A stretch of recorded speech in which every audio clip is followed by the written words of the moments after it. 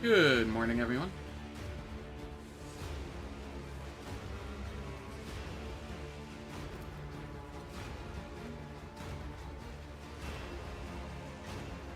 We got to Act 4 yesterday. We were doing colony stuff. Going to continue doing colony stuff.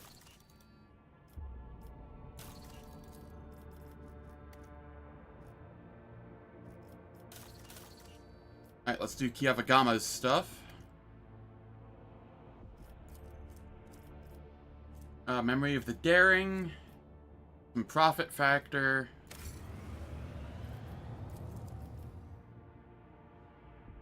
This costs Adamantine, but we get Hungering Mind.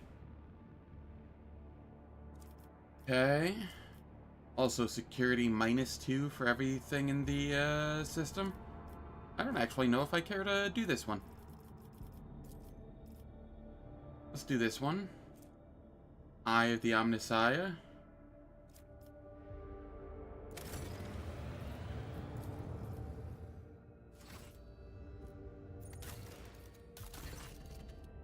Lord Captain, there's been an act of sabotage on Kiavagama. The cult of the Final Dawn has invaded the planet, cultivated a pack of schismaticals in the bowels of the manufactorums, and set them upon us. The attack was so sudden that we almost lost all our workshops, but we had help. Some entities, already being called Data Angels, have invaded the cogitational network, seized the cogitators and servitors, and used them to repel the first onslaught of the schismaticals. Now there is a fierce struggle taking place all over the planet. The new sphere of the world is boiling. Fortunately, we received information about the impending attack at the last moment. The signal was intercepted in the warp by Cubus Delphim's machine. Let's hear the opinions of my officers and advisors. Manufactorums of Kiavagama are equipped with backup cogitators to ensure the continuity of production in an emergency. The severity of the situation authorizes the disruption of the service algorithms, and I am prepared to state or sanction a ritual that will allow the Data Angels of the Omnissiah to absorb the cogitators' computing power, combat these wicked spirits. Blessing of the Data Angels. +5 perception and 10% armor pen. That seems absolutely nutty. This better have something that goes like... yeah, no. We're going tech use here. Blessings of the Data Angels. The request to perform the sacrament is accepted and will be fulfilled immediately. Having gained access to the cogitational reserves, and after being infused with power, the Data Angels charged at the schismaticals. The hordes of data spirits were tech exercised and exterminated, and the afflicted mechanisms purged and restored. The tech priests gave praise to the Omnissiah for protecting the production algorithm from severe disruption. After banishing the schismaticals, the Data Angels withdrew into hiding inside the cogitational networks, leaving the servants of the Omnissiah to guess at who or what these beings were. Cool. What do we have down here?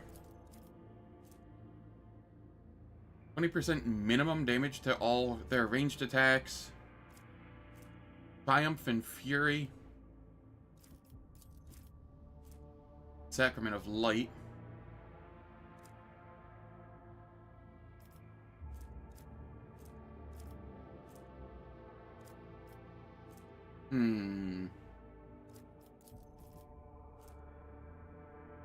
Whereas psi rating is increased by 1, as long as the wearer has 100% wounds, they deal 20% additional damage with their psychic powers and psyker staves.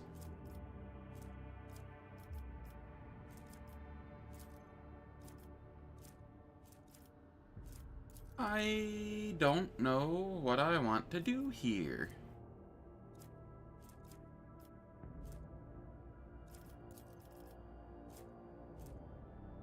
I'm thinking this one for the Sacrament of Light.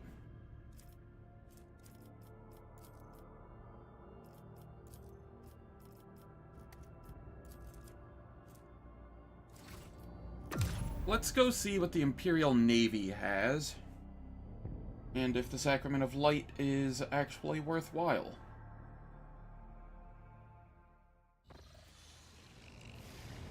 That is my thought on the matter.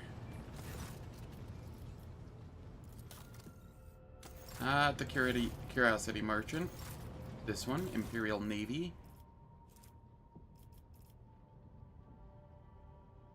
Oh, we're actually maxed on Imperial Navy. I didn't realize that was a thing.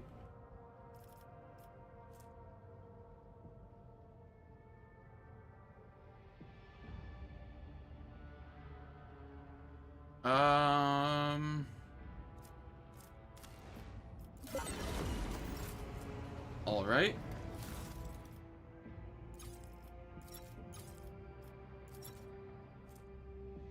9 points of damage on each side.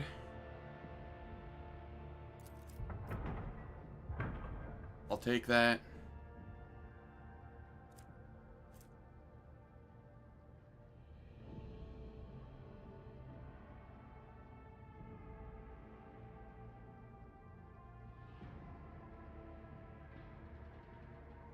Okay, I do like that. Long range, 3 shots, 39 damage.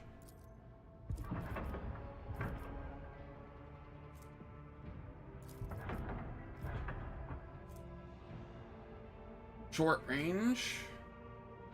Don't care about that. Eye of the Omnissiah. I prefer the one that gives my allies additional hit chance. Memory of the Daring, 125 points. Doubled versus kinetic attacks. Sure.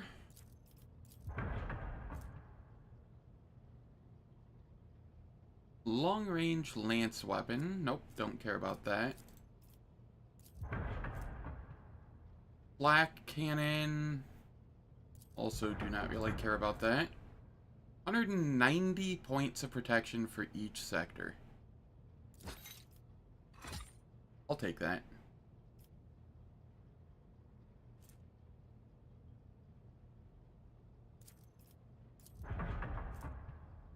"19 speed, low acceleration and braking." I don't think I want that. Here we have torpedo tubes, 5 Melta torpedoes with 27 damage warheads.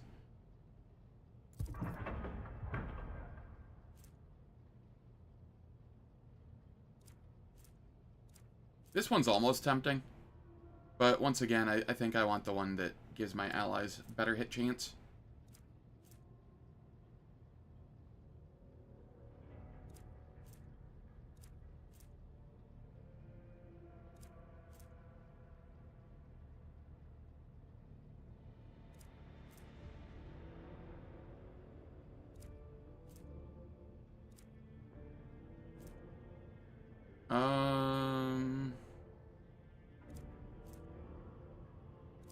Yep. Oh, that's everything there.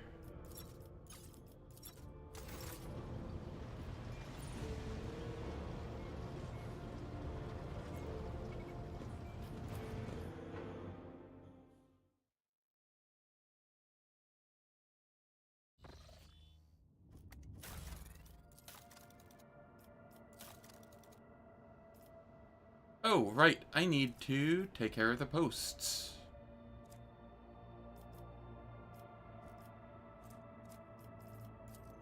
Master Cannoneer.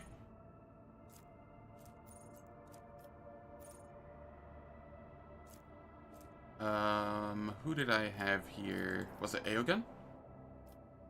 Yes. Master of Maneuvers. I want to say that was Abelard. Over here, we had Idira.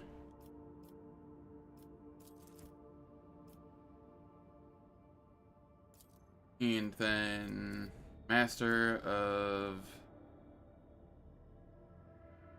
This one was... Bella?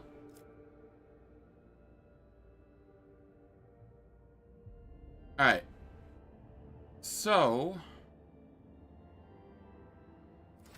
I do want to make note of something here real quick, because it is something that I was made privy to last night, and it is something I am doing, and it's not something I'm exactly proud of, but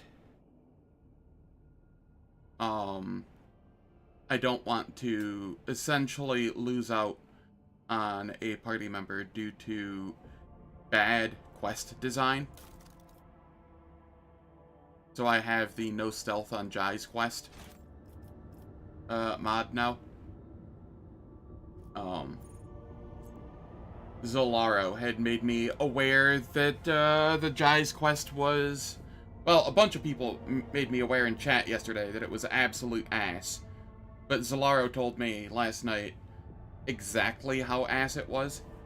and I took measures to prevent that from getting in the way of fun and, you know, the stream. You're the only stealth enjoyer in the entire expanse? I will not use that mod on my next dogmatic playthrough, because I personally will be a skill monkey, and I won't need Jai. So if things fuck up, that will be okay. And I'll have had two, this one and the heretic playthrough, to test it out beforehand. That's where this is gonna go. How you doing, Cleve Wizard? Hope all is well.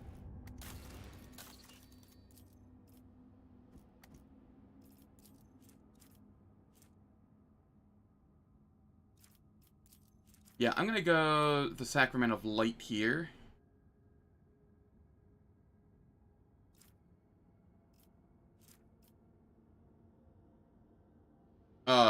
Man, the fireworks were awful. I had to try and find some way to sleep through it. Thankfully, my fan, when turned to the highest setting, sounds like an industrial fan, so I was able to drown out 75% of it.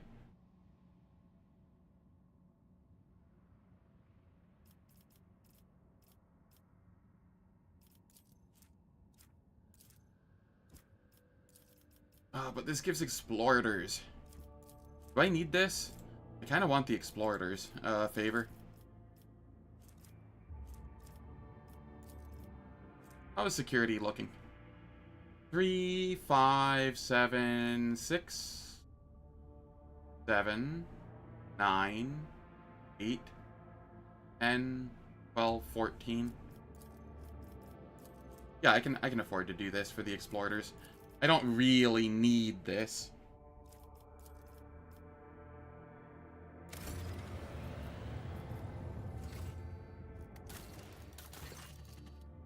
Your Lordship, a cryptic message arrived from Kiavagama. The Fabricator Censor reports that they have beheld the eye of the divine.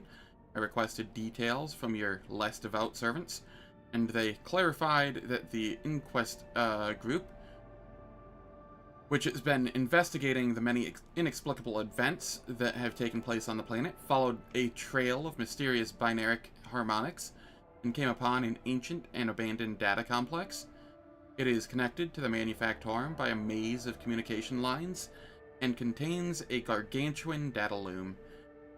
The mechanism's markings show that it is, or its designation, or should I say, its rather menacing name, is Null Caliph.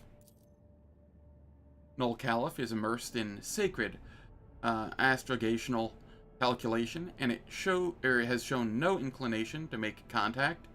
The tech priests that connected to it were punished for the intrusion with a lethal ejection of their motive of force. The only thing they managed to find out is that the spirit of the data loom is not bound with the vows of compliance, and would normally restrain a machine, or that would normally restrain a machine spirit of such power.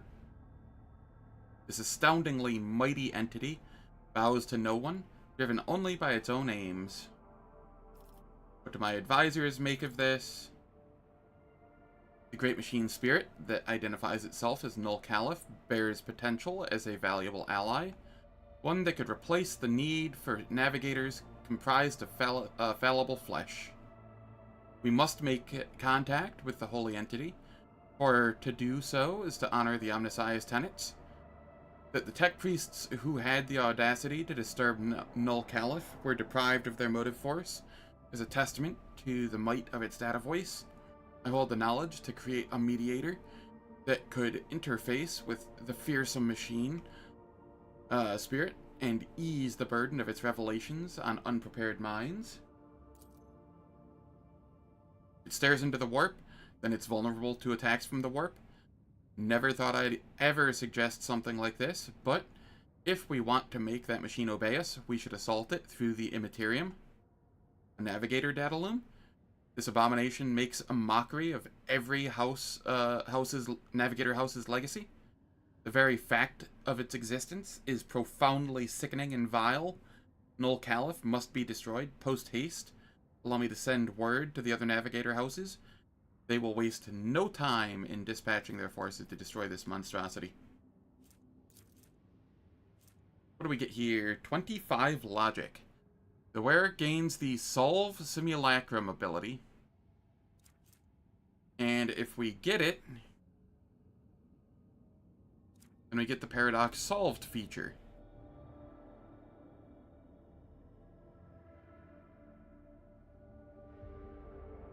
Ah. Spicy. That seems a little broken.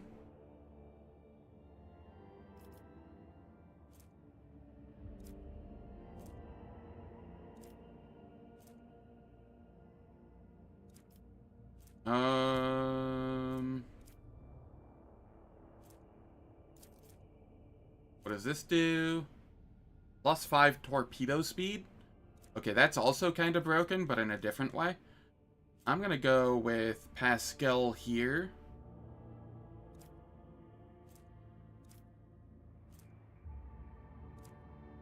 Create your mediator and forge an alliance. Request approved. Transferring revelations on the mediator's creation.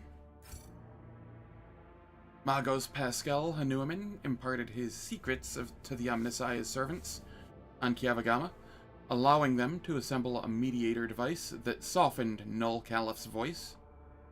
The Magi then prayed to the mighty machine spirit, humbly asking it to make an alliance with the rogue traitor and share its mysteries. A Null Caliph answered. Halting its sacred calculation, it bestowed its favor upon the supplicants. With its tireless, unblinking eye, observing the warp currents, many a traveler have been saved from peril.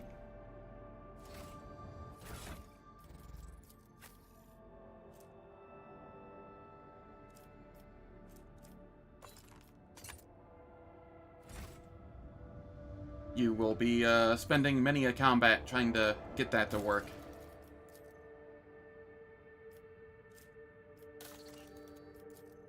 Janus has a while to go because it does not have max complacency.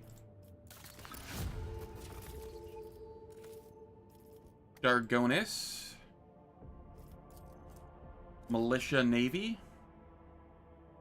+2 to the plating of all sectors. Imperial Navy favor, which is worthless to me. I already have that maxed out. I have everything from them, but security and complacency for everybody is very nice. Bastion. And then this is complacency -3 for everybody.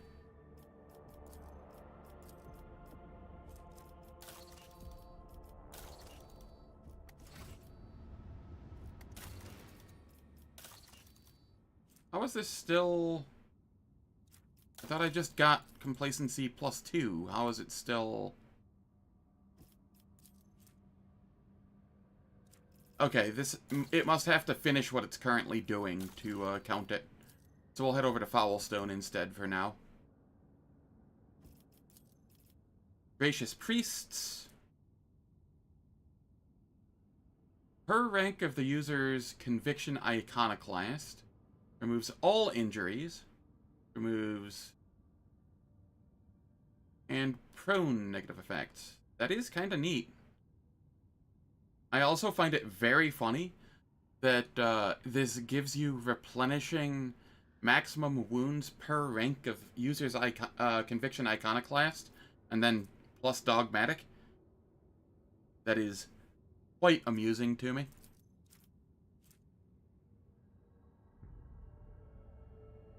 10% damage for 2 turns, and plus 20 temporary wounds when a character uses their origin ability.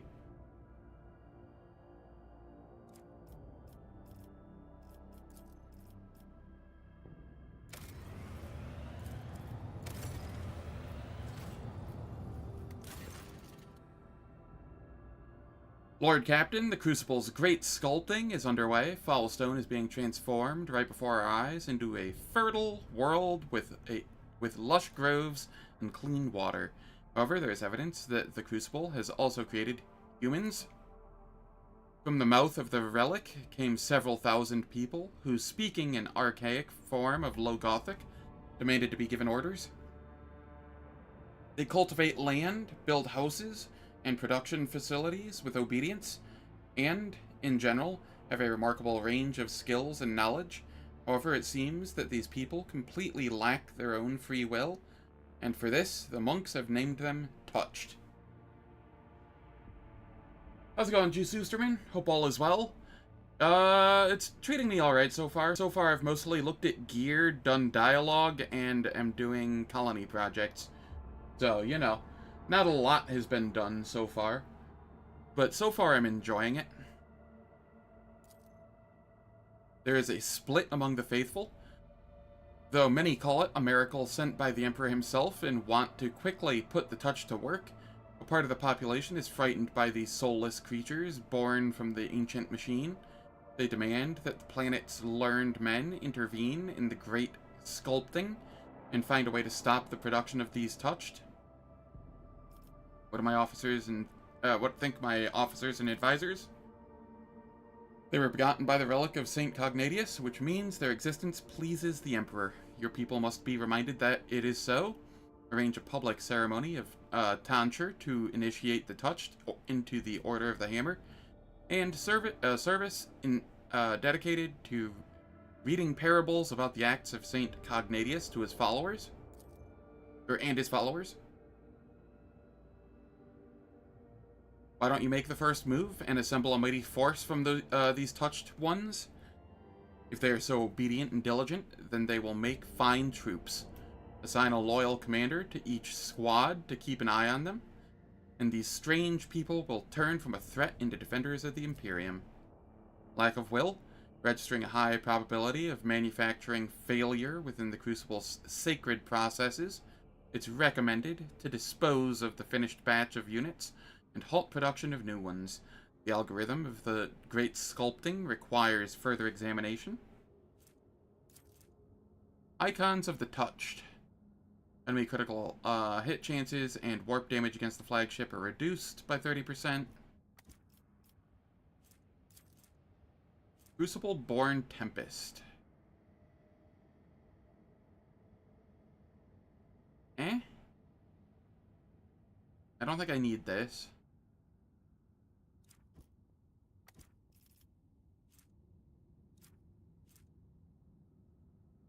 Wisdom Extractor. All allies gain 5% armor and 5% critical hit chance. Alright, I can get behind that.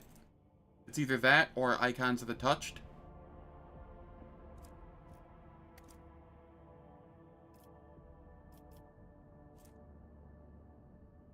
I don't believe I need the armor and critical hit chance here. So instead, I will go with Icons of the Touched, because I don't know what to expect from from space combat. And I haven't seen warp damage against the flagship yet, but if that's going to be a thing, it sounds kind of scary, and 30% reduction in damage is 30% reduction in damage. So I'm going to go with this for now. Might go something different in another playthrough. I will draft a detailed plan of the ceremony and hand it over to the prelate. Under the guidance of the brothers and sisters of the Order of the Hammer, the Touched carried on with their toils, cultivating the land and building new settlements. The public induction of the Touched, along with their diligent service, eventually solidified their image in the minds of the people as the executors of Saint Cognatius's will, sent to the faithful to ease their burdens during the great sculpting. Any concerns about the Touched possibly posing a danger were completely dispelled. You doubt I'll struggle with space combat any longer? That's fair.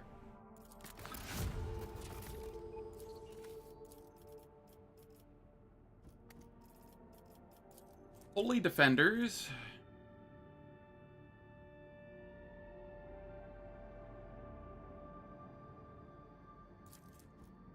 What is this scaling off of? Coercion? Alright, so this is really neat. And it gives Drusian's favor. I don't know who I would put this on, though.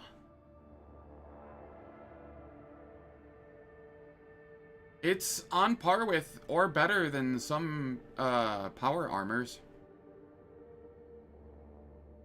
I feel.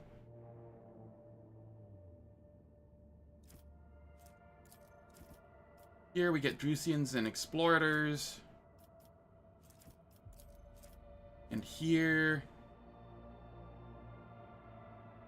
+5 to all their characteristics and skills.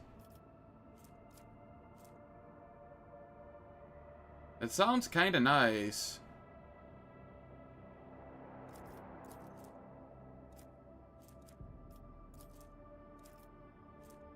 I think I'm going to go this one. Just for the +5 bonus to all characteristics and skills.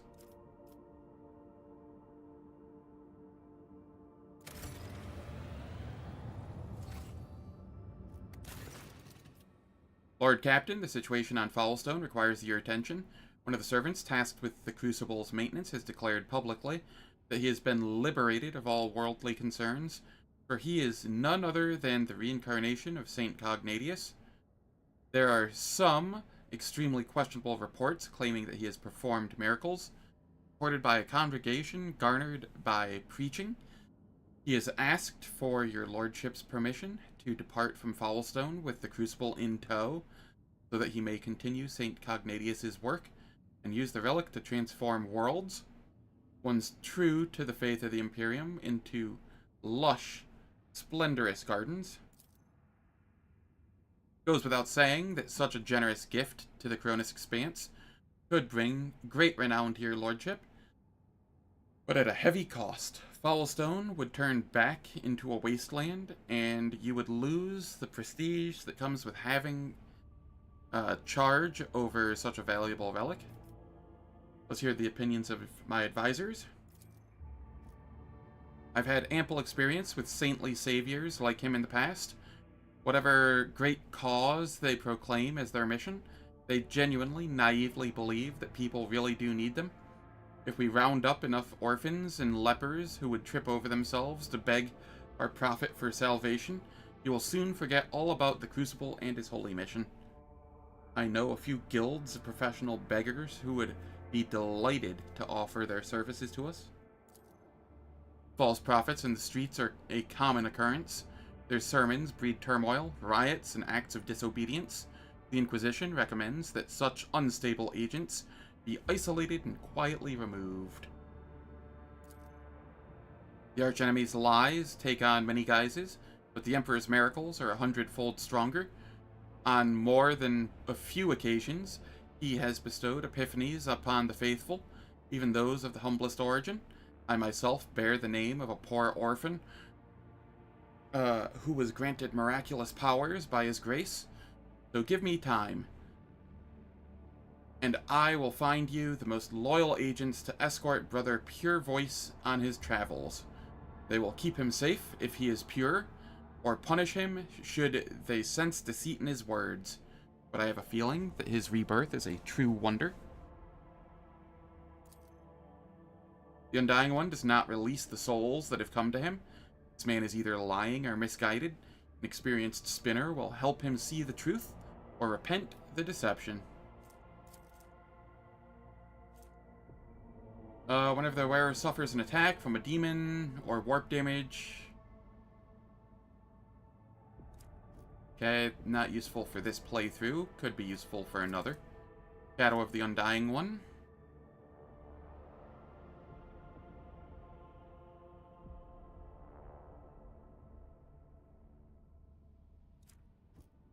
Seems okay-ish.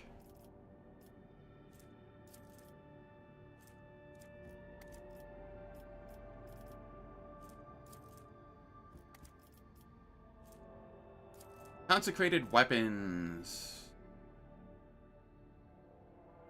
Okay.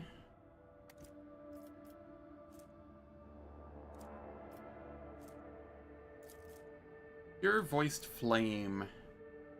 Rogue Trader gains 15 bonus to all their skills. Honestly, I'll just take that.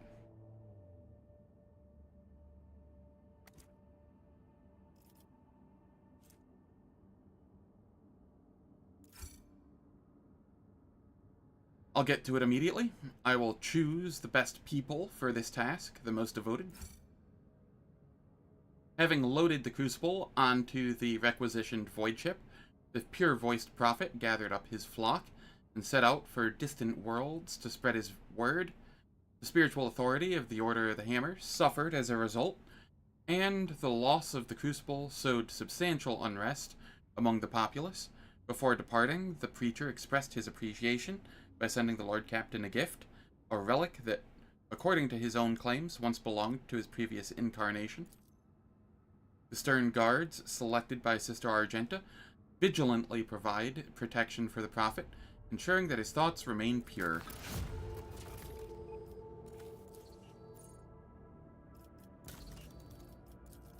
So I have a little to do on Darnkess still, and a lot to do on Janus still. Oh, wait, maybe? Okay, Janus I can actually do now. At the start of combat, the wearer gains MP equal to the resolve.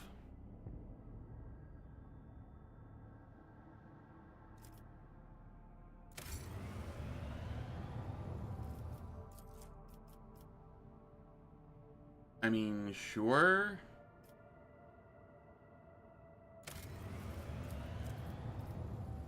Bang of Perdition.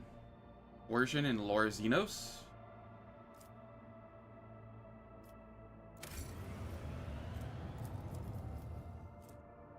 Master of Flame. Okay. This is nice.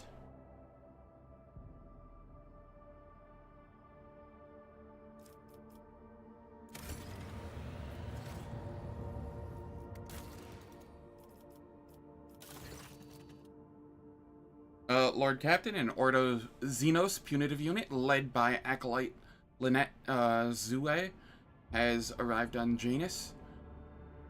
The Inquisition forces have already taken control of the Governor's Palace and intend to inquire into the recent anomalies on Janus. What do you think, what think you, my officers and advisors? Cooperating with the Inquisition would do us more good than trying to hide the current misfortunes of the colony. I can send them a message to keep us informed about the interrogation as a favor. If only we could throw them a bone and let them find the evidence they want, one that we can get by without. The rest could be concealed away from their inquisitive eyes, like a sand lizard shedding its tail. Sometimes one must cede the battle to win the war.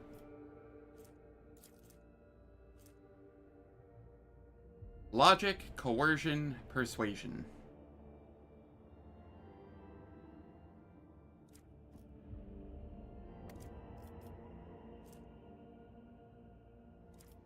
Alright, I'm gonna let the Inquisition do their job, because the other option is just awful.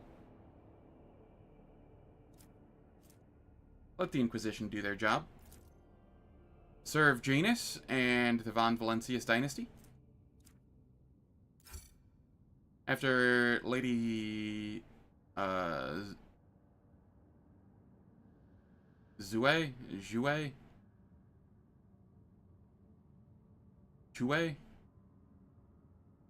I don't know how to pronounce that.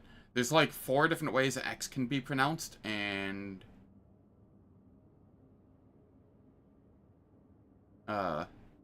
yeah. After the lady had set up her headquarters at the Governor's Palace, she began to investigate the situation on Janus.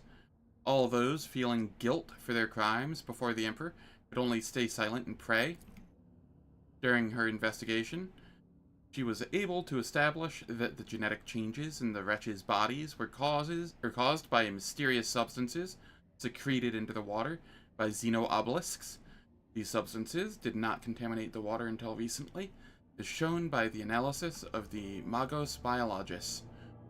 The same Xeno obelisks appear to be linked by a chain of energy communications, also serving as sources of unknown radiation that seem to have caused the outbreak of contaminated growth in the currently uncontrolled sector of the planet. This also seems to be causing the appearance of the mysterious phantoms.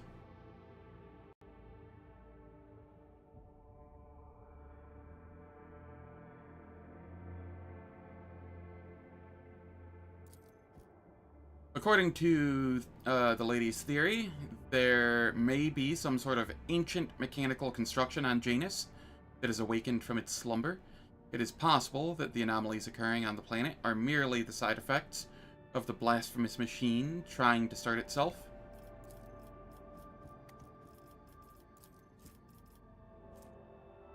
Whenever an ally is healed for the first time in a round, damage dealt by that ally increases by 8%, stacks until the end of combat.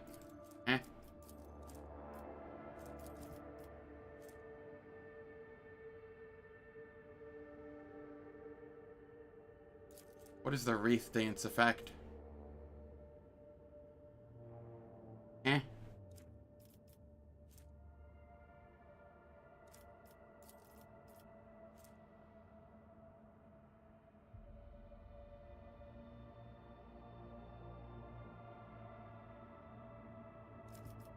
Okay, none of these options are really great. I'm just gonna go with this one.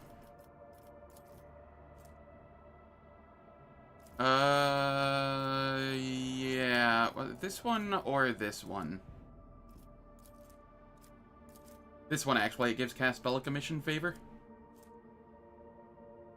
And we'll take the 12% dodge against Xenos.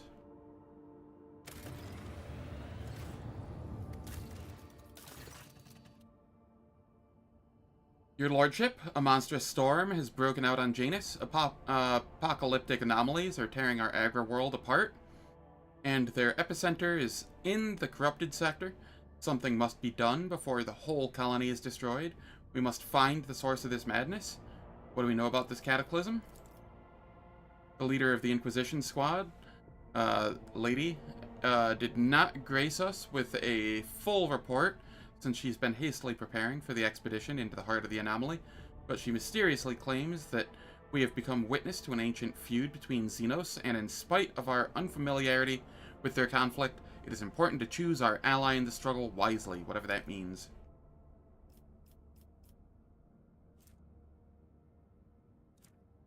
Some wretch by the name of Keg has come out of the wilderness to meet our people. It's hard to understand him, but he has managed to explain to the soldiers that Halcyon and Kesse are fighting. Halcyon in the usual way, and Kesse in a wrong, corrupted way. It seems that he wants to collaborate with us and is trying to ask for help.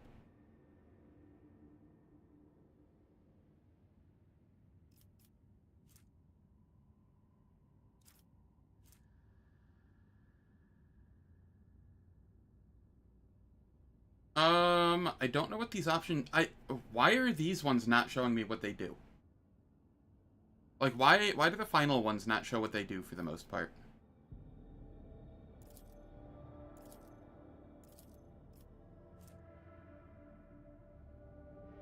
I'm gonna go with, help lady break into the heart of the storm. The escort squads reports that the people of Lady Zue are demonstrating incredible skill, swiftly dealing with the anomalies and advancing toward the epicenter. Our people have reached the Xenos ruins that once served as either a palace or a gargantuan machine. They've encountered an extremely high concentration of spirits.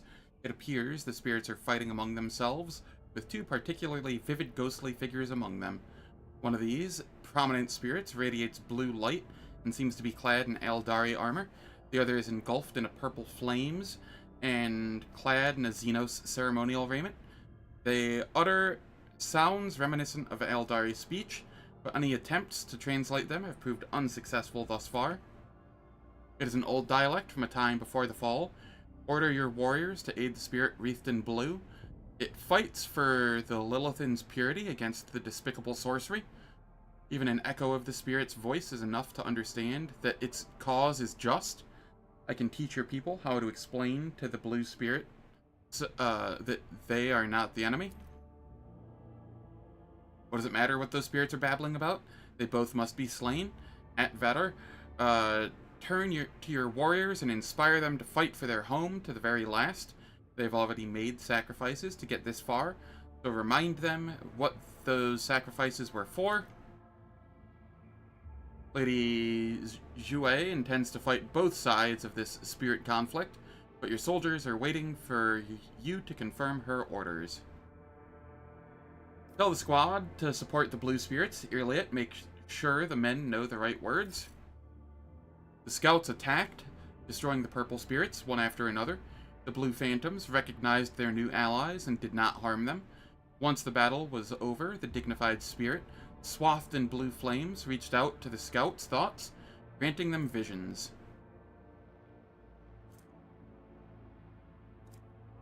The planet, which was inhabited by Eldari prior to the fall, at some point became one of the many theaters of war between sensual excess, the dogma that reigned over the Xenos of that time, and ascetic self-restraint. A local ruler, Kese, was enlightened and wise, yet susceptible to depravity. In his desire to transfer his soul to another form of existence, he created a mechanism that would let him take over the bodies and minds of all his people. One of the ruler's bodyguards, named Halkian, rose against the tyrant and mortally wounded him, but could not stop him from merging with the machine. Halkian then gave his life to bind his own spirit to the device and continue fighting therein.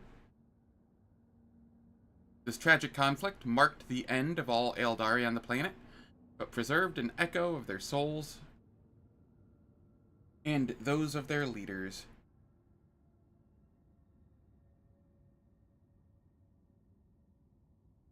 This is kinda nice. This is easily the best knife I've seen, I think. Then the spirits disappeared, but for how long?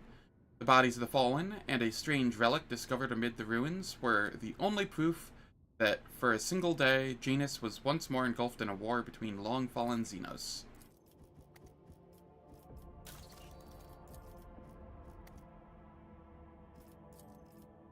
We do Bastion here.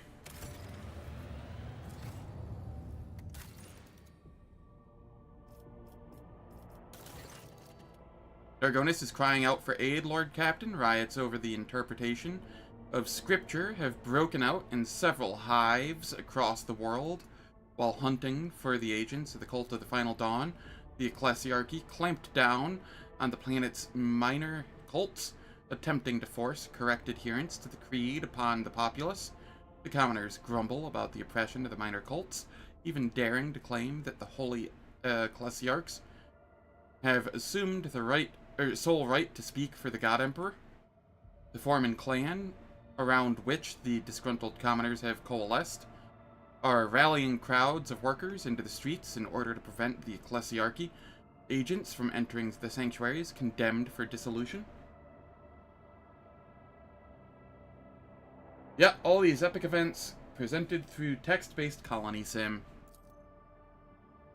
The enforcers and the agents of the Ecclesiarchy have been able to curb the malcontents so far, but division grows wider by the day. I'd like to hear what my advisors have to say. Small deviances in the creed beget large ones, and large ones beget heresy. Our faith is founded upon absolute trust in those above us, and if these people's beliefs push them toward dissent, then those beliefs have been wicked from the very beginning. But that does not necessarily make the preachers themselves wicked, perhaps simply misguided. We could pass them into the Ecclesiarchy's care for re-education so that they may see the truth, and it would also guarantee their flock's obedience. Shireen, perhaps you should stop allowing the fat cardinals and their servants to do whatever they want to your people. Rein them in. Faith in the Exalted One is not contained within ranks and titles, but within the hearts and the hands of the common people. And even this can take many forms as well. Let those who shoulder the welfare of Dargonus at least choose in this which manner they pray to him. Take the minor cults under your protection. Those who wish to worship him in their own way must prove their right to do so. The only help that would be proper in this situation is to provide instructions. Send one of the spinners to show how they can defend themselves. They will either take up arms and protect their faith or bow down. Book of Minor Prayers.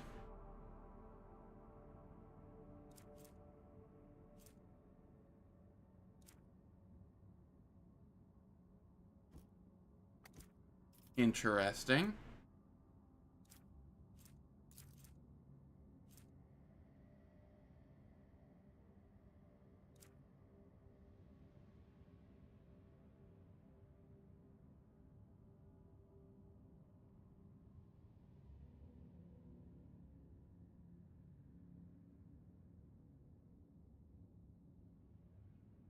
Pardon me, had to blow my nose. Awareness divided by 10% critical hit chance. I don't feel that's needed anymore. All allies gain 15 lore imperium.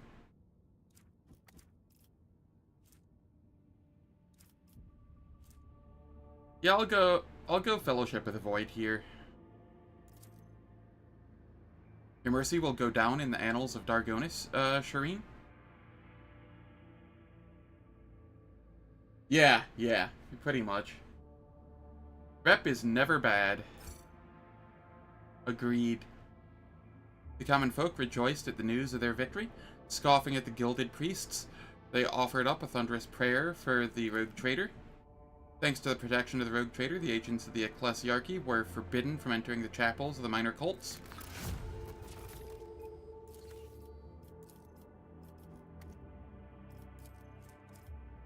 Loyalist garb.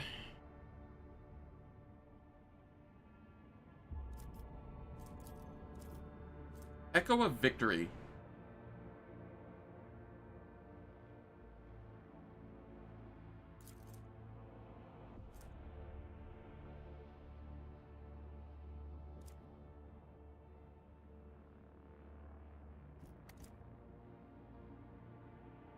Okay, so far the Librarium is pulling ahead. Woebringer, this is a two-handed. Could not care less. I will look at it though.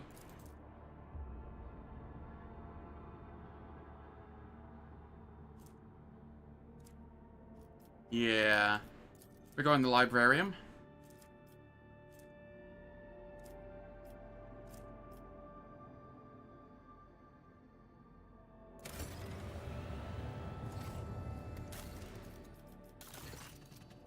Terrible news from Dargonus, your lordship. Your vigilant servants have discovered an abscess of treachery on our capital world, one that has grown far too large and could rupture at any moment.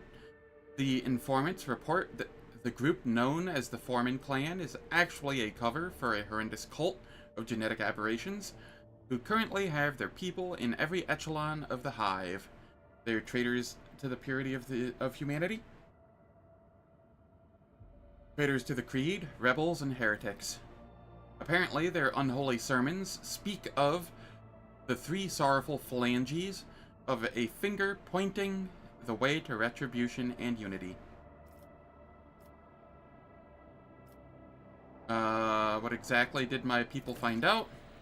One tenacious clerk from the administratum questioned the authenticity of the reports coming from the ruins of Scipione 84-249. He personally observed the debris removal and entered the lower levels of the fallen hive. There, he discovered signs that proved Scipione had been infected by the gene plague. Thousands of corpses of the extra-armed abominations had been buried in a mass grave. He also found the remains of Achilles Scalander's people. It seems that they had noticed the signs of corruption, and the traitors, aiming to cover up their crimes, buried their misdeeds under the ruins of the hive. On the way back, the clerk's transport was destroyed, but he miraculously managed to survive. Now the heretics think that they have covered their tracks once more, and so they continue their plots, oblivious and unprepared for our attack. What is this mutant plague that has affected our capital? Tremendous distortion of the human form. It seems that they spread their poison by biting and enslaving their victims. Some of them are indistinguishable from normal humans, while others are disgustingly ugly. The heretics hide them away from prying eyes. They seem to be connected by a common consciousness and are absolutely loyal to the despicable cult. The astropathic choirmaster of Darnkess has suggested that the cult may be behind the extermination of the Psychers on the planet. He can sense the ghost of a powerful consciousness of some kind, of some sort. The astropaths we have forced to serve on Darnkess are afraid. They do not wish to become a living shield if the enemy launches another psychic assault at us. Do these abominations look like the ones on my ship? The same cursed brood? I'm afraid so, your lordship. The descriptions from Darnkess are quite similar to what we have witnessed ourselves. The same deformities, the same underhanded tactics. Either they are kin to our aberrations, or they are from another branch stemming from the same foul root. The Foreman clan is a cover for this disgusting cult. Indeed, they probably began by recruiting workers. It is easy to blend in with the laboring riffraff. Posing as a union of technomats, they were able to conceal their secret operations and infiltrate into the upper echelons of power. Each new crisis allowed them to gain more of our trust and resources. And most despicable of all is that they have perverted our faith. They revere the God Emperor in the form of a four-armed monstrosity. Their prayers are full of hatred toward those in power, and promises of a reckoning when their dreadful deity will come and equate them with their oppressors, with us, that is. Many fools and troublemakers have fallen to their lies. By letting them infiltrate the other hives, we allowed them to spread like an epidemic. Now their cult has cells everywhere. When your lordship stood up for the minor cults, they received a golden opportunity to recruit more openly to their ranks, which are now brimming with fools who have yet to realize that they are partaking in a heretical conspiracy. What are these mutants? They're called gene stealers, and they are not simple mutants. They are Xenos plague that breeds inside the human brain, forever distorting their genetic makeup and slaving them to the brood. This is much more threatening than the Drukhari fleet that ravaged the capital earlier. If they are on Darnkess, then they will try to overtake the planet sooner or later. The messengers of the Great Devourer, my kin can sense the shapeshifters, but you should stay vigilant, Elentok. For a species as psychically weak as the monkey, their arrival may spell death. Alright, it is time for ads. The ads will last for 3 minutes. They disable pre-roll and mid-roll ads for the next hour. On Twitch, I don't do anything in the meantime, so nobody misses any content. And I will catch everyone after the ads.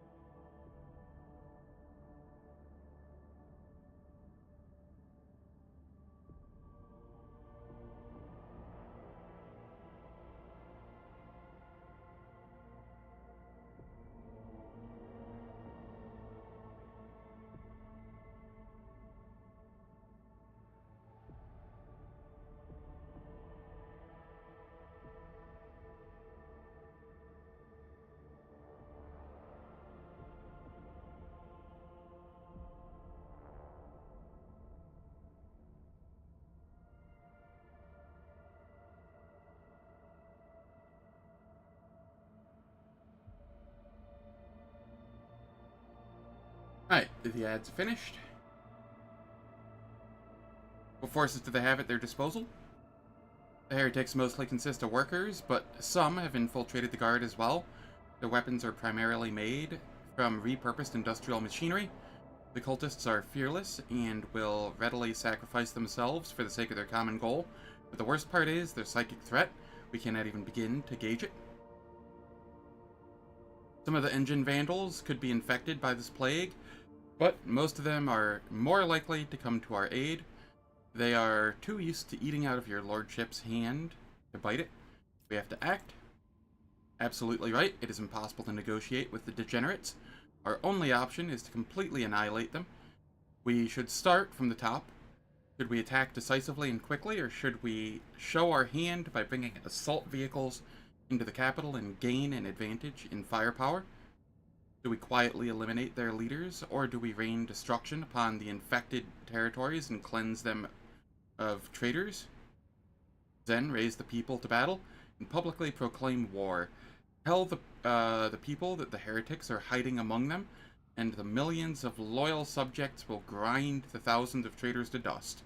May Darnkess cleanse itself of this filth. The cleansing should be thorough.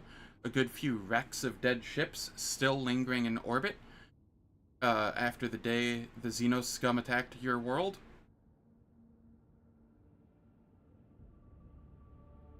Command your fleet to pick them up and send them plummeting toward the nests of this spawn, trying to encroach on your domain. Since all of them are linked by a common will, we could start by launching our attack there. If the astropathic choir could drown out the voices of the brood, we would be able to launch a sudden strike and act quickly enough before the enemy could restore cohesion and alert their forces to the assault.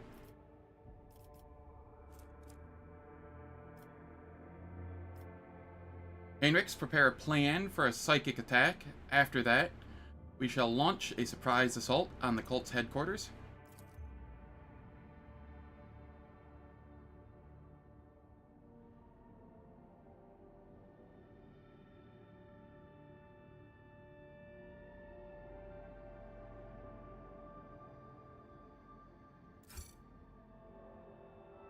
I will send the Inquisition directives developed specifically for this scenario to Darnkess. At the appointed time, the Enforcers started their simultaneous raids in all the hives of the capital. Relying on stealth and surprise, they did not use heavy weaponry or weapons of war.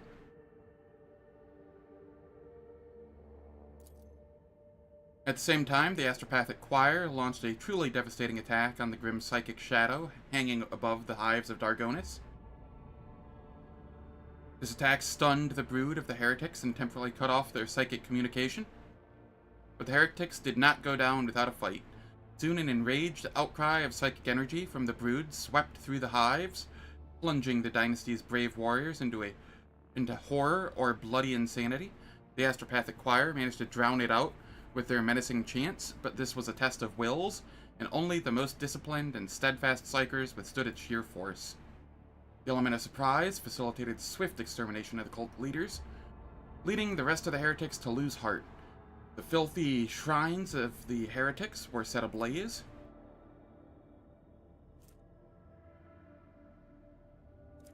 The only thing that only one thing filled the rogue trader's servants with unease.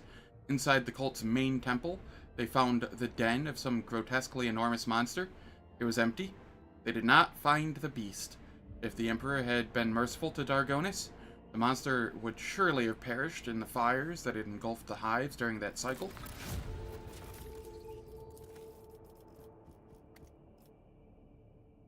Is 5 the final rank of colonies? Because a lot of these sound like there's one more rank to come.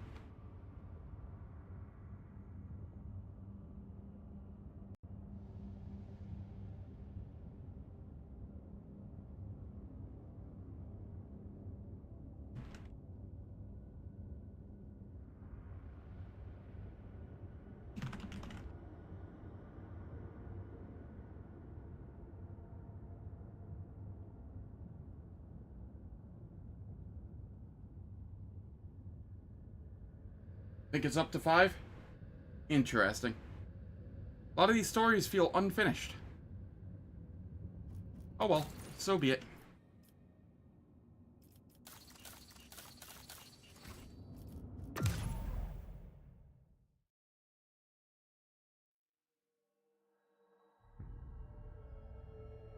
There's a quest to finish a project of the highest tier?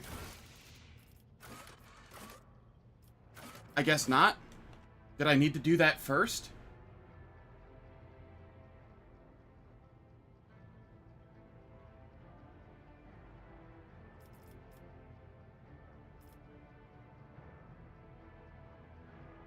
It probably auto-completed?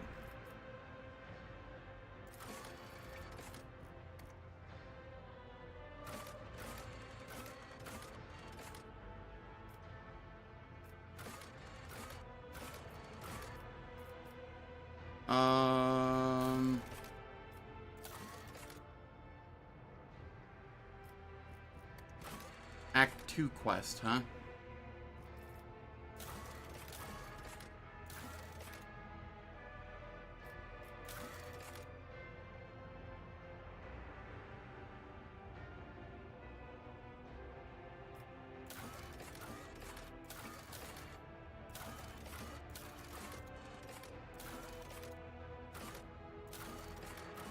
I have no idea.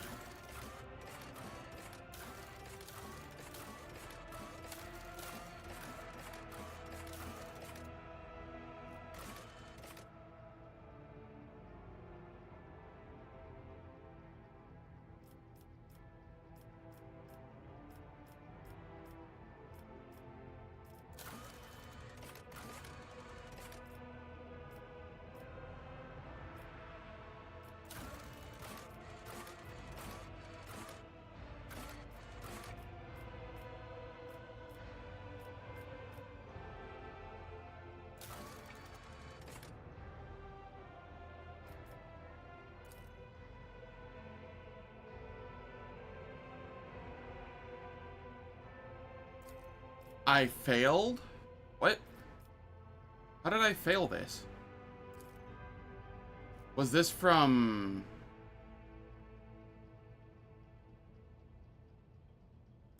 Huh. That must have been Act 2 or something that I just failed that didn't show up in the quest log. That's weird. A new ruler.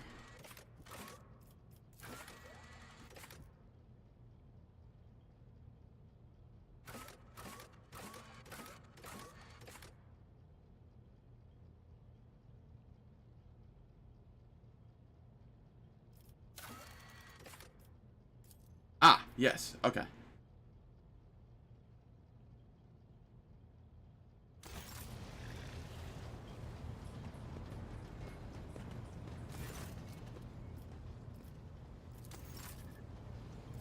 Busian's is maxed, which means we get new stuff. How did Act 3 end? With ease.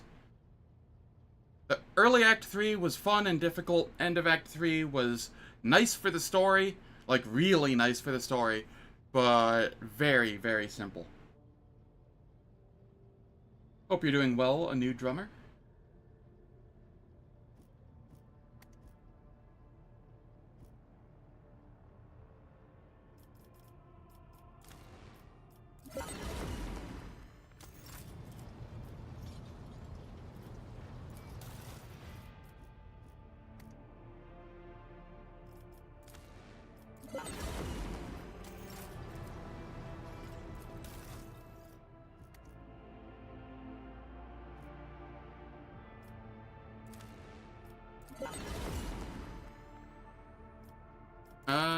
Reputation, cost.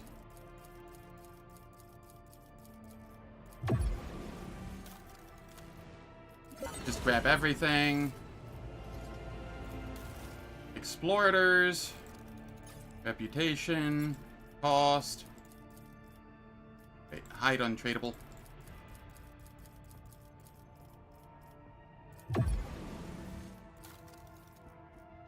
What is the max here? 38, huh?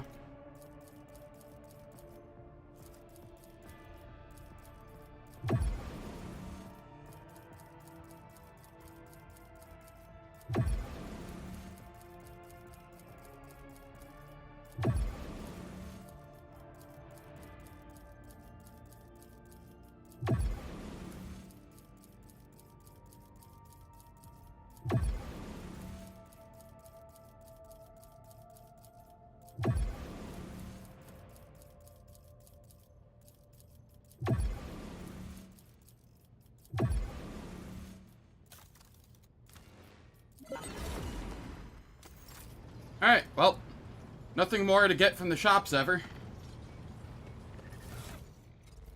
And now I get to figure out my gear situation.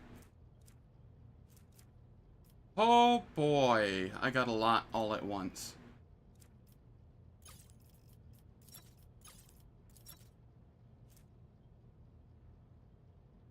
This requires the improved implantation throne. That also does. That also does. Tech use and logic. They can reroll a failed tech use or logic test once per test.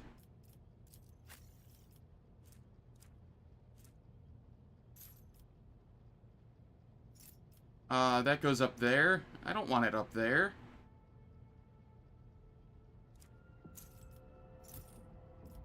I'll have it up there until I get this.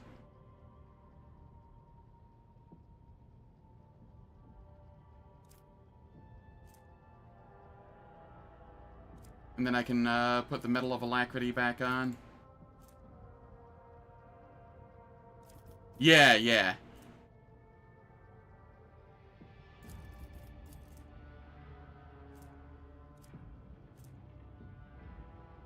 Minus 167.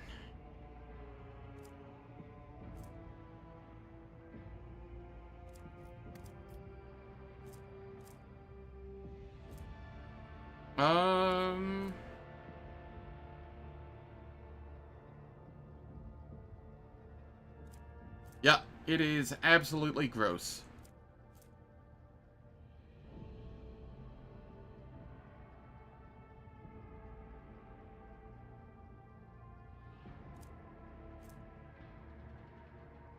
Break their ranks.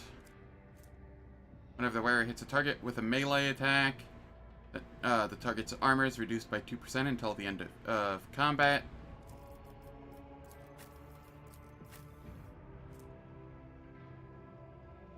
Kinda tempting here, not gonna lie. I don't think it's needed though.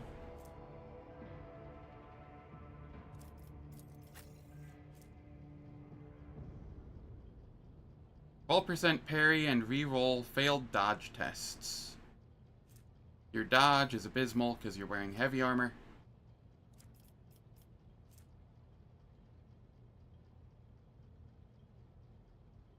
I'll just keep you with the Psyker's footwear.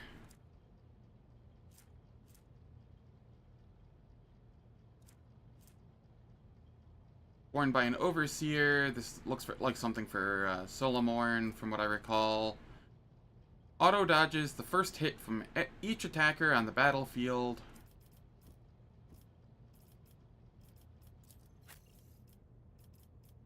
Who do I want that on? I don't know if I care to put that on anybody. You know what? It's better than the Ring of Iron Will.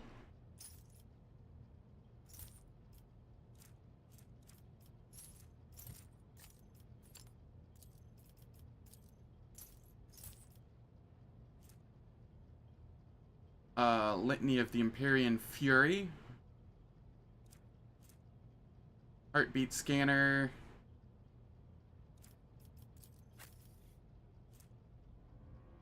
Deadeye shots. Ignore cover and have 30% dodge reduction. I could use that instead of the long-range aim lens.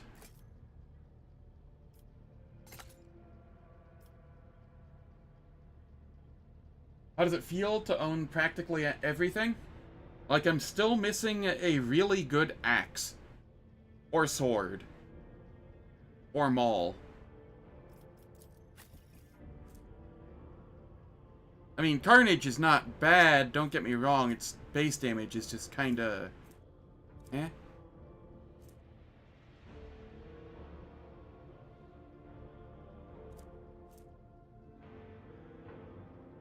Whereas first attack during the first round of combat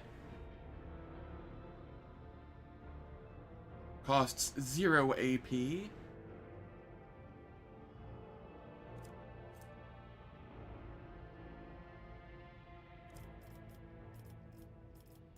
Abelard, what do I have you in?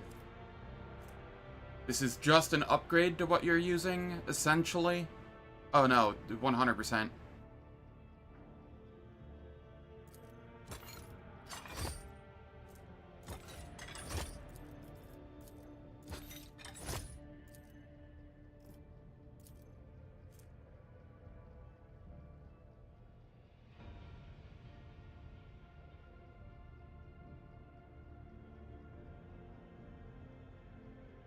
You do get a subset of at least okay variants of those items by questing?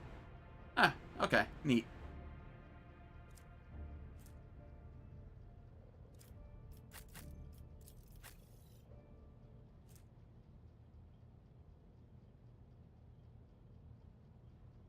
Yeah. Yeah. We finally switch off the holy vestment.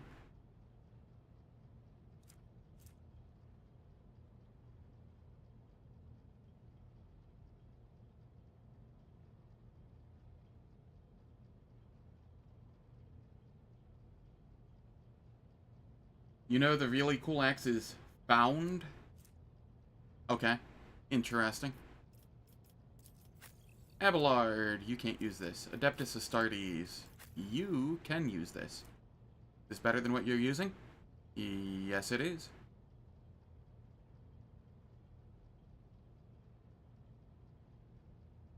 If only by raw stats, nobody's ever dealing 57 damage to you.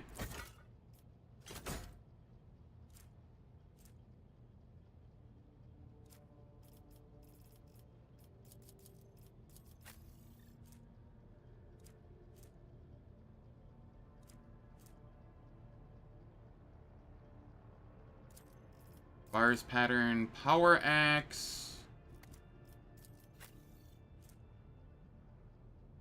Higher base damage, but it doesn't have the stacking 25% critical damage, so worse.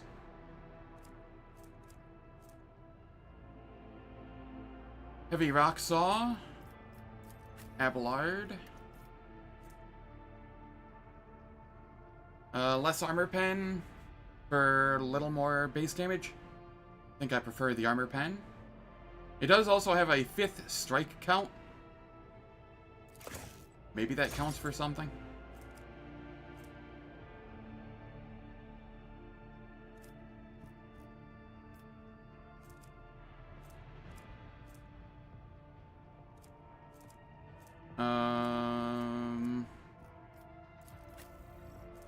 What do we have here?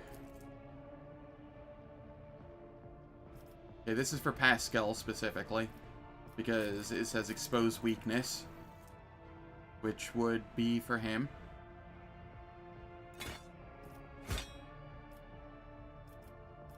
Heinrichs. We come up here. Dark Providence. Seems cool.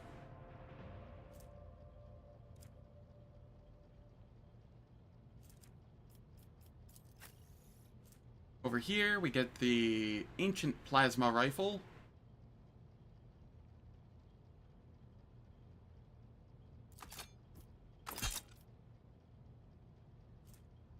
Advanced Heavy Stubber. I want to use this, but I need the improved implantation throne. I'll get to that at some point, probably. I also want this, I think.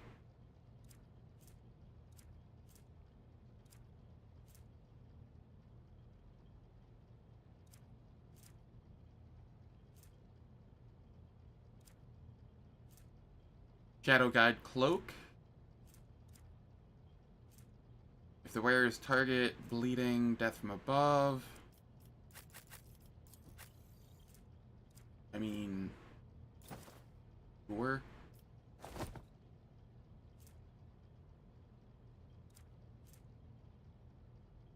%35 less damage from area attacks. First use of grenade. Requires Drukhari equipment. Okay. I don't think anybody's going to be using that. Whenever the wearer fails a demolition skill test, they can immediately re-roll it using agility instead of demolition. This seems useless.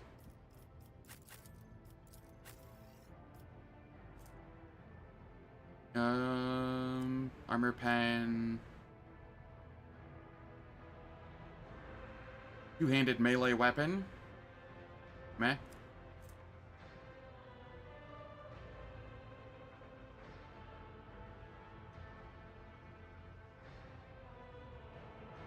Pretty good sword from Rep. Did I... Was it the Force Sword for, Heinrichs? Is that what it was? Or did I... That's the only sword I looked at. Okay. Yeah, yeah.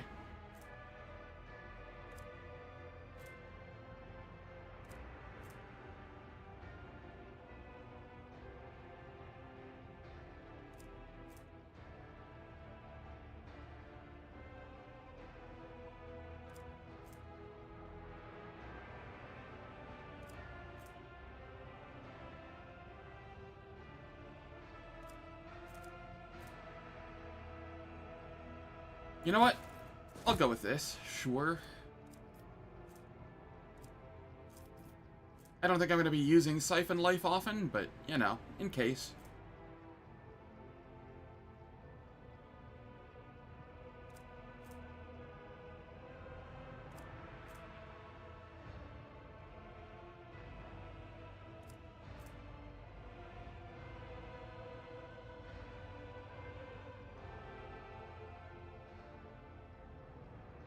This could be nice, but he's not DPS, he's my buffer, so I want Spirit Drape on him. And Commander's Chrono as well. Automatically pass any coercion tests. How's it going, son? Hope all is well. Yeah, yeah.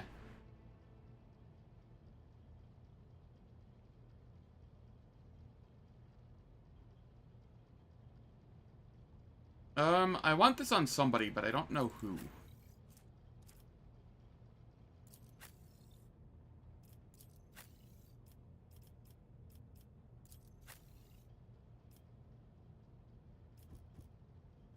Because I don't know...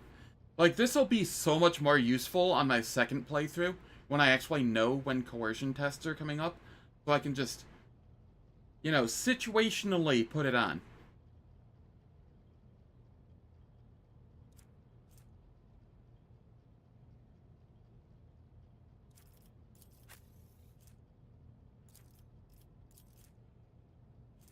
I should really, really wear this.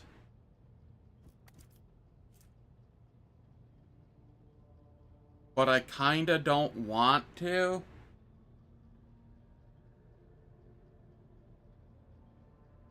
Because 100% evasion from...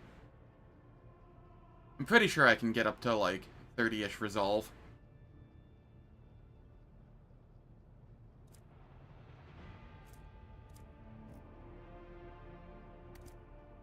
I don't know. It's on at all times. It seems kind of cheaty. I'm not going to use it.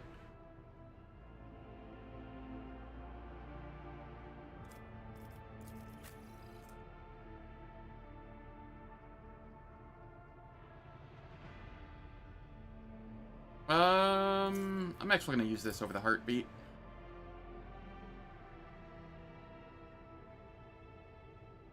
Is halfway first round? Yeah, essentially.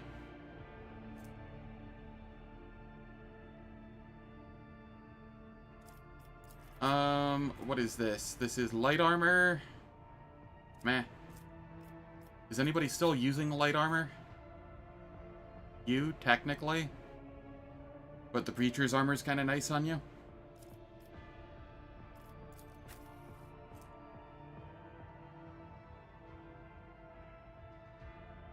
Here, you can have this.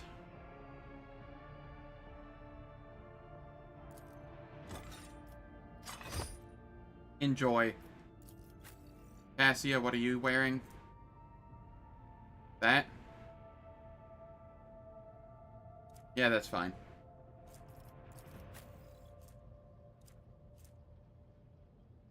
Iconoclast Zealot. I don't think I'll be wearing this, even at Iconoclast Zealot.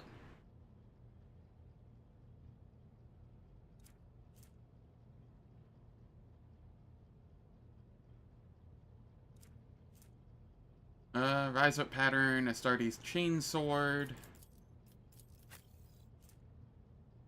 This is just better than the Astartes Chainsword you're currently using.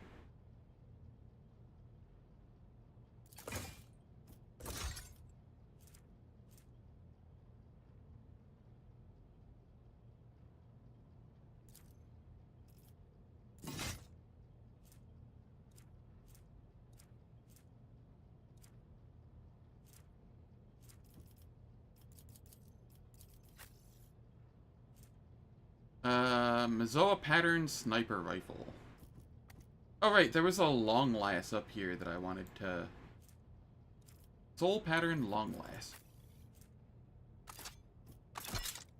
There we go.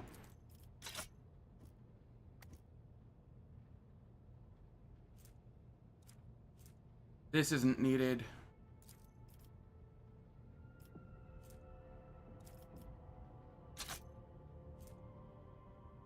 Tyrant. Eh.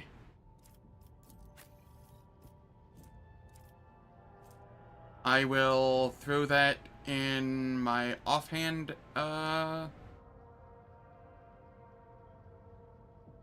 ranged weapon slot. Because it's just kind of nice.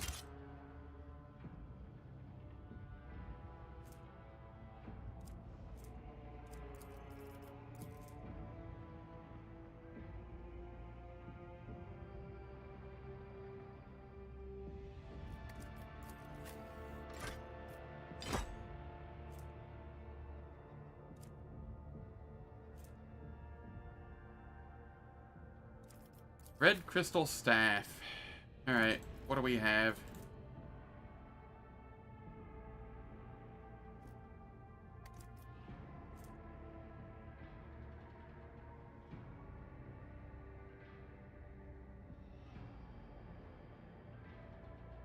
Okay, I think I like that more than this one.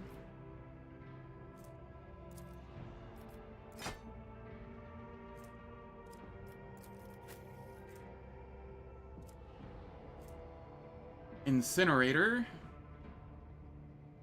No, don't care about that. Implacable Tempest. Don't care about that. The Emergency Drill. Yes. I do care about that. It has 2 less strike count, but it has so much higher... Do I care about the base damage, actually? Huh. Do I? I was thinking about it. I was like, has so much higher base damage, and then I was like, but Abelard gets, like, all of his base damage from Malpian Shroud plus, temp HP stacking. So more strike count would just be better? I think.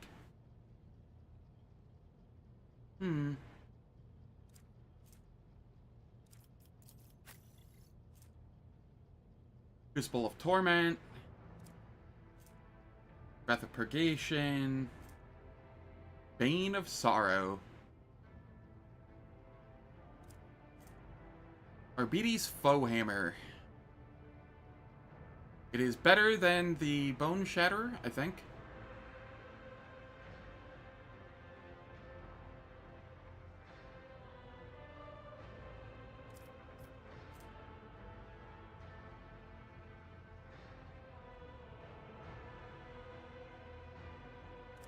Yes, I do like it more. Yup, free attack. These are decent, but I need improved implantation thrown. Suffers a trauma. That's trauma stacking stuff. Don't care. Not wearing armor at the start of combat. They gain 36% dodge.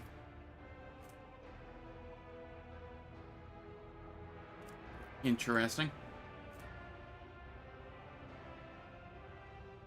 Psi rating increased by 2.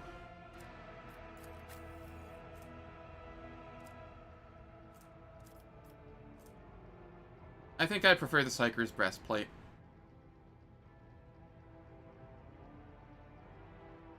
Like, it won't be Psi rating immediately.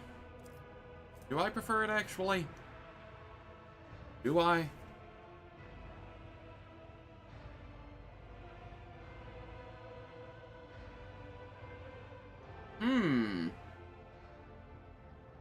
This is actually tempting. Because he just buffs and then he doesn't matter anymore.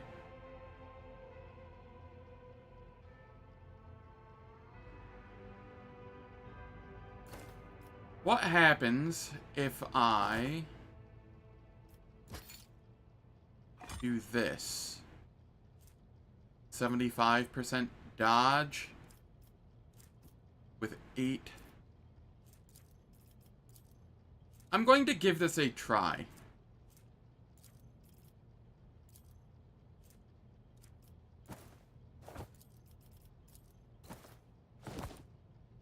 I will give this a try. See how it goes.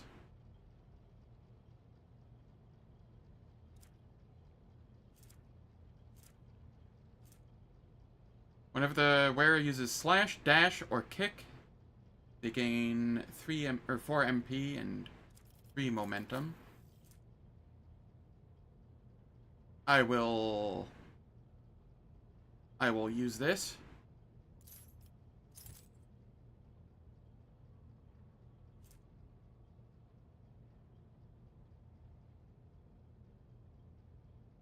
Press the advantage. Don't use that. 25 coercion. Whenever the wearer targets an ally with an ability, that ally gains 10% melee damage until the end of the round.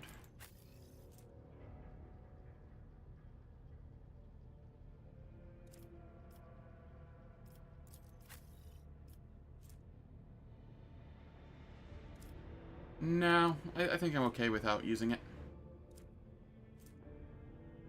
Self-calibrating helmet.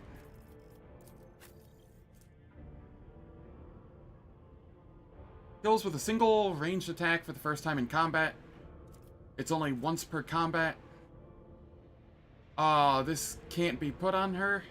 Heck. This would have been really neat. That's fine.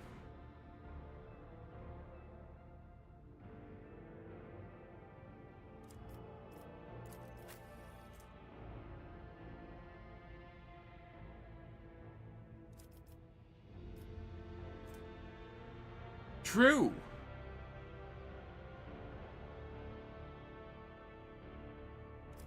I was just thinking on her specifically because she has a talent where if she attacks a stunned person, it refunds the action point and doesn't count as an attack for the turn.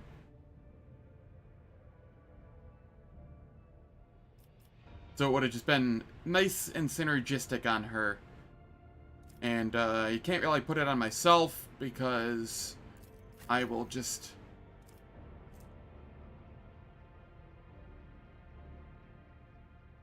Well, it's probably better than the Helm of Determination at this point.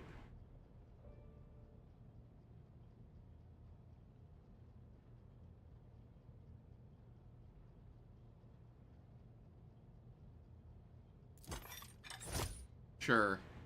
I'll go with it for now.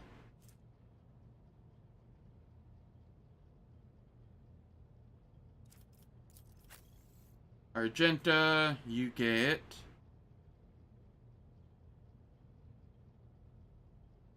compensator gloves.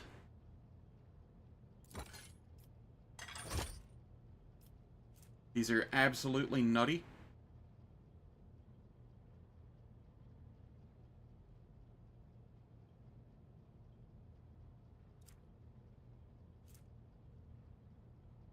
Abyss spinner gloves.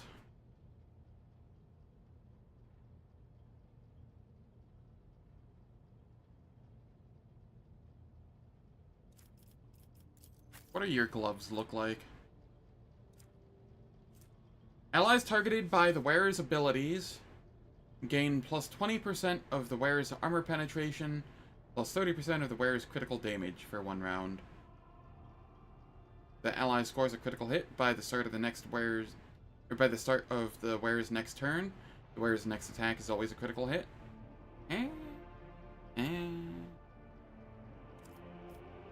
Extra armor pen for everybody, essentially. Is it a relevant amount, though? Not really.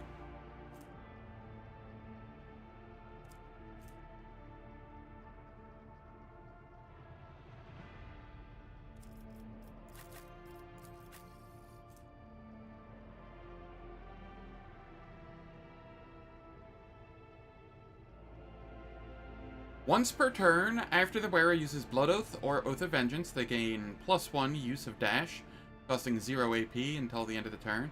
After using this Dash ability, the wearer regains MP equal to their resolve. So this is just an upgrade. Yep.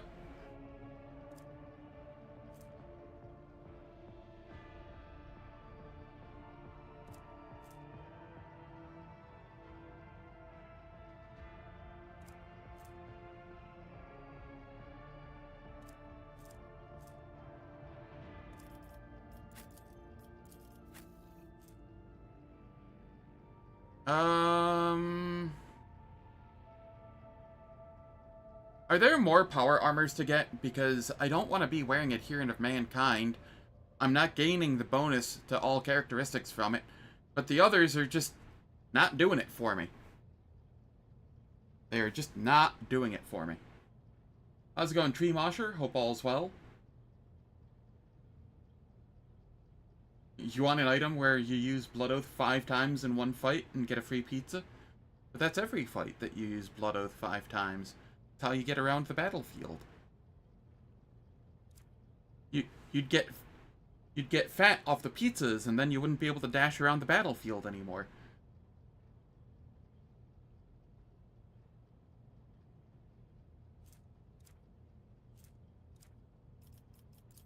Abelard.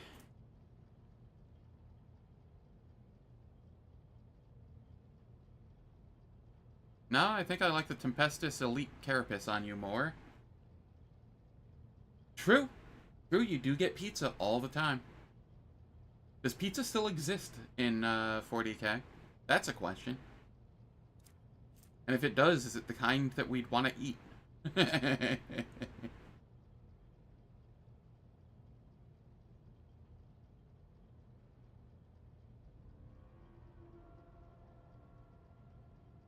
Not sure if you want the answer to that question. Emperor protects.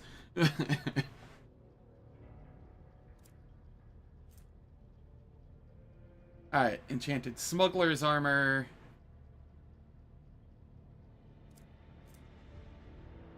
Efficient Breacher's Armor.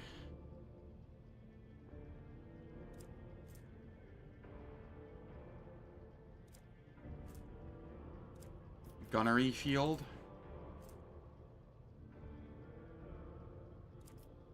This is for, what's his name? Solomorn when I get him back. This is for Abelard.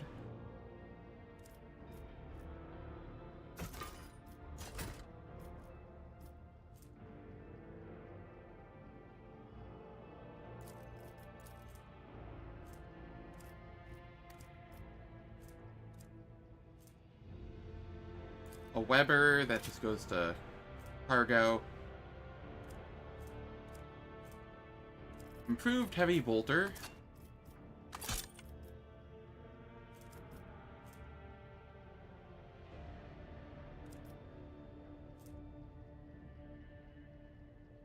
Materium's channeler.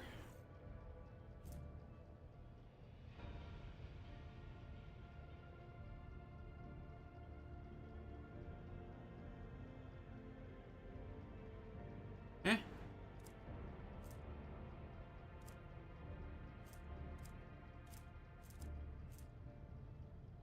Anti-vehicle revolver. Mantle of extermination. Okay.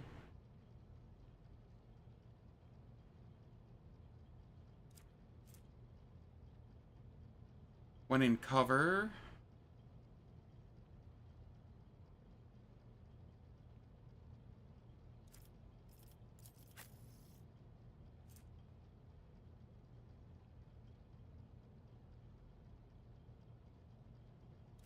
Meh. Power armor. How is this compared to what I'm using? Whereas attacks with heavy weapons cost 1 AP less. I mean, it's pretty much the same. I'm not getting the benefit from either of them, because I'm not using heavy weapons for either of them.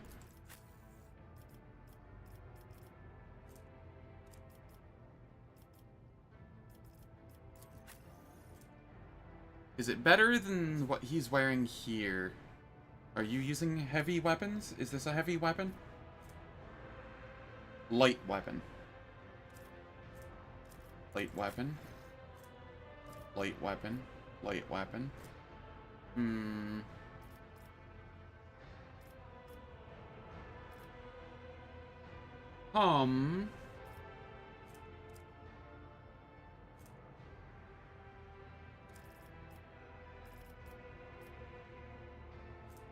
High spinner armor. Dragon scale power armor.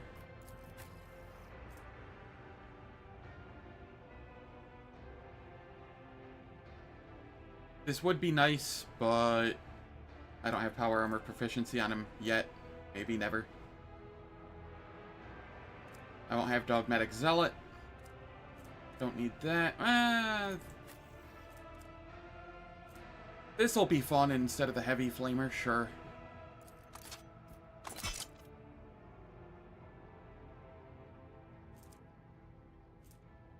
Righteous Justice. What counts as a heavy weapon? Even these two-handeds are light.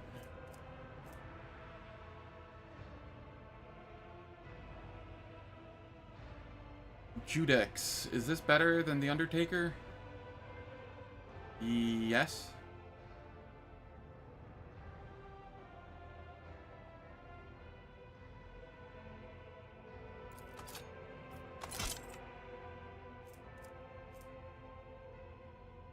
Now, okay, hear me out here. It's very tempting to use this instead of the improved heavy bolter. And there is a reason for that. And that reason is that currently, as far as I'm aware, this bolter's rate of fire is bugged. And it is increased by stacks of zeal. Not stacks of zeal divided by 10.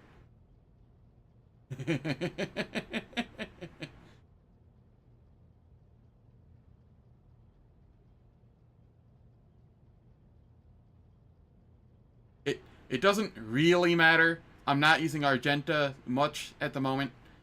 And the improved heavy bolter increases its rate of fire anyway. So, I mean, it won't matter after, like, a little bit. And this has such low max ammo that it is just objectively worse. Because even if you get a really high rate of fire, you won't be able to use it. But, you know, just funny things. Funny things to think about.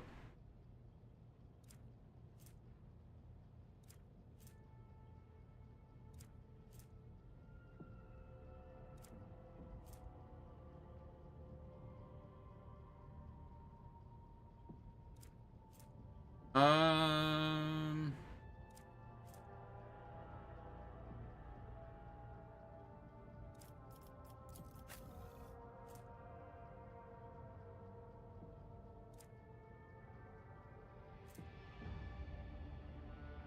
Alright, I think that's all of the gear for now. I think I actually get to start playing the game finally, 2 hours into the stream. I think. Do not quote me on that.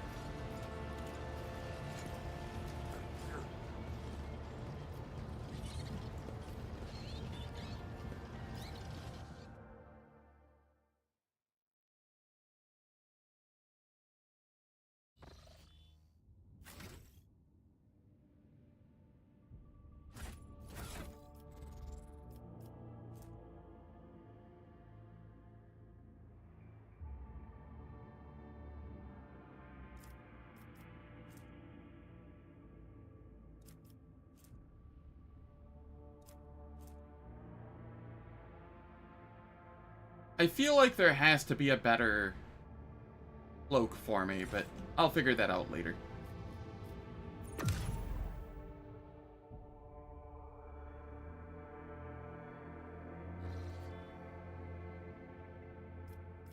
Okay, if I remember... I thought I recalled Kiavagama needing assistance or something. Maybe not. Is it Darnkess? Retrieve samples. Go to Footfall.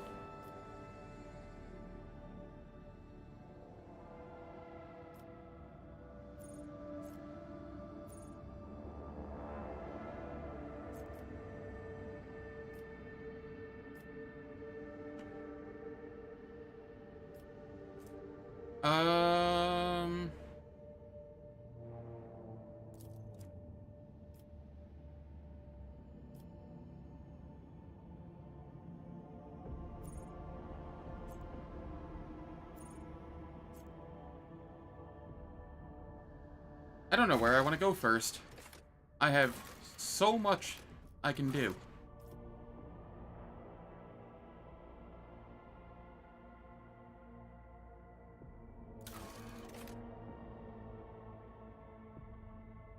Lord Inquisitor and the Lord Captain, Hunting Grounds.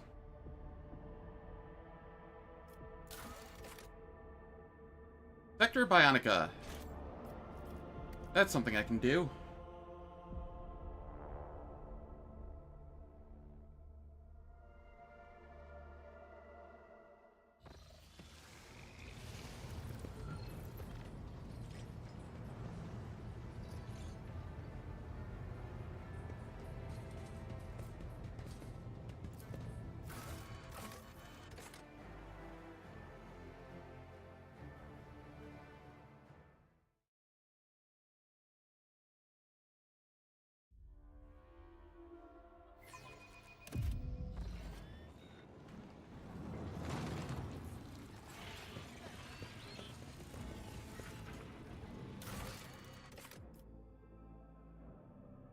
May know the requirements for fitting unique augmentations. He can be found in Janitor Friends.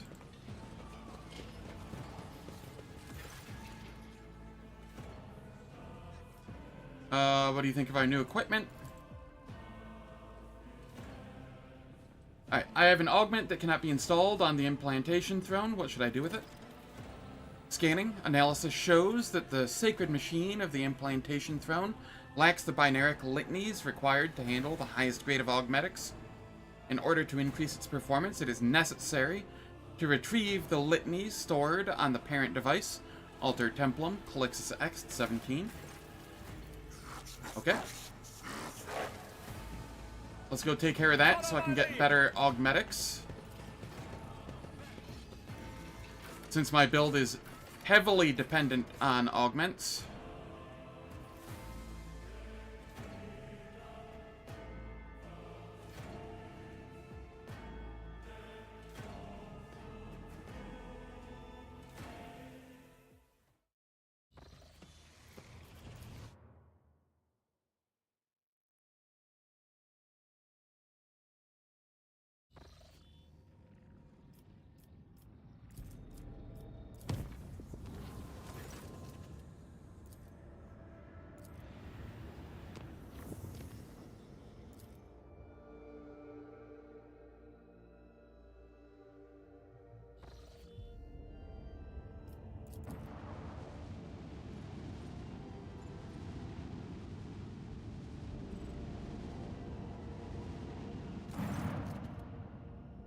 Lord Captain, the priesthood of the Altar Templum Calixtus X-17 Sanctuary customarily have no desire to communicate with, the lady. But today is an exception, and so are you. We've been granted access to the station's frequency. What request, do you command us to transmit? Tell them I require their services. The implantation throne in my sector Bionica requires expertise only they possess. Done, awaiting a response.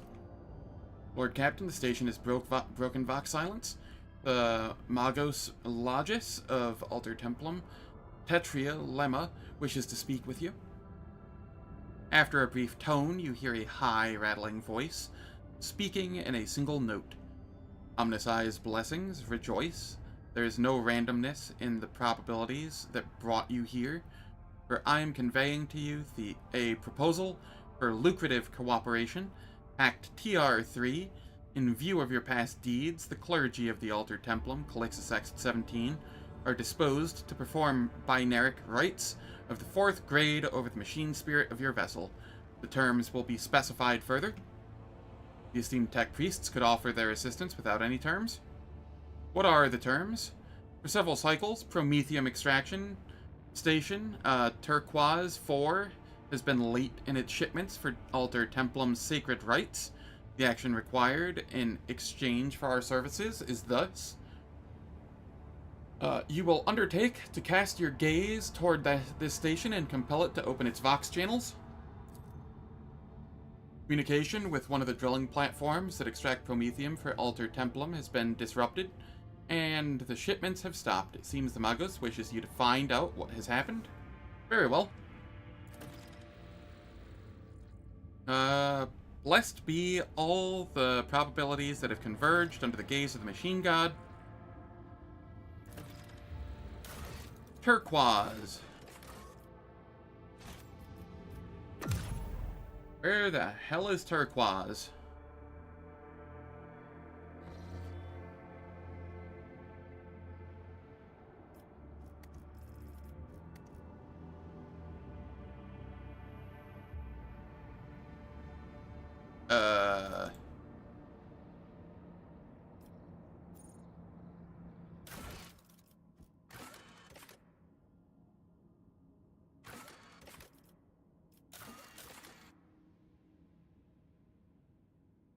Oh, okay, Ignis Corona. I know where that is. That is up here.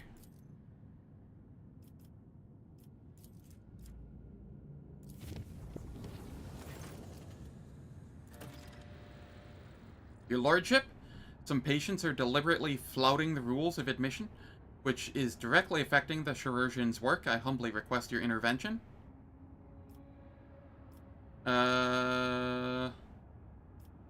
I'm going to the Medicaid deck. Notify all relevant parties. I will notify the Sector Bionica of your imminent arrival, Lord Captain.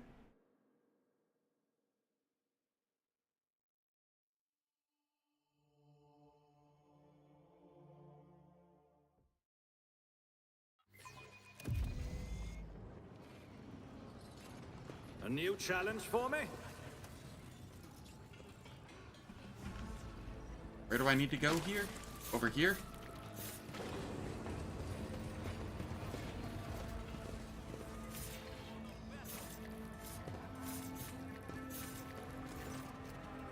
The two strangely dressed officers bow deferentially at the sight of you.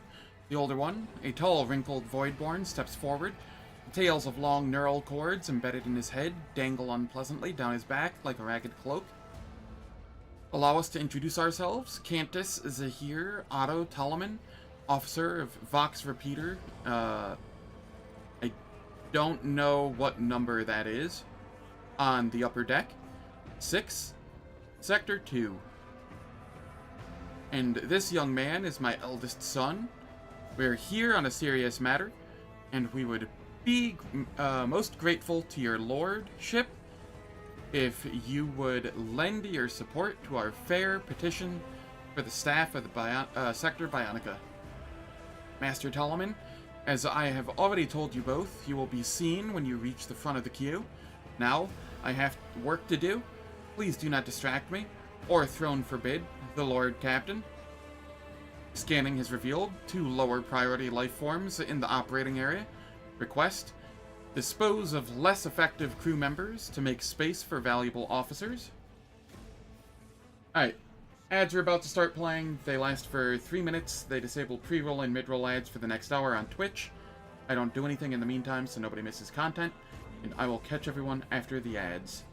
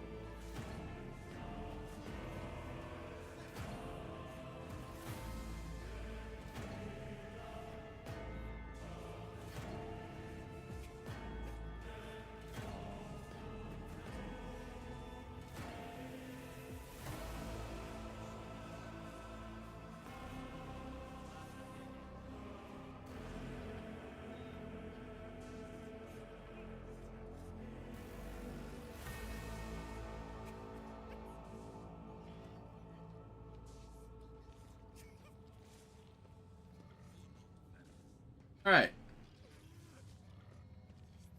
The ads have finished. You belong to the Talaman dynasty, same as my Vox Master, Vigdis.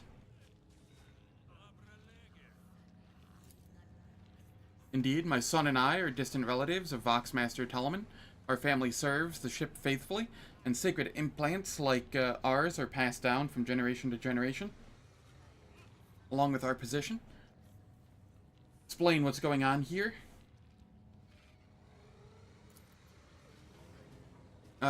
Cantus retreats a little to the side. The cables in his head jangle with the movement, and you notice that some of them have melted. We are members of a noble clan that has spent years overseeing the sacred Vox systems of this void ship. It is a job that requires frequent maintenance, for many machine sparks must pass through our augments. Recently, the frequency of their augment inspection has decreased, as access to the Sector Bionica has become more fraught. Instead of esteemed officers, the local Medicae officers prefer to cater to crippled vagrants. I've already explained to you, we do not give preferential treatment to anyone. Your implants will be serviced according to your place in the queue, which is in turn based on the urgency of the required procedure. While you're too slothful to coat your own head in sacred coolants, someone else is dying for lack of a lung. The vivisector exhales heavily. Judging by the dark circles under his eyes, fatigue is making it hard for him to maintain his usual cordiality. So you want to be treated without waiting your turn.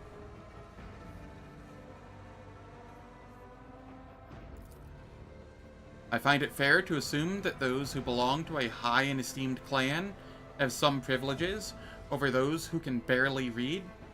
Our augments require careful maintenance, as they are directly connected to the machine spirit of the ship's Vox stations. The young man, who has remained behind his father throughout the conversation, suddenly cannot restrain himself.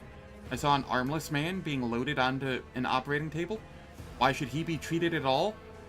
He should be disposed of? The ship is full of trash like him? Alright. I wasn't for number 5 until the young man started speaking, but now I kinda wanna flog him.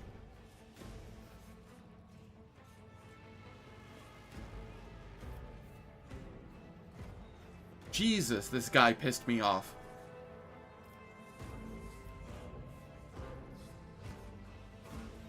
There are no unimportant people on my ship. Everyone will be treated equally and based on your place in the queue. The old man frowns, but still bows respectfully to you. The young man behind him looks outraged and tries to step forward, but the older officer deftly seizes his son by the long cable embedded in his head. A stifled splutter erupts from the Vox repeater, replacing the young man's mouth, but it is drowned out by the father's booming voice. We will accept your decision, whatever it may be, Lord Captain. Lord Captain, I don't know how to thank you for your timely intervention. These people still don't understand that there are some things that can't be bought with a noble name or a lofty position. If I were dogmatic, I would have let them through. But I'm iconoclast. I won't tolerate weakness.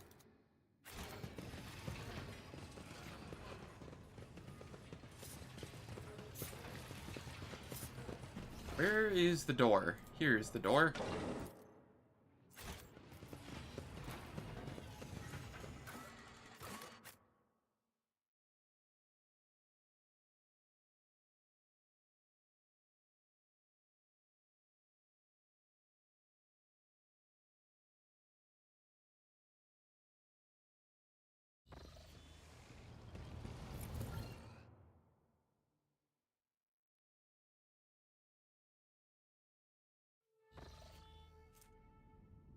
Lord Captain, an urgent message. Our enforcers have arrested a dangerous saboteur who attempted to gain entry onto the bridge. This incident may be worthy of your attention. You see, both the saboteur and the circumstances of his capture are rather strange. I think it would be reasonable for Magos Pascal to take a look at him as well. What is so unusual about a saboteur and the way he was captured? The thing is, Lord Captain, the saboteur is most definitely a tech priest. He found his way aboard the ship and penetrated all our security systems with staggering ease. Both his ability to communicate with machine spirits and the combat potential of his augmentations are extraordinary. Nevertheless, the enforcers managed to capture him. During the arrest of the intruder, he offered no resistance at all. Instead, he asked for an audience with the great machine spirit. When he realized that the enforcers had no idea what he was talking about, he asked to meet with you. I considered it necessary to apprise you of the situation. This infiltration of a rogue trader ship, operated by authorized engine seers, casts doubts on my tech comrade's stability. If he is indeed my tech comrade, that is. Regardless, I request permission to communicate with the captive. I bought everything from the shops, did all of the colony things, and then went to Alter Templum Calixis 6 to start the quest to upgrade the implantation throne, and then I've been beset upon by a bunch of events while warping. That is the TLDR so far. How you doing, Zalaro? Hope you're doing well. Very well, I will speak to him. Understood, Lord Captain. The saboteur will be brought to you.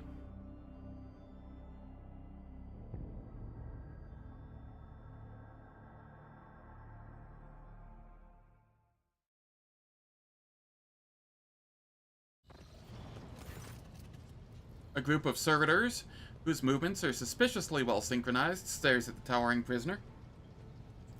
You do not need to hear them speak to recognize Nomos, who has seen fit to attend the interrogation. Asclepius? Asclepius? The captured man, if he can be called that, looks positively gigantic next to the enforcers at his side. Deadly-looking metal gleams dimly beneath his faded crimson robes. His hands are folded obediently, and his mechadendrites are perfectly still. I greet the master of this vessel cathedral, and offer my humble apologies for this unbidden intrusion. My apologies to you as well, brother. The interloper inclines his head in the direction of the frowning Pascal. Then the prisoner turns slightly and looks straight at Nomos, observing servitors. And of course, I must beg forgiveness from you, Great Spirit. It is not my intent to desecrate your temple. Before I accept your apologies, tell me who you are and why you infiltrated my ship.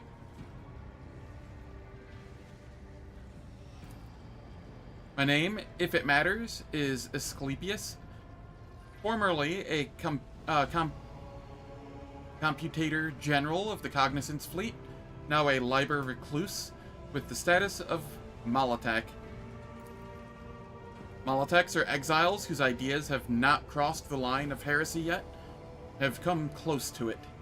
They are removed from the fleet's structure to give them a chance to see the folly of their ways and prevent sedition from spreading. Pascal's voice sounds unusually alarmed. All of that is trivial. My past is nothing but a set of archive data. My lost status is a part replacement string in the long chronicle of the Cognizance Fleet. I come not as the priesthood's messenger, but as a faithful disciple of the most holy Amernot. My brother once served as the engine seer prime on this ship. Asclepius gestures around him reverently. He was an adherent of the school of discontinuing the cycle, as am I. It has spread that far. It is difficult to discern Pascal's emotions from his tone. I know that my brother perished, but before he did, he sent me a message that told of a journey embarked upon by Theodore von Valentius, a journey through a dimensional gate, an artifact more ancient than humanity itself, and toward worlds unknown. The blessed Amernot was with her.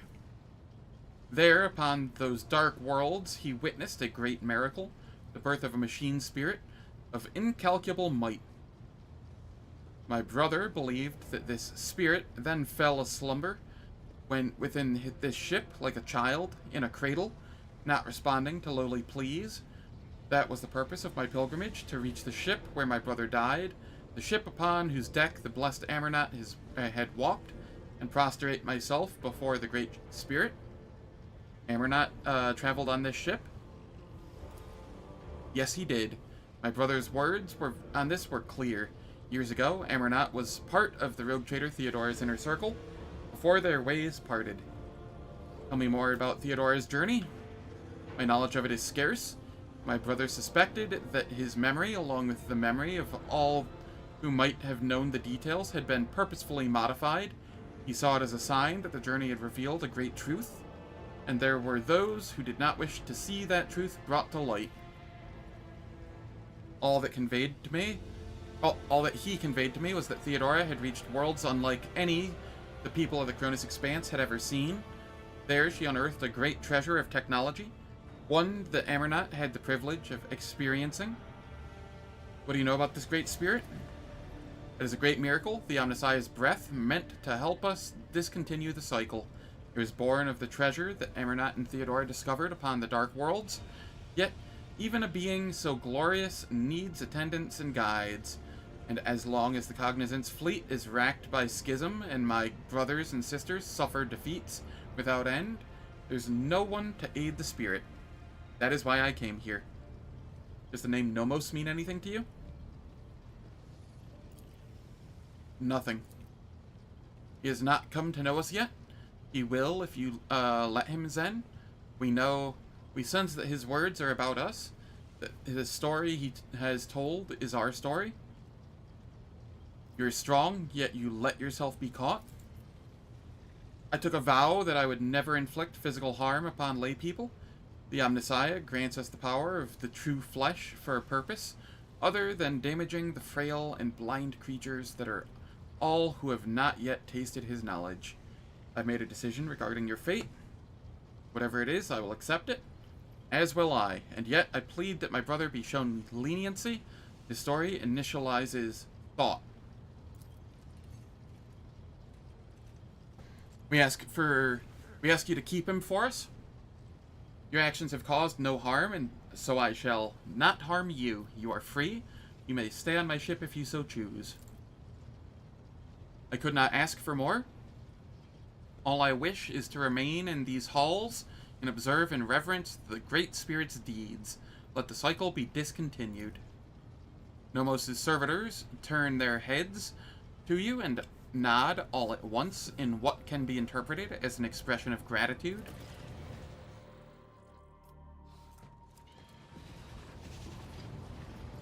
Lord Captain. I don't think I clicked on you.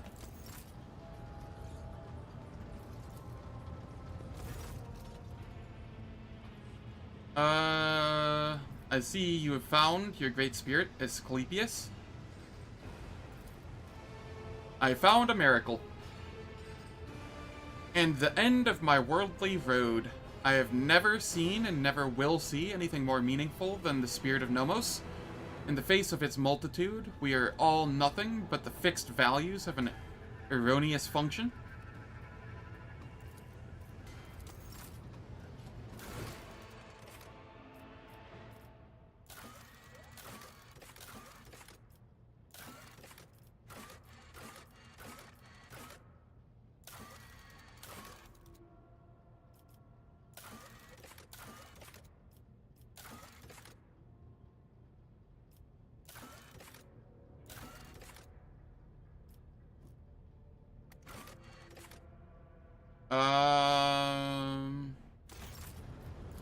Okay.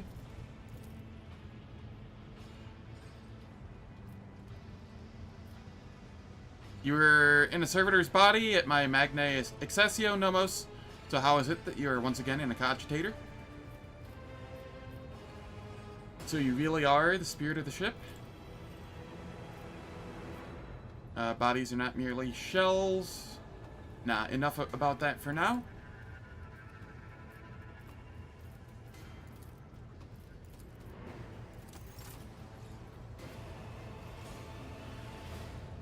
Oh, it wants me to talk to this Nomos. No.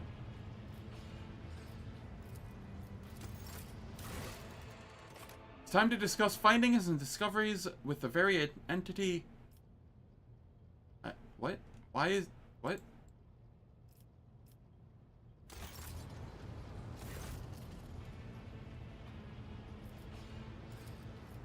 Alright.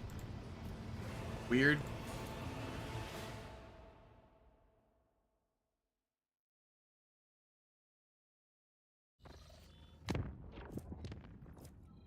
Alright.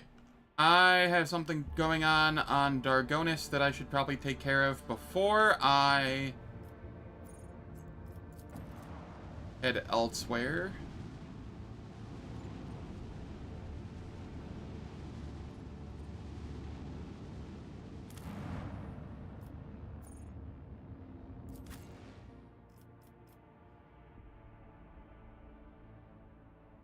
Yes, this is Abelard's quest.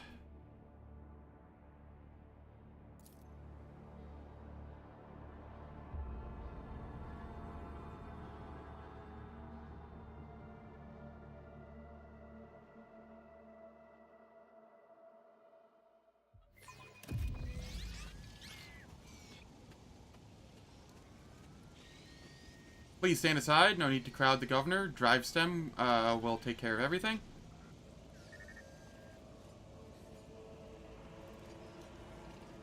This is ridiculous. Such a thing happening right in the Rogue Trader's palace.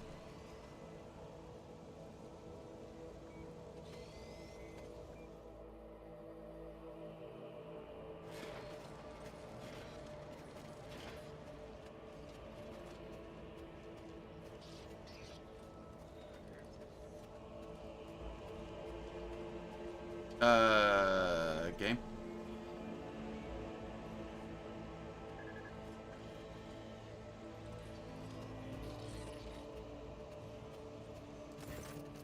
There we go. You're confronted by the sight of dead bodies at the entrance to the palace. The corpses have been hauled into a pile. Some are dressed in uniforms of palace wardens, while others are arrayed in the clothing of typical Dargonus nobility. Upon seeing you, the young enforcer stands at attention and swallows noisily. His voice trembles as he says, "Your lordship, we are honored by your presence."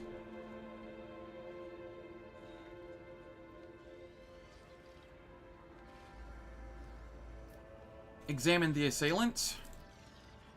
The bodies of the assailants are studded with many augmetics, but upon closer inspection you realize that they are not merely implants.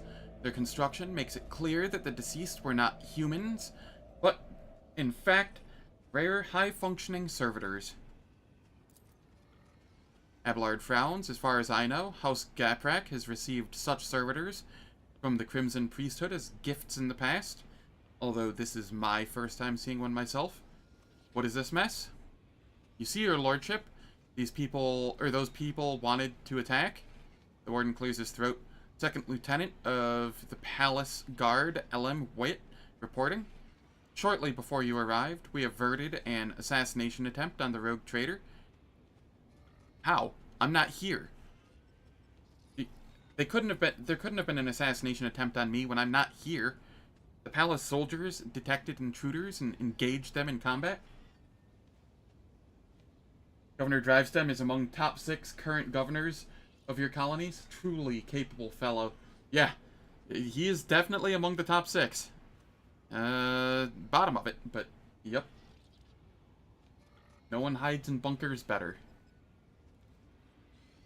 The palace soldiers detected intruders and engaged them in combat. Where is the court chancellor, Clementia Wersarian? I think she is with the rest of House Wersarian, detained in the throne room, that is. Governor Drivestem has gathered all of Dargonus nobility there to pronounce a guilty verdict against House Wersarian.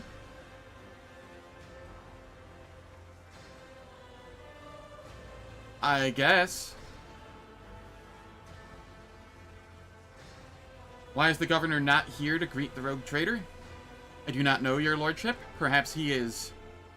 You can probably find him in the throne room, where the governor intends to put House Wersarian on trial. I must take my leave.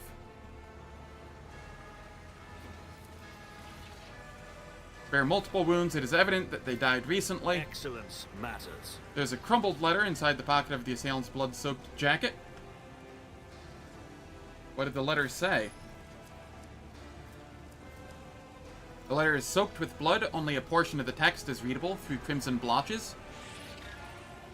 Careful and discreet. Keep away from the lords and ladies. You must look like a noble to the servants and wardens. Do not engage in conversation with anyone. Your task is to avoid exposing yourself ahead of time and let the Wersarians get away while the wardens are busy guarding the rogue traitor.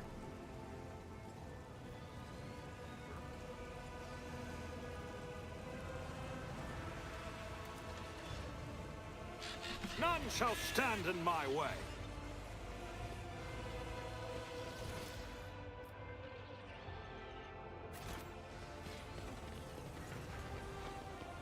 I'm just gonna make sure there's nothing else here that needs to be done.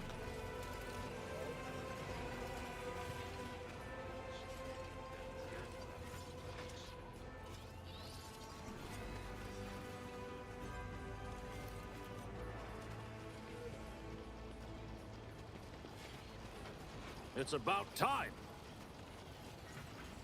A good void drekker and a respectful crew, but you cannot compare it to to a wolf ship.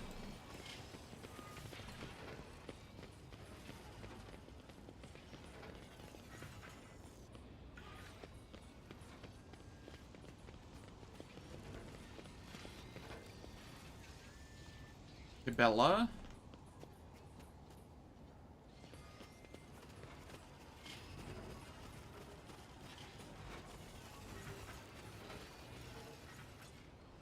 Alright. In we go.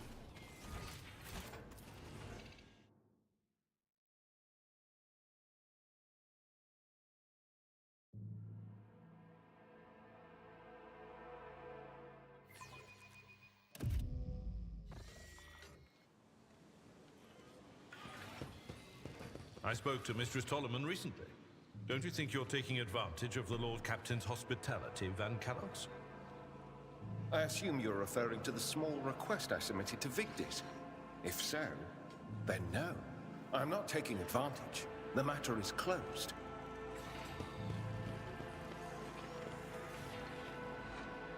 Follow my lead.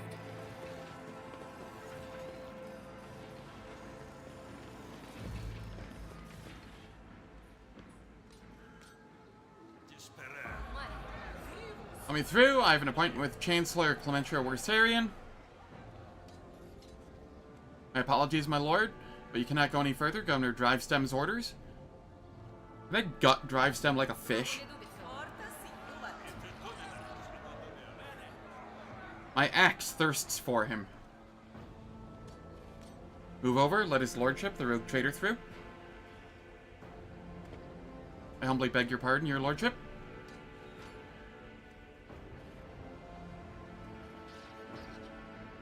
Exactly. Your lordship, 'tis an honor. Governor Urban Drivestem seems to materialize out of thin air. So suddenly does he emerge from the crowd. I regret that such an unfortunate circumstance has occurred, or occasioned the rogue trader's visit to the capital. Your lordship, you are here. Please, you must hear us out. Clementia tries to take a step toward you, but the warden nearby stops her, her face veiled with fear and wariness. The rogue trader is undoubtedly here to listen to the testimony of each and every one of us, and to punish the traitors. The governor's words, directed at Clementia, are harsh. They are echoed by the scornful sneers and whispers of the assembled nobles. Am I correct in remembering that at my Magna Accessio, when I spoke with the nobles and they gave me gifts, that, was it the Drivestem noble, or Drivestem's child, that was, that looked like he was infatuated with, Abelard's granddaughter? Or was it, like, Gaprax? Or, I feel like it was either Gaprak or Drivestem. That would make the most logical sense here. I feel like it has something to do with that I saw earlier through, like, an awareness test.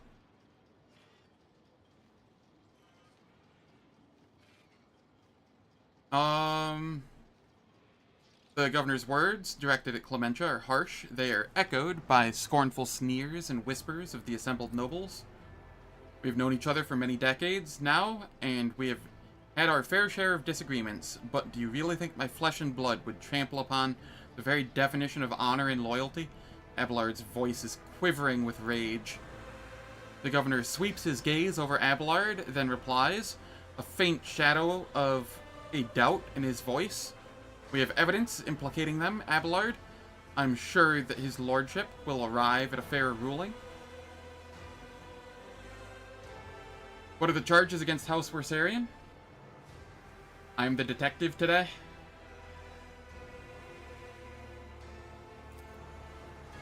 Disruption of logistical lines, bribery of Adeptus Administratum officials, document forgery, the organization of heretical insurrections, on top of the evidently devastating economic impact this has had on your protectorate.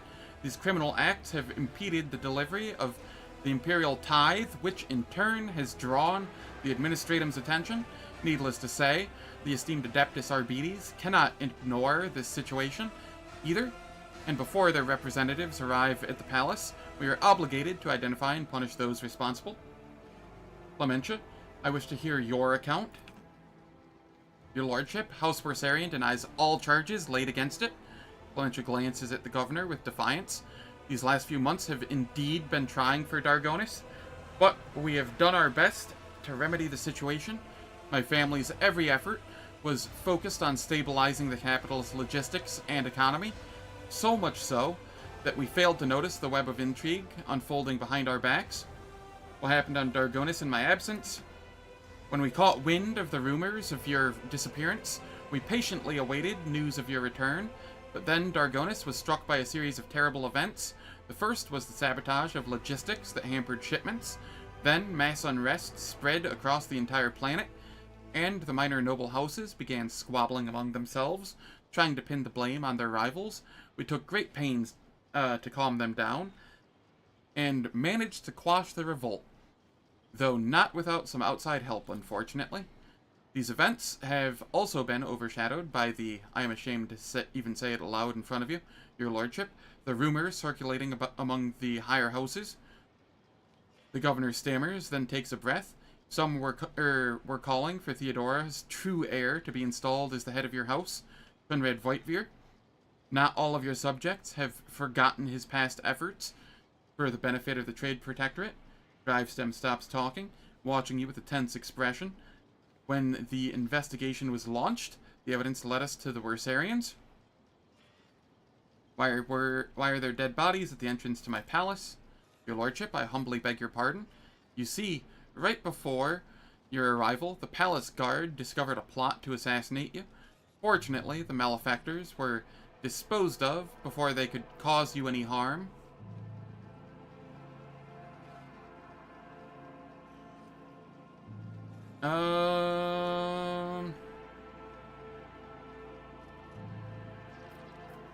Drivestem, you aren't accusing one of Dargonis' leading noble houses of treason without airtight evidence, are you? Of course I have evidence, your lordship. The investigation has established that members of the Worsarian family, which is responsible for both Dargonis' fleet and its logistics, used their contacts and influence to forge a host of documents in order to undermine the planet's supply routes and economy, thus fomenting unrest among the inhabitants.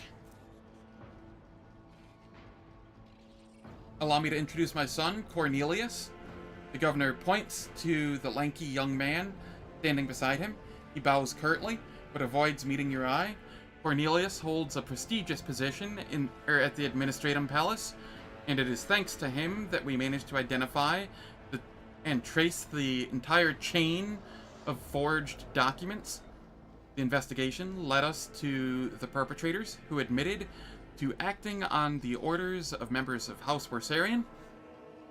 It was they who were intent on spreading the idea of restoring the title of the rogue trader to the true heir. Look closer at the governor's son.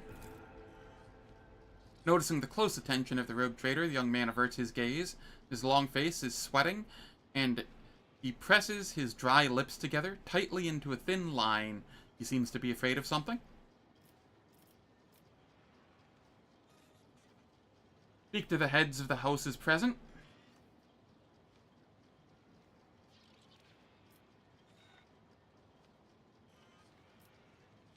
Do you support the governor's accusations? The aristocrats in attendance exchange glances, the noble lords averting their gazes, and the noble ladies hiding behind their fans. No one is willing to be the first to answer. Sarbeck. Over his many years of service, Governor Drivestem earned Theodore's trust, and he holds his high office for a reason. On behalf of House Sarbeck, I support his accusations. You would, you slimy fucking snake.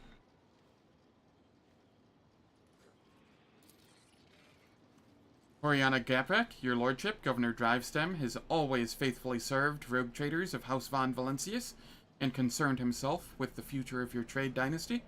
And so, House Gaprek thinks his charges against House Worsarian to be sound. They're all skirting the issue. They're not saying that they believe it. They're saying that they're, deferring to fucking Drivestem. Drivestem's decision. The Augmetics hide Torania's emotion, but her voice sounds slightly timorous. I humbly ask you to allow me to speak in defense of my family's honor. The evidence provided by the governor is utterly false. I cannot refute it, but I can say with confidence that no one from my family has ever tried to forge documents in the Adeptus Administratum, let alone undermine the economy of your capital.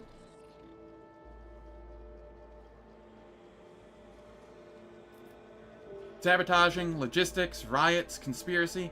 The case appears to be flimsy. I wish to learn more before I make my final decision.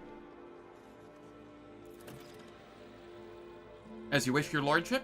Speak to me when you are ready to announce your verdict. Thank you for your willingness to help, Lord Captain.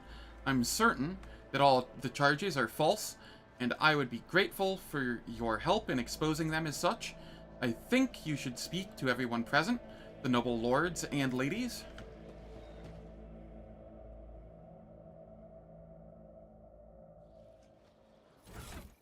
One moment, please. I do not believe I will be needing demolition here.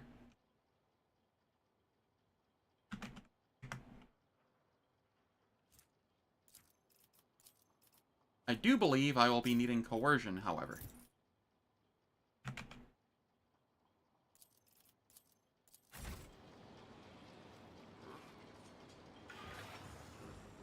I'll lay claim to the stars.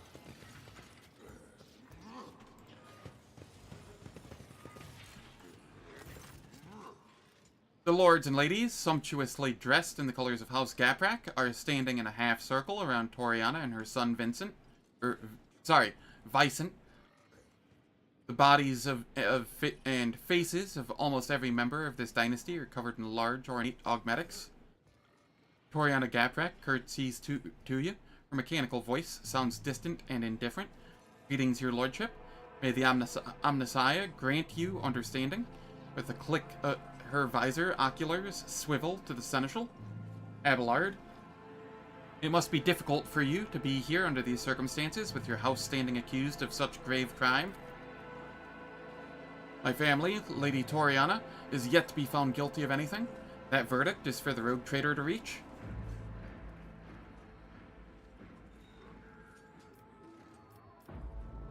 Do you think the accusations against the Worsarian family are true? I would not take such a responsibility upon myself and rule on their guilt, your lordship. I do think Governor Drivestem's accusations are worthy of consideration, however. In your opinion, which nobles might have a reason to be party to such a conspiracy? Pardon my bluntness, your lordship, but I will answer truthfully. It could be anyone. Greed, fear, and ideals can drive even the most loyal subjects to do the unthinkable. I have examined the bodies of the assailants that were killed today. All of them were high-functioning servitors. Such servitors are only employed by families close to the Adeptus Mechanicus. Isn't that so? It is impossible to read Toriana's emotions in her heavily augmented face, but her sudden turn toward her family betrays her confusion and surprise. Perplexed whispers bounce from one family member to another. Impossible. We came here by ourselves, without any servitors. We know nothing about it. Your lordship, thank you for informing us of this. You are absolutely right. My house has indeed been endowed with high-functioning servitors, a blessing for those who revere the Omnissiah, but today, none of our house members were accompanied by them. I found this note on the bodies of the attackers. What are your thoughts on it? Officially, high-functioning servitors are employed by my house and my house alone. If such units were to attack the rogue trader, suspicion would instantly fall upon the Gapraks. I assume that this is what the Worsarians intended to happen, but they did not expect that the servitors would have this letter on them. Vicent, I wish to speak to you. Ready to serve your lordship. How may I help you? What do you make of the charges against the Worsarian family? Could they truly be guilty? I do not think I can doubt the validity of the accusations, but Vicent's voice trails off and he seems to retreat into himself for a moment. Before continuing, he takes a deep breath. I'm also not sure that House Worsarian had a reason to betray you, your lordship. I do not know of any instance where their loyalty to you and the Emperor was anything less than unwavering. I know you care for Astardia Worsarian. Are you prepared to watch her die? Vicent's jaw, augmetic, screeches slightly. Okay, it was Vicent Gaprak that liked her. I knew it was someone, either in Gaprak or Drivestem. I couldn't remember. The young man scrutinizes his mother and other family members for a few moments. There's something you ought to know, your lordship. Today, I noticed one of my family members to be in an odd, uncharacteristic mood. Halin Gaprak is my paternal second cousin, once removed. May the Emperor save his soul.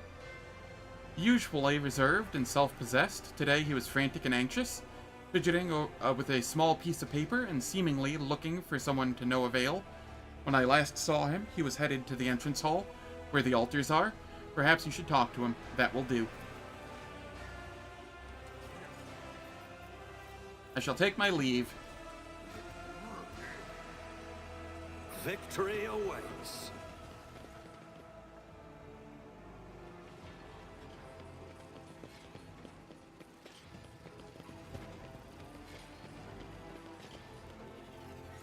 Normally, you'd not like this whole nothing burger of a quest, but you like the ending, so it's alright.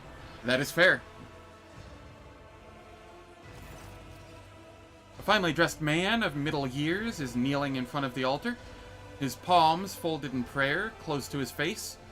The implant-free parts of his skin are sickly blue color. The nobleman does not react to your presence. He does not lift his head. He does not blink. He does not even breathe. Only when you draw closer do you realize that he is dead.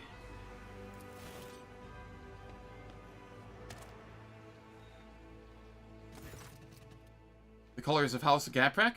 I do not believe he decided to take his own life in such an extravagant way. As far as I know, there is a warden post here, but I do not see any wardens. The seneschal looks around. There is no one to ask about what happened here, or with whom this man spoke before he died.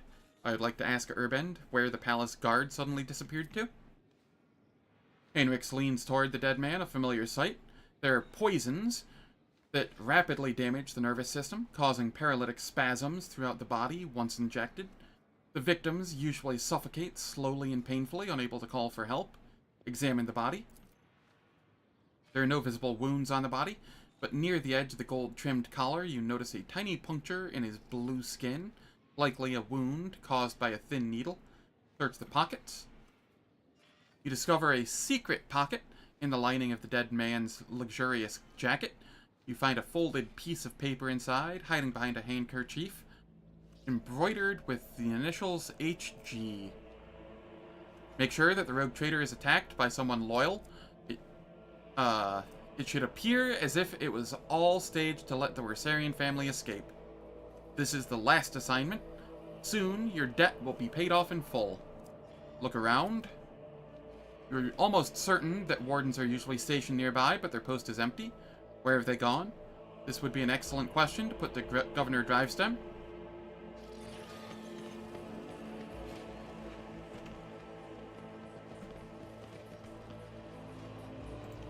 I won't tolerate weakness. Gonna talk with Gaprax again, see if anything new is to be said.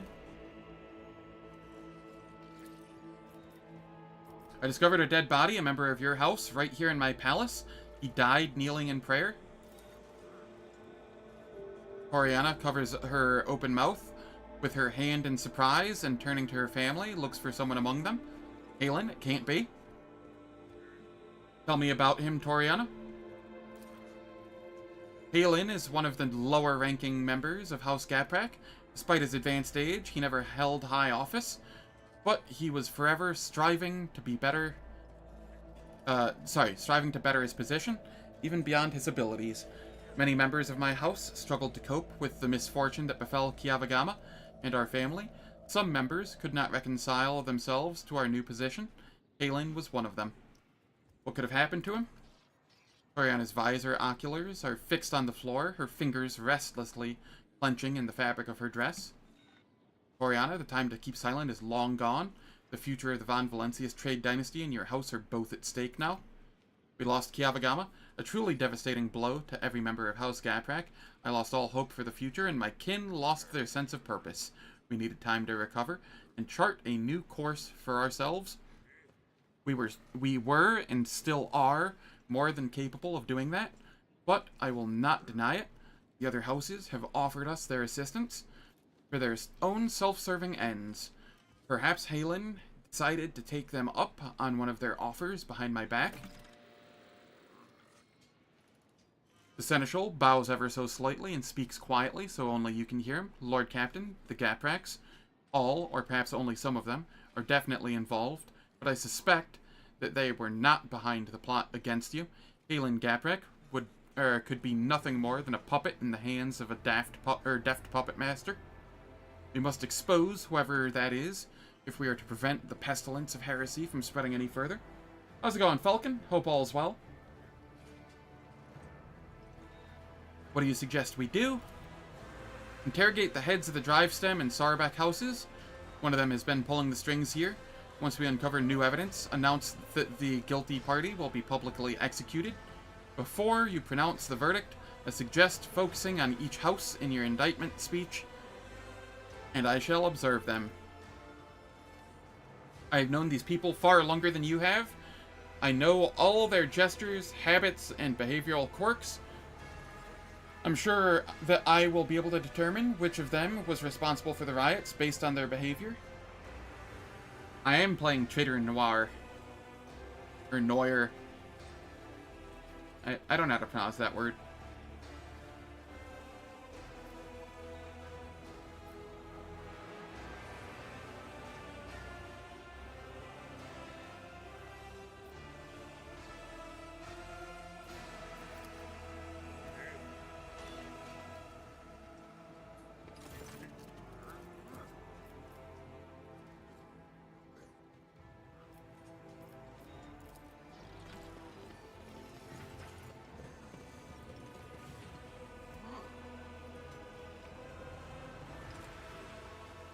Noir? Yeah.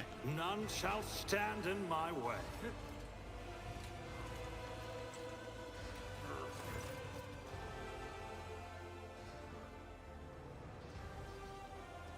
Your lordship? Head Sarbeck, looking like a younger copy of his father, stands at a slight distance, close to his mother. An expensive, yet understated dress serves to highlight the dazzling beauty of Macarius' wife, Regina Sarbeck.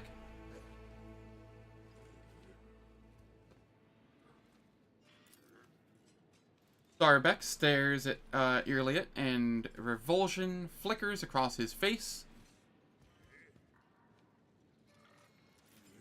Look closely at Macarius.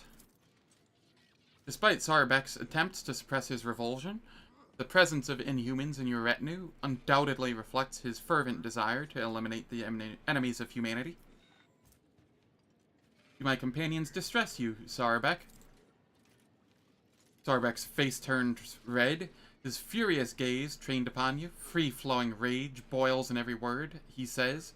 The rogue traitor is the chosen servant of the Emperor, and one of humanity's best, by surrounding yourself with depraved Xenos who scorn the very exceptionalism of humankind. You teeter on the brink of heresy, and no privilege granted by the Emperor can blind others to that fact.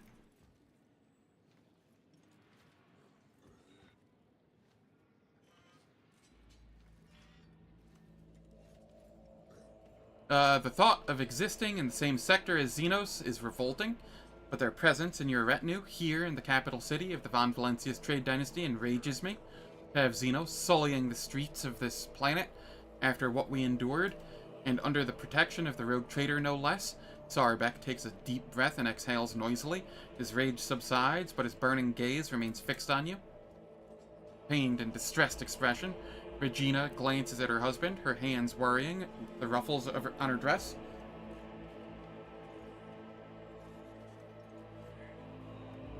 Do you really believe the Wersarians are guilty?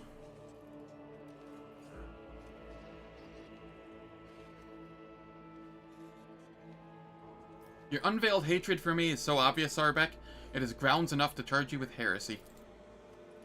I'm hearing this from you, the Emperor's servant, who flouts all that is sacred?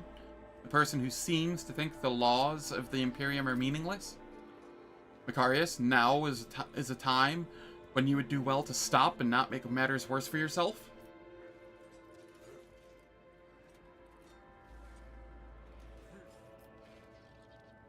Do you really believe the Wersarians are guilty? Certainly. Governor Drivestem possesses proof of their guilt, and they have no means by which to refute it. Even if I were to entertain the idea that the Wersarians are being framed, how much longer would their house have lasted anyway, if it is so ill prepared for treachery? He addresses Abelard with a slightly mocking tone. My advice to House Wersarian would be not to appeal to the rogue trader for help, but instead to simply stop, accept their fate, and not make matters worse for themselves. I cannot remember Zen seeking your advice on what House Wersarian should do in this situation. Pay attention, Macarius. Focus on the rogue trader's questions. Who, apart from the Wersarians, could have a motive to conspire against me? House Drivestem, wishing to expand their clout. House Gaprek, who lost their influence after Kiavagama incident. Sarbek looks back at his family, then turns to you again. House Sarbek, whose patriarch is too direct in his communication with the rogue trader. Anyone could have a reason to conspire against you, and equally, they could have none. It is not a question of motive, but of loyalty. Each of your subjects has sworn an oath of loyalty to you, so whose sincerity do you doubt? Yours. After the conversation we just had, yours.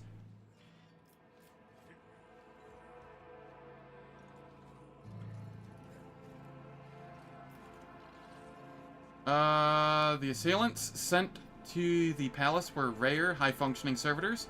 Do you think Gaprax could be behind this attack? I've always thought Toriana too weak to participate in such risky ventures, but it seems I was wrong about her. I discovered a dead body in my palace.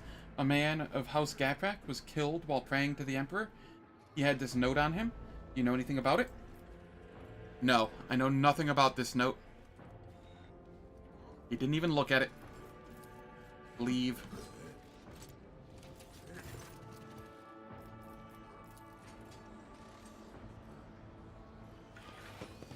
It's about time.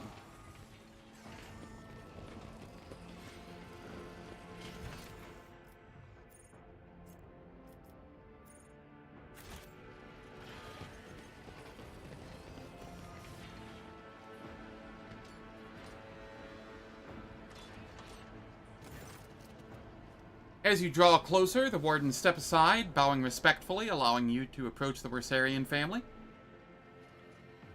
I tried, I failed.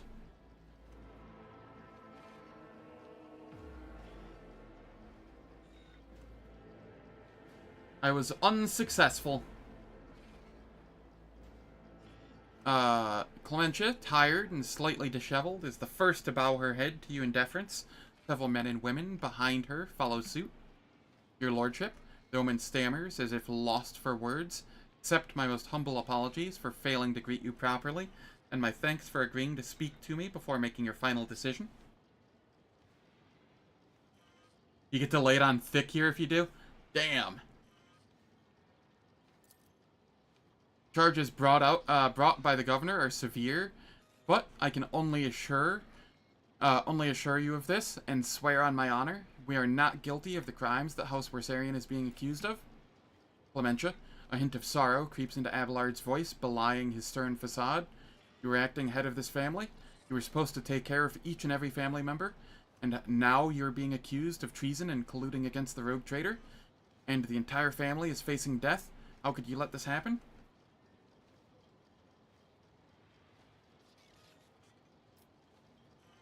Are you truly guilty? Be honest, I will not tolerate lies.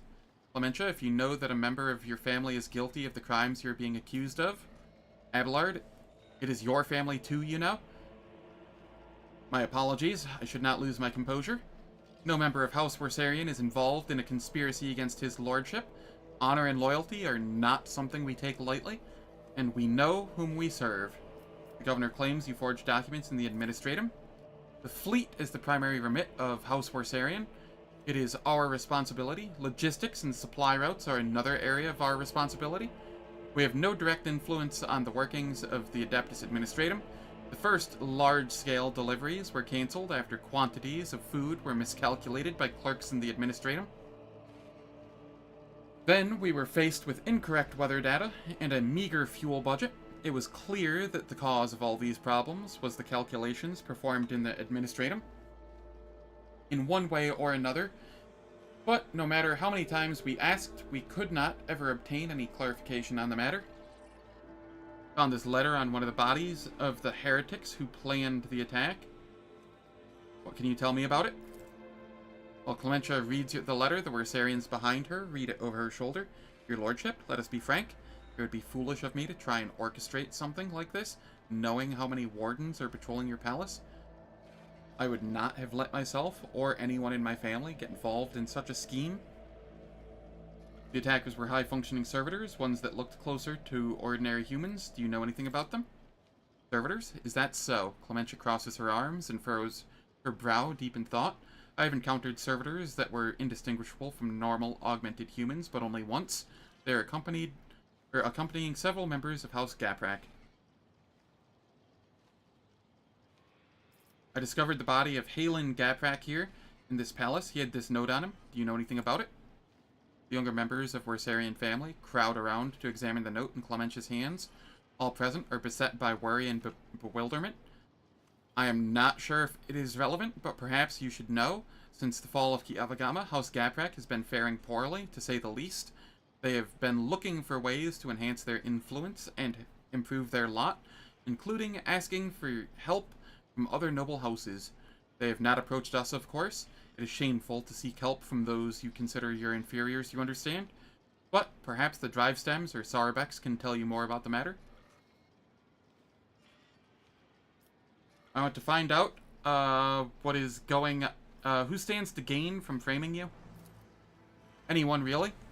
The other houses consider us unworthy of our position and would jump at the chance to get rid of us and gain control over what once was our domain, the planet's fleet and logistics, at the very least. Lady Theodora chose to grant noble status to House Worsarian, but the other houses, which have served in the Expanse for millennia, did not welcome the decision. It has led to some difficulties. I want to find out what is going on here and who the real mastermind behind all this is. Where should I start? I'm afraid I cannot be of much help. Talk to the representatives of other houses, eavesdrop on their retinue, and perhaps you will hear something unusual. A new challenge for me?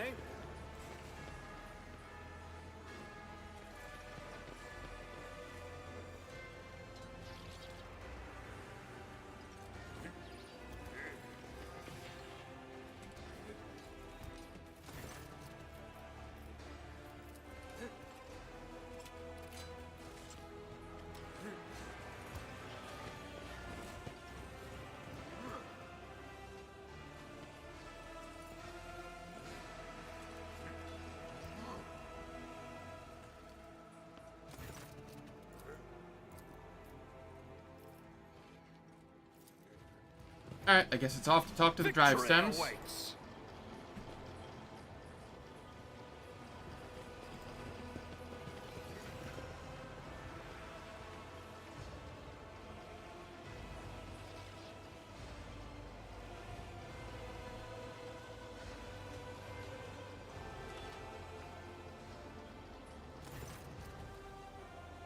Governor Drivestem is surrounded by his retinue, who are all dressed in expensive gowns and finery.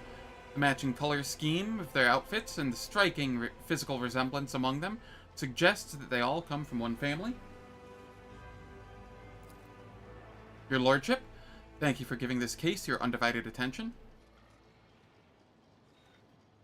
I found a dead body in my palace. A member of House Gaprak was slain in front of the altar. Do you know anything about it? A member of House Gaprak was killed in the palace, and no one noticed? But how? There are wardens posted at every altar. There was no one near the deceased.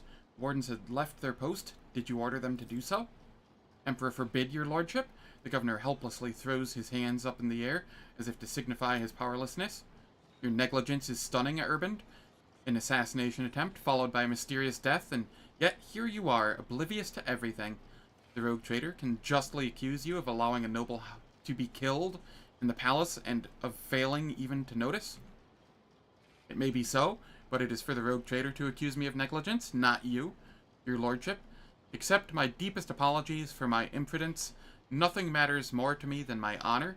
I shall send the servants to deal with all this immediately.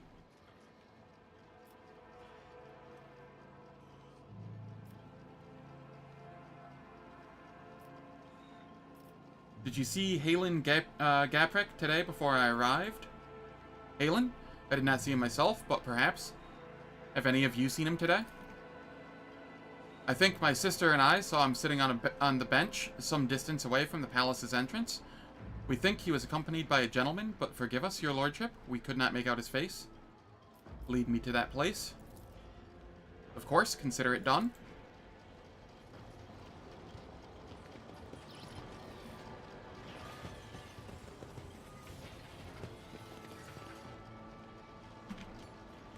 Follow my lead.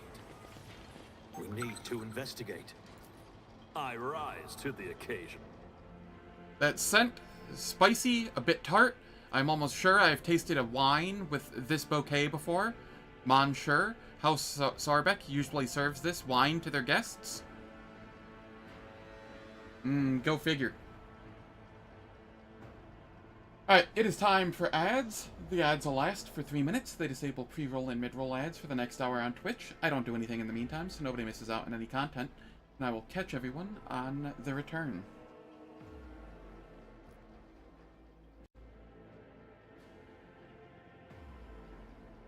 I'll lay claim to the stars.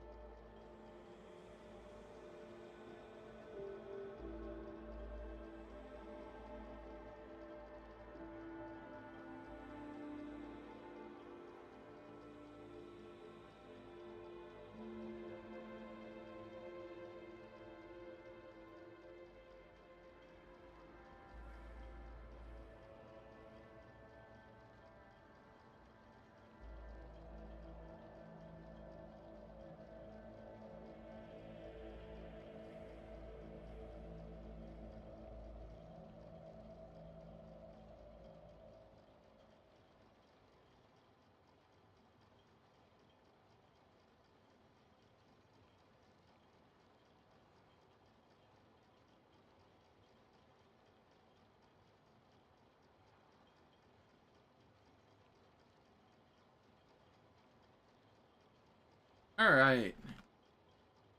Yeah, it's finished. Let us continue. Hold up. Why did that go back up? There we go. I won't tolerate weakness. Alright, let's go talk with Sarbeck again. Lots of back and forth here. Oh, I can't. Okay.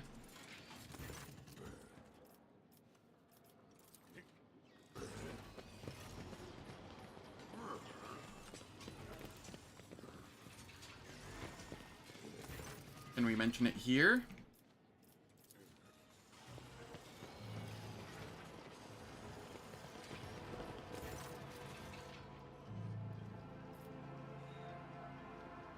I wish to hear your reasoning again. What makes you think the Worsarians are behind the plot against me?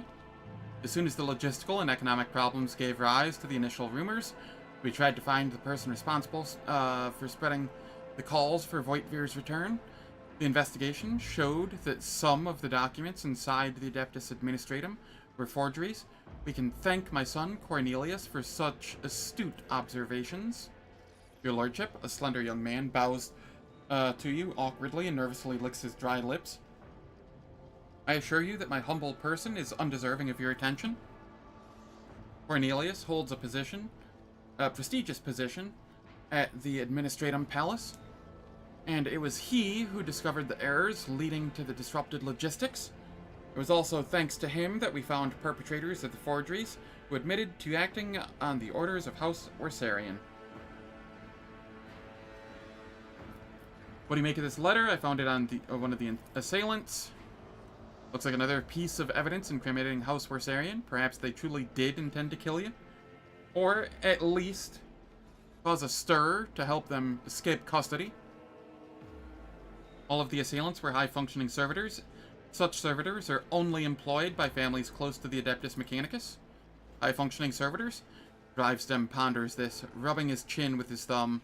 Such servitors are indeed rare, and the Gapraks do have them in their service. But this could have been done intentionally with an eye to confusing you. Anyone with a desire and sufficient funds can hire them. Tell me more about your son, Drivestem. Thank you for your interest, your lordship, but I am not worthy of it. He stares nervously at the floor. Son, show due respect. Forgive him. Your lordship, this is the first time he has had the honor of attracting the attention of the rogue traitor. Heinrich narrows his eyes and, glancing at you, shakes his head. Tell me more about your job, Cornelius. What did you do? Or what do you do? I manage the documents and records related to the economy of Darnkess. You probably know how scrupulous the workers of the Adeptus Administratum are. I'm afraid that a more detailed explanation of my duties would mirror the administrative processes of the Administratum. Too long and overly detailed. Cornelius tries to look at you in the eye, but it is clearly hard for him to do. How did you manage to find the forged documents in the bureaucratic hell that is the Administratum? In compiling reports on last cycle's supply chain, I noticed inaccuracies and discrepancies in the figures. With the help of other clerks, I managed to find several other documents. Cornelius stammers and swallows noisily. Comprehensive data analysis has shown that the discrepancies were caused by intentional tampering with data, thus leading to some logistical problems that were practically unsolvable. Father and I have managed to single out the Administratum clerks responsible for tampering with the data. Following a heated interrogation, they confessed that they were following the orders of someone from House Worsarian. Everything was supposed to look as though they were the ones suffering losses from the logistical and economic problems. Does House Worsarian have access to the Adeptus Administratum? There's no conceivable way they could do all this in a place where they do not hold any power. Before replying, the governor's son nervously adjusts his expensive frock coat. I think the right amount of money can open any door. Cornelius, what is the true reason for your nervousness? The young man's pupils suddenly dilate. He stands at attention and replies in one breath.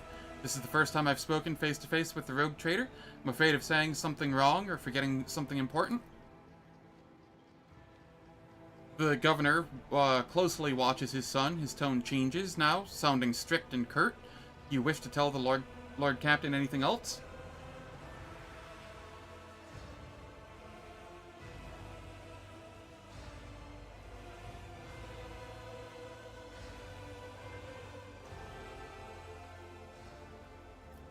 I'm tempted to do this, since I've Heinrich's in party.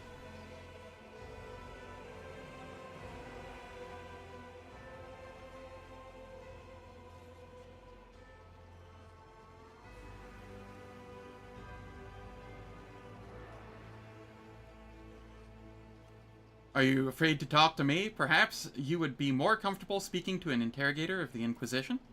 It would be my pleasure to speak to the esteemed Cornelius Drivestem in private for his father's peace of mind. No, no, please not that. Yes, I have something to say that I omitted before. This lie has gone on too far, and I can no longer control it.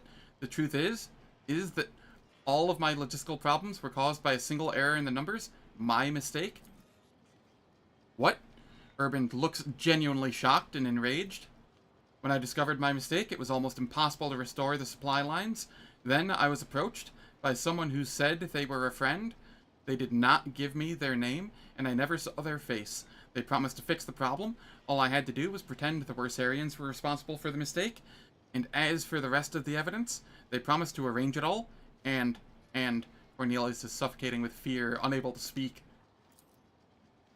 Urban curls his hands into fists, the knuckles turning white. What have you done? How could you? Your lordship? He suddenly turns to you as if trying to shield his son. This is my fault. I trusted my son, and I failed you in doing so. I beg you, have mercy. Abelard shakes his head. And you called my family's honor into question, Urban. Nevertheless, I harbor no desire to kick a man when he is down. Lord Captain, the confession you have obtained means that House Worsarian can now be cleared of all charges. What is this friend that approached you, Cornelius? How did the two of you communicate?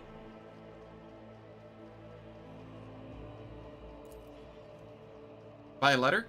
I received a letter out of the blue one day. It was unsigned, but the person writing already knew about my erroneous calculations. They offered to help me cover up my misdeeds. And in return, I would name Worsarians as the one who sabotaged the supply lines. All I had to do was gather together some documents and reports that were listed in one of the letters. That, and keep my mouth shut.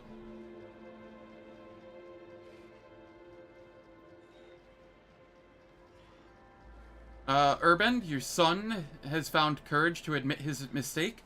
I will try to find some compassion for him in my heart. I don't want to kill Cornelius, I want to kill Urban. Thank you, your lordship. And as for your position, I think you will be reassigned to a role requiring less responsibility. I shall return to you later. It's about time.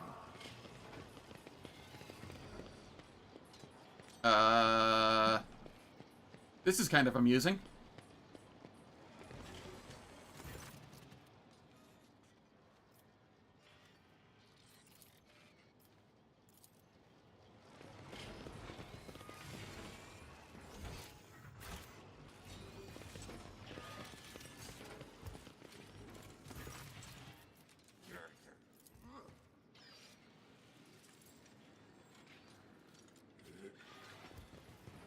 A new challenge for me.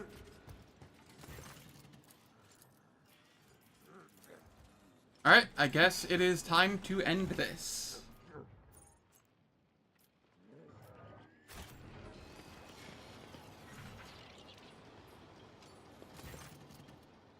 Summon everyone, I'm ready to pronounce my verdict. Understood, your lordship. Allow me to prepare everything. The charges brought by Governor Drivestem were fabricated. House Worsarian had nothing to do with the orchestration of the riots or the plot targeting the rogue trader. However, the real perpetrators are here in this very room. The seneschal nods to you, as if urging you to continue, then shifts his piercing gaze to the crowd before you.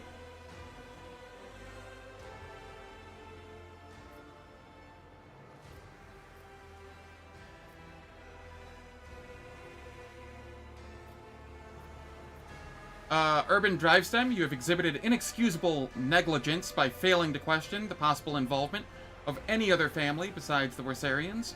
We have discovered that the attempt on my life was orchestrated by a member of House Gaprak.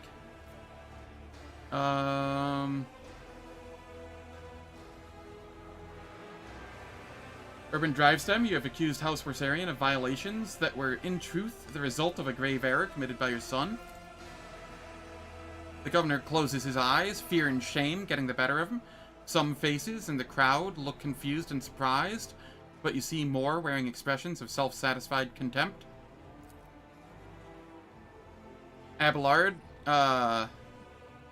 looks from the governor to you and subtly shakes his head, as if to say, no, it's not Drivestem pulling the strings here. Urban Drivestem, you have exhibited inexcusable negligence by failing to question. The governor closes his eyes, fear and shame. Okay, same thing, but more XP. Toriana Gaprak, a member of your family, orchestrated an assassination attempt against me, here in my own palace, and though he has already been found dead, his act is reason enough to forever brand your house as traitors. Mocking whispers creep around, through the crowd. Toriana is trembling faintly. She still does not raise her head, perhaps out of fear of meeting her fate face to face. Seneschal's hard gaze softens in an elusive gesture, visible only to you, that conveys the message. Toriana Gaprak is guilty only of her own poor judgment. Macarius Sarbek, your overt contempt toward me is reason enough to implicate you in the conspiracy. The crowd remains silent, with only their tense, anxious gazes darting back and forth between you and Macarius. Sarbek's brows rise higher, and you notice his jaw working nervously. Abelard narrows his eyes and scrutinizes Macarius Sarbek and his retinue standing behind him. For a second, his sharp eyes seem to have caught sight of something, only to lose track of it in the next moment. A disappointed sigh tells you it could be a Sarbek, but is he really the one behind all this? I know that House Sarbek offered their help to the Gapraks, and the...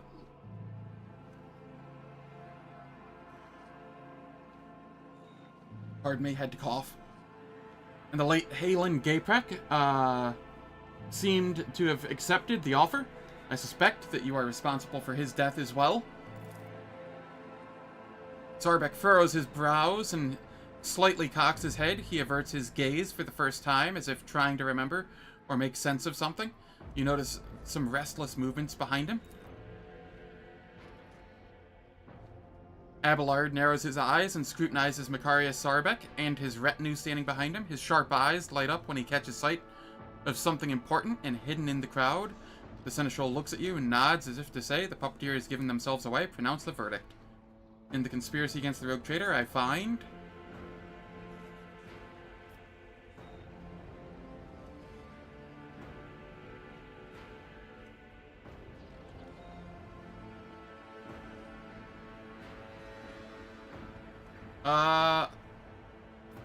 House Sarbek, guilty. Seneschal, you may take it from here.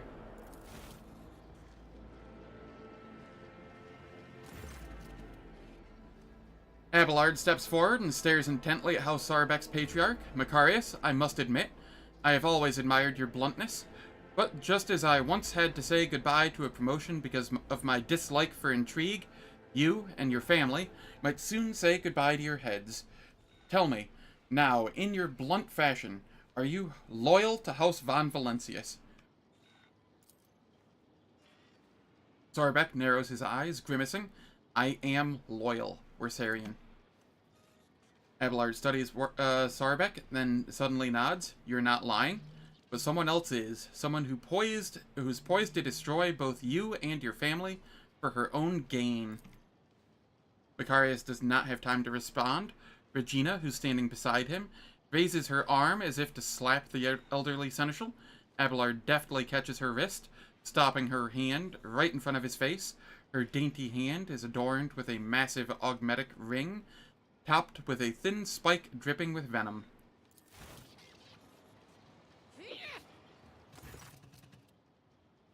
Sarbek shifts his confused gaze from his wife to Abelard and then back again. The stiff arrogance has vanished from his posture. Regina, you? Hetka Sarbek. Mother? Upon realizing what has happened, Hetka recoils from his mother. Macarius, your bluntness makes you an open book. When I talked about helping the Gapraks, you had no idea what I was referring to. Your wife, on the other hand, her eyes started shifting like you would not believe. Regina Sarbek, you alone betrayed the rogue trader, jeopardizing the prosperity of the house, of the von Valentius trade dynasty, and you alone are responsible for your unmasking. Regina, why would you do this? Like the spike on her ring Regina's words are dripping with poison and rage because Dargonus is serving an imposter. The true heir of the Protectorate bears a different name. When Conrad appeared on Dargonus, he paid me a visit and opened my eyes to the truth of the situation. Theodora was killed by the one whom she had so unwarily taken under her wing. Macarius is too narrow-minded to even consider opposing the rogue traitor, even an illegitimate one, so I had to wait for the right moment. And the disappearance of the Lord Captain could not have come at a better time. It was quite simple to trigger a chain of events on Dargonus so that the people remembered Master Voigtvir's past service. Seems that many of your subjects do not actually consider you a worthy successor. Why the Worsarians? Because when stripped of the Seneschal's protection, this house is the weakest one on all of Dargonus. And they are also particularly disliked by the governor's family. It would have been easy to bury the Worsarians under accusations of heresy. Who aided you? There's no way you managed this on your own? Oh, of course I didn't.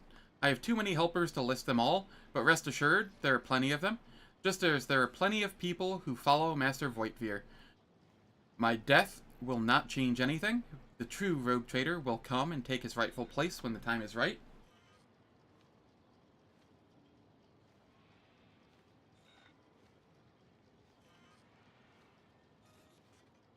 Interesting. I look forward to wooing her in a future playthrough and seeing how it plays out then. Why did you kill Halen Gaprak? Halen was a good agent, but he was also a coward. He came to me just before our formidable rogue traitor arrived. He was ready to confess everything. I suggested that he plead for the Emperor's forgiveness first, and he did. Grant him mercy. Did he not?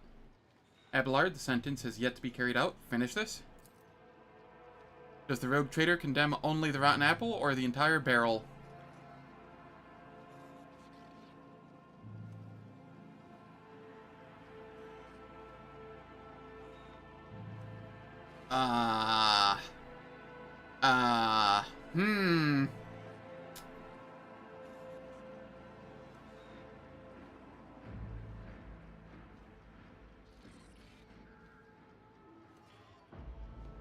Do I truly believe they are loyal to me?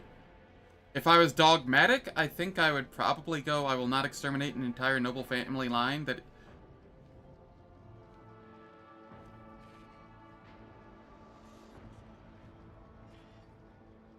Yeah, you know what? Entire family. The foul blood will be wiped out. It will be done, your lordship. Macarius Sarbek, Regina Sarbek, and Hetka Sarbek, as well as the rest of House Sarbek, you've been found guilty of heresy. By the order of the rogue traitor, the entire house is hereby sentenced to death. The sentence is to be carried out immediately. A marvelous compact weapon, liquefier shot once per combat. The crowd of nobles meets the end of House Sarbek with cold sneers and reproaches.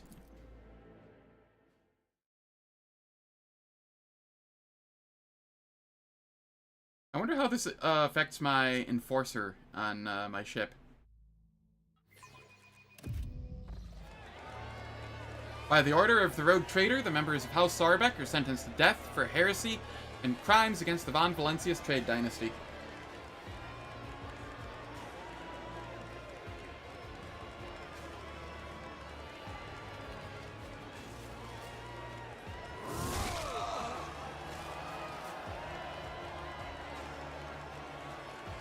She's sad, but she's loyal, so she understands.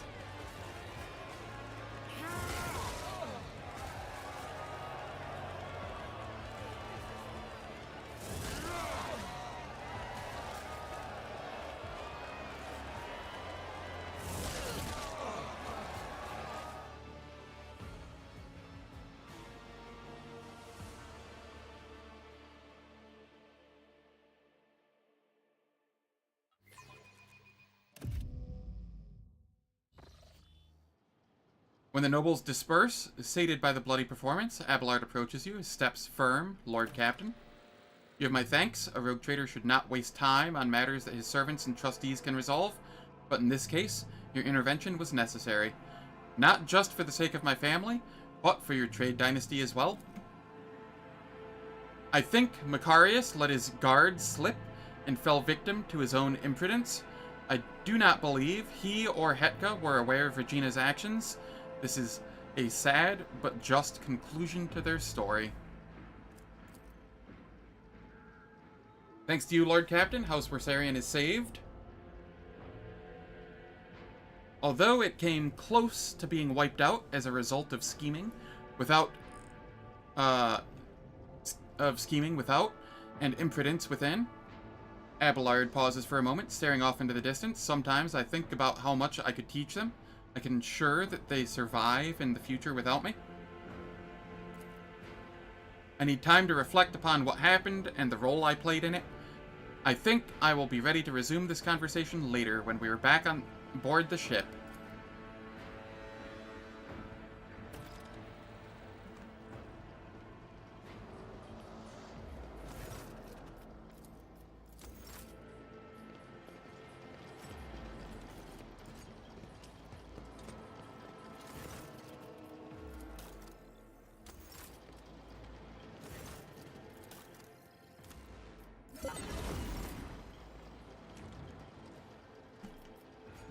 Hey, let me through the door.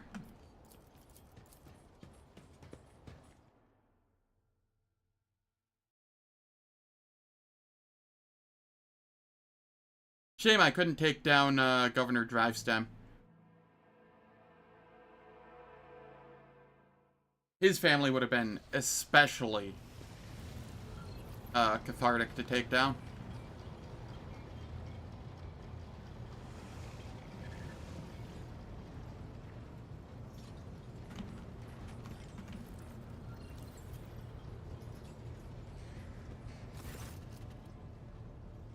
Lord Captain? Your family was involved in treason. I had them all executed. There's a long pause, then Sarbek smiles grimly. I do not intend to mourn Macarius' death, although I will miss the insufferable snob. I shall strive to redeem my family name through unwavering service, for the sake of the generations who were loyal to the rogue traitors of your lordship's line.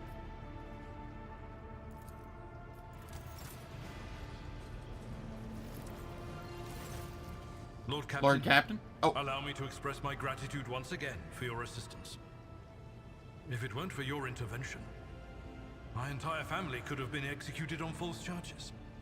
I could have lost them all. I never imagined the Versarians would be so vulnerable while I serve as seneschal to the Lord Captain himself, far from home. To tell you the truth, Lord Captain, this whole situation has got me thinking. As patriarch of the Versarian family, I have a responsibility to my bloodline. Yes, it is my duty to serve as seneschal to the rogue trader, and I have no intention of relinquishing that role if you find my service as satisfactory as did Lady Theodora. However, if I could be more involved in my family's affairs and still serve the von Valancius dynasty. What do you want? Tell me plainly. Under Lady Theodora, I served as steward of the Trade Protectorate on more than one occasion. In that capacity, I was based on Darkonus, rather than traveling with the rogue trader on the flagship. If it would be possible, after the immediate need for my presence is over, I would like to return to that position. To oversee the Trade Protectorate on the capital world, while at the same time presiding over the Versarian family, and using my authority to help elevate it.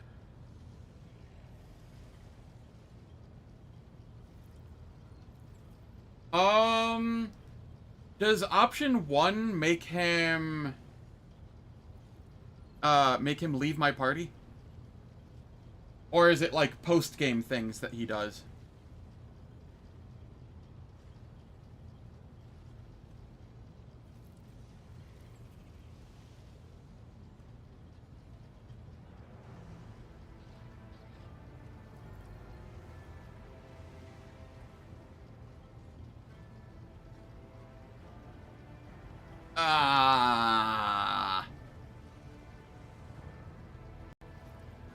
I'm going to look this up. I don't want to lose Abelard. He's my athletics person.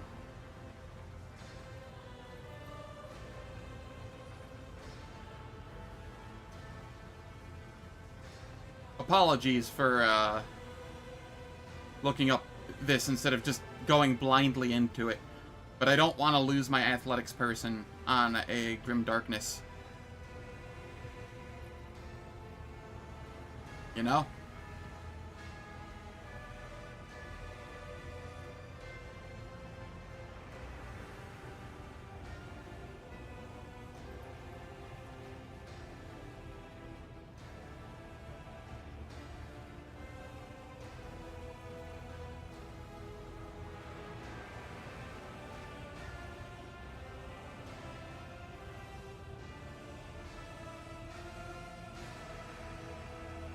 Um...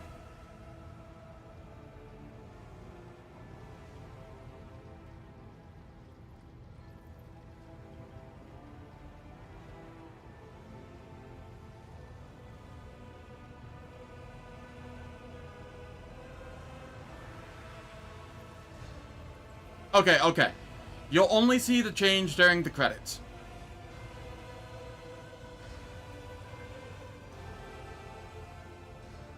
If it's only during, like, the post-game credit stuff, then I will go with 1. I understand your desire. Traditions and old ways must change. I will allow you to return to Dargonus after the immediate crisis in the Expanse has passed. Thank you, Lord Captain. Under my watch, the Trade Protectorate will remain safe and prosper, in service to you. Well then, Lord Captain, it is time I return to my duties. Is there anything else I can do for you? Lord Captain. There we go.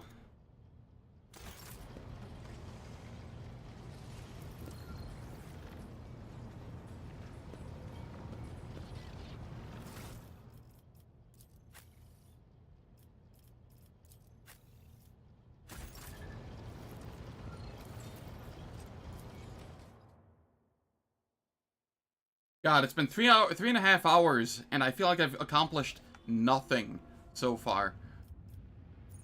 It's quite impressive.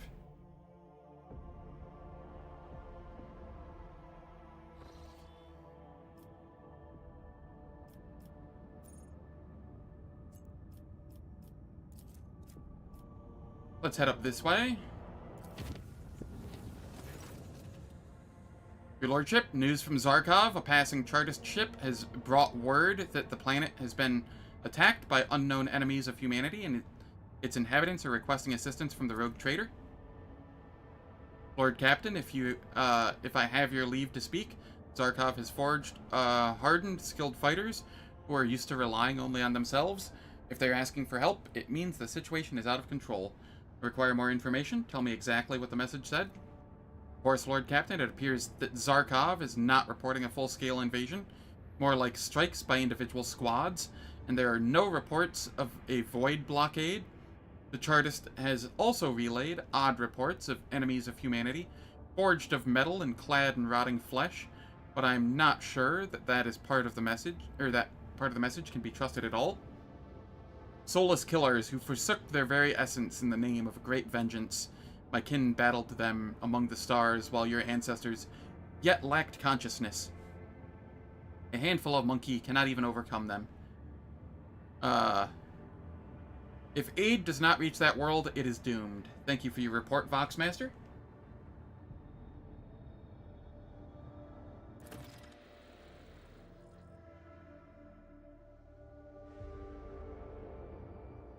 Yeah, I'm okay with that. I have the Navigator's influence to hop around and do as needed.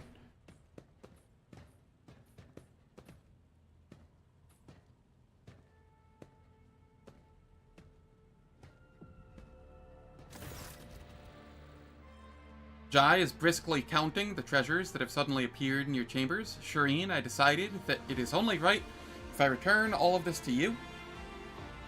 No matter how lovely and valuable a gift may be, it becomes a millstone around the heart when it's obtained by deceitful means. I thought the safest thing would be to bring them all here. If I had handed them to Danrik, it would have been a monstrous temptation, and your avaricious factotum does not strike me as someone who's good at resisting temptation.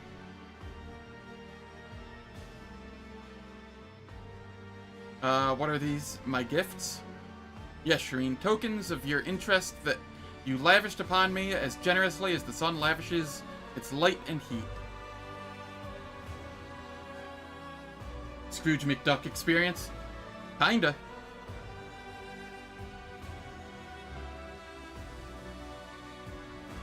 Is this what your way of telling me that our relationship is at an end? Well, do you see any kind of future for us, Shireen? Jai speaks with vehemence, almost desperation, like a column of foot soldiers storming a fort.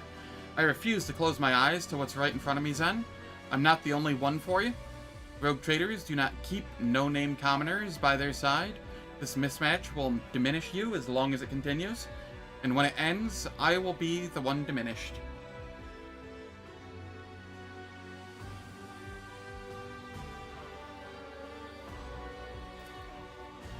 Jai is striving to maintain her business-like air of indifference, but her shoulders are sagging as though under a heavy weight.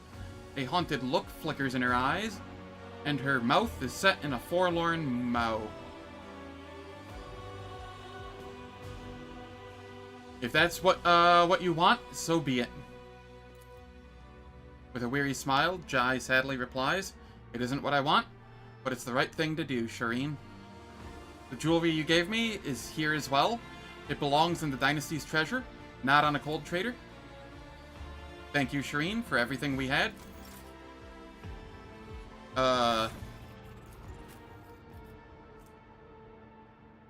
She says that, and yet she's still wearing it.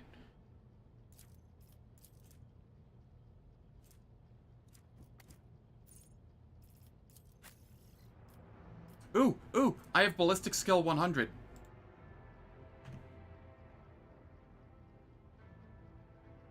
Where is that item? If all the wearer's characteristics are more than 100, all characteristics that are less than 90 are increased by 10. There's no reason not to, right? I don't even remember what I was wearing here before.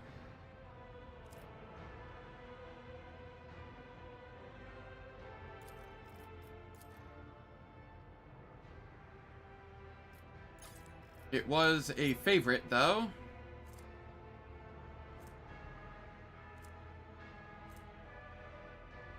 Ah, yes, the demo. Honestly,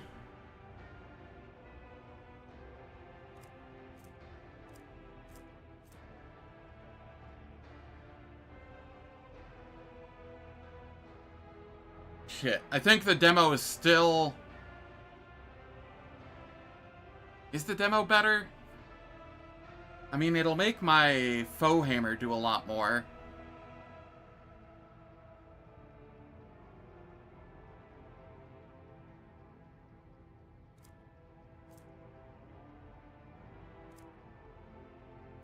I'll gain 10 agility, which is essentially 10 demo. So I'm only losing 15 demo. I'll gain 10 strength.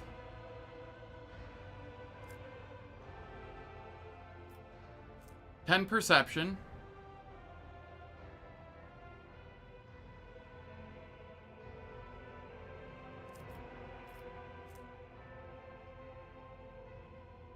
Yeah, I could do demo and then ooh. Yeah, cuz this just is increasing my skills, but the stat that's over 100 doesn't affect any skills. So the other one would give me 10 to all skills as well. Ooh, that is a good call.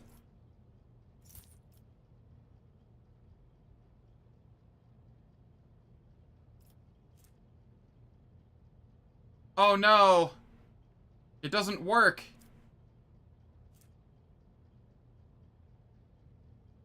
Guys, we have a problem. It says, are more than 100, not equal to 100. Well.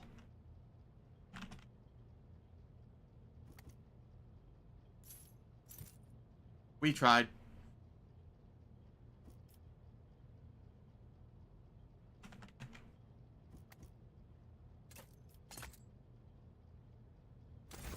Yeah, wording matters. I just need to find a way to get one more ballistic skill, you know? How do I get one more ballistic skill?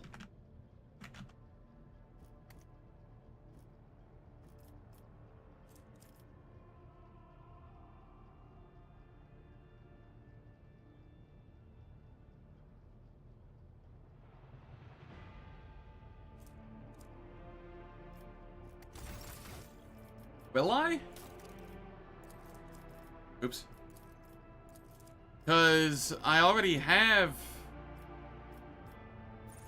maxed ballistic skill here. And I have advanced characteristic training ballistic skill. Or characteristic training ballistic skill. I don't know if I can get above 100 on this. Outside of combat.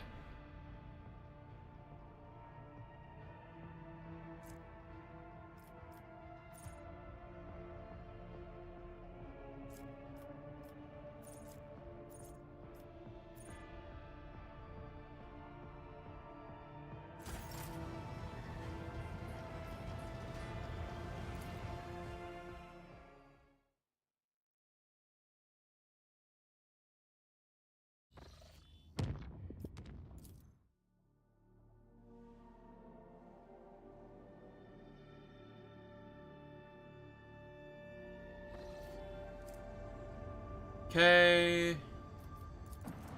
Turquoise 4. Are there any active alarms? Enemy ships? Lord Captain, Turquoise 4 is not receiving Vox signals from orbit. Our augers are registering that the water level around the station far exceeds the normal. Are there any active alarms? Enemy ships? No, Lord Captain. No requests for help. No reports of an attack. You mean to say the station is sinking? It appears so. The water levels are rising incrementally, but the cause remains unknown. Ready the shuttle? I wish to descend to the surface myself.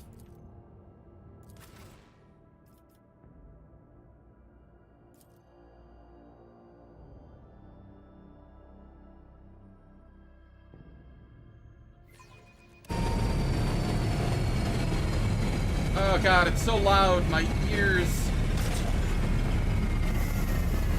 I wish they'd patch the sound already.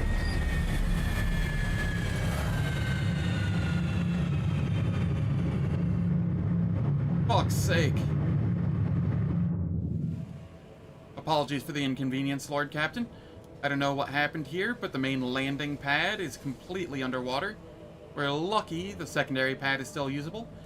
Pilot warily eyes the puddles of promethium burning around the shuttle. I swear I did everything I could. Landing the thing anywhere else would have been the same as plunging it into the open sea. You'll have to see to reach the central drill on foot.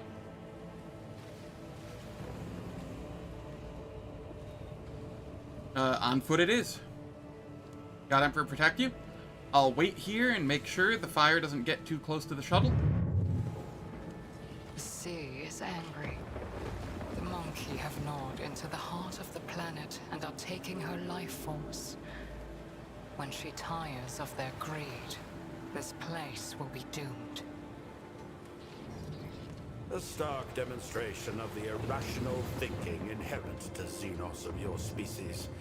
Auger scans have given no indication whatsoever that the celestial body carrying the station possesses some spark of life. Stop explaining natural phenomena through the prism of your own primitive views. It is profanity at its most flagrant. Alright, we have a Lore Xenos here.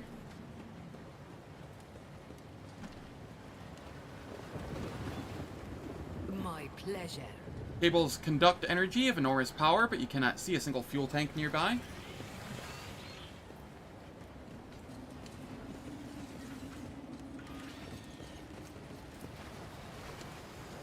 It is not possible to extend the bridge from this side. Lucius solved this conundrum.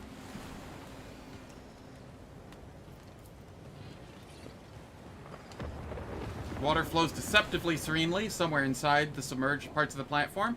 You can hear the heavy, low groaning of metal buckling under pressure.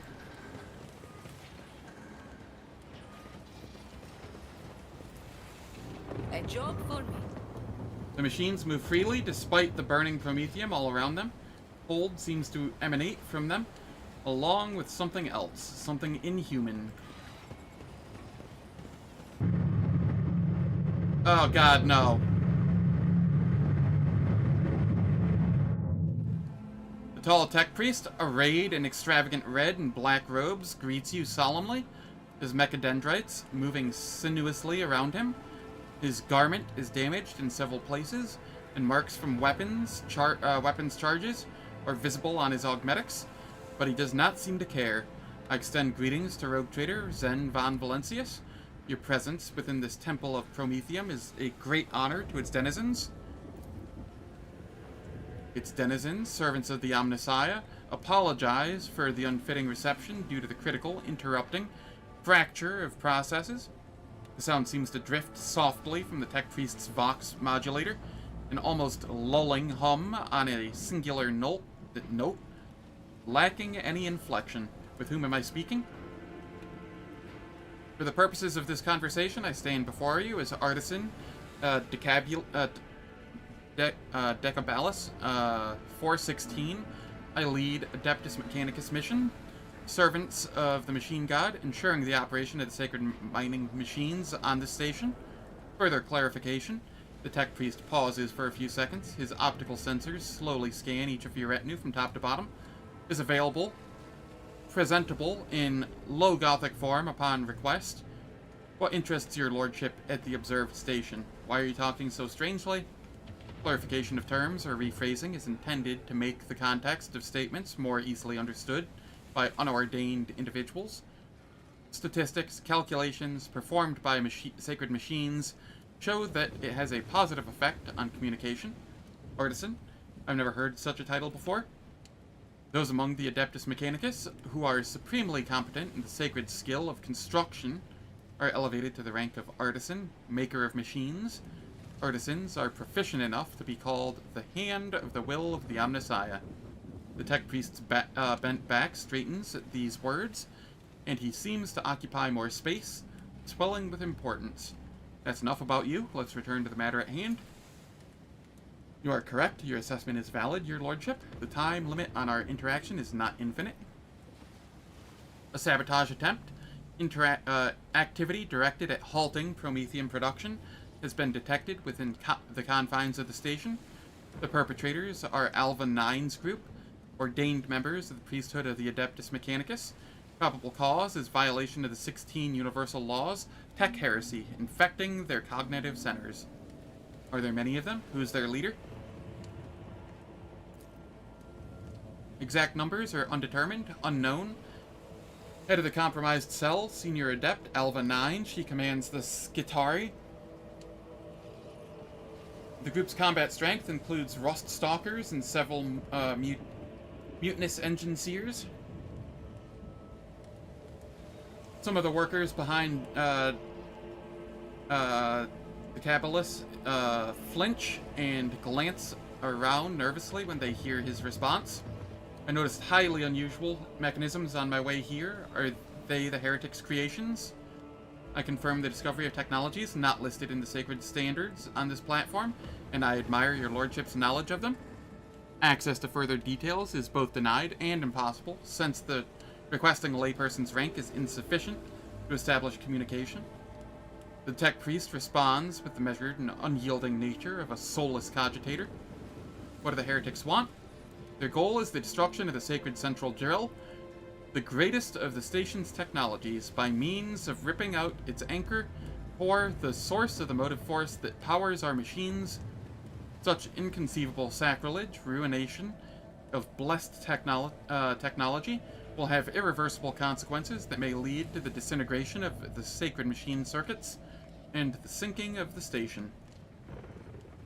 The sinking of the station would cause a catastrophic decline in promethium extraction volumes, its complete cessation, which in turn would bring production to a halt. This outcome would be extremely blasphemous, suboptimal.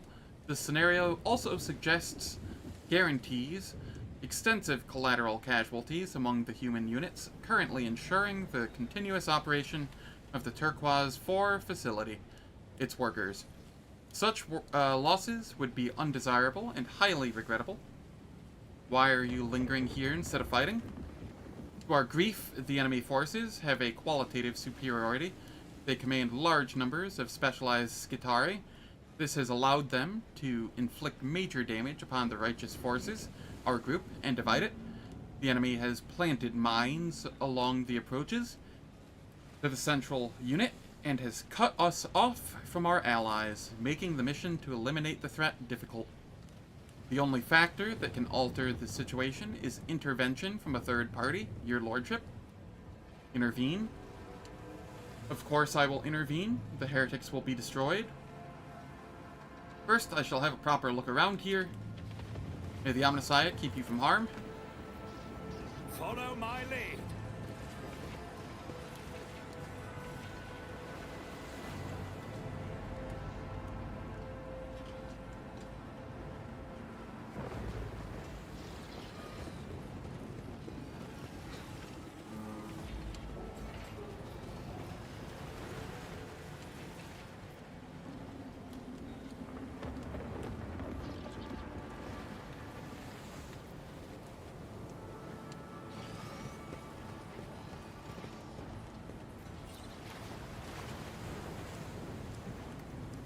It is as though a huge titan is supporting the platform on its shoulders, and by the way the water is rapidly devouring centimeter after centimeter of its body, it cannot last much longer.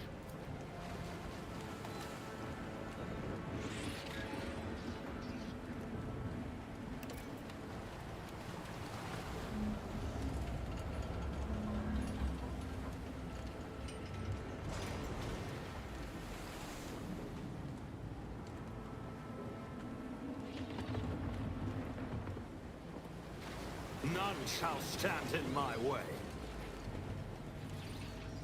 Welcome back, son. What is that?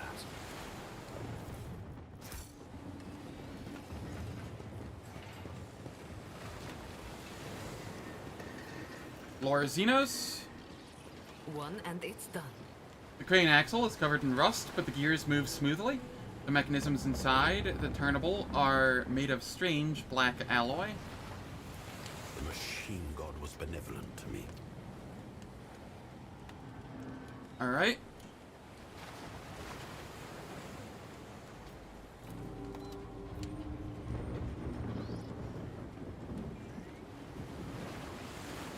What crane am I rotating here?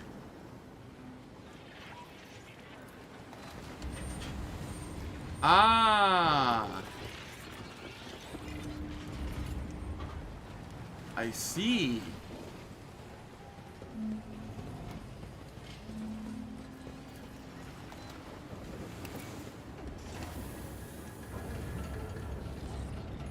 Very nice. I won't tolerate weakness. Halt! I noticed something.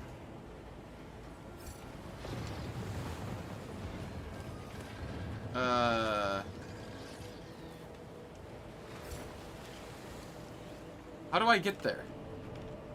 What?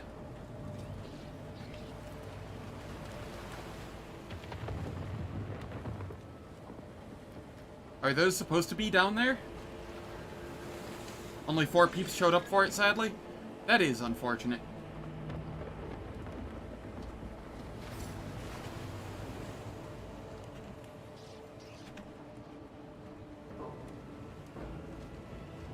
Okay, they are. Cool. I never know with this game. Something of interest. It has bugs where you least expect them. and then doesn't have bugs where you would expect them. Done.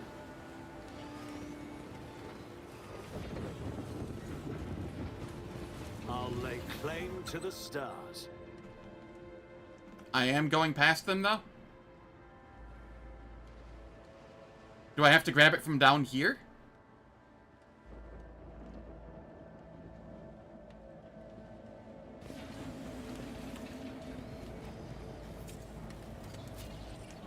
I did fine.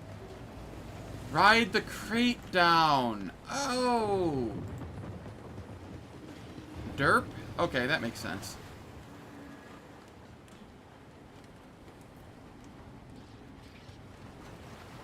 Remember, innocence proves nothing. We must act. Yup.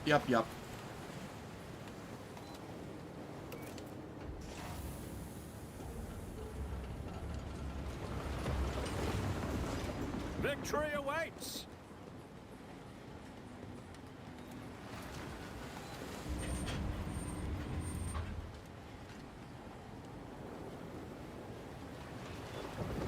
What is it, rogue trader? Combat tool of the Manipuli. Tech use and energy concentration ability. Ooh. Until the end of the turn, the wearer's melee attacks deal an additional shock damage. Ooh, that's neat. I'm always ready.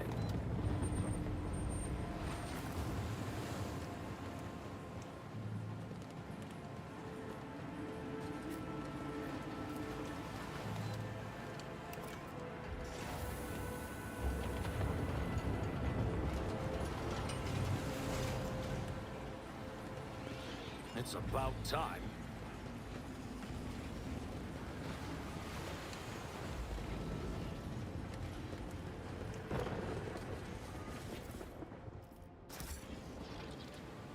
Oozles.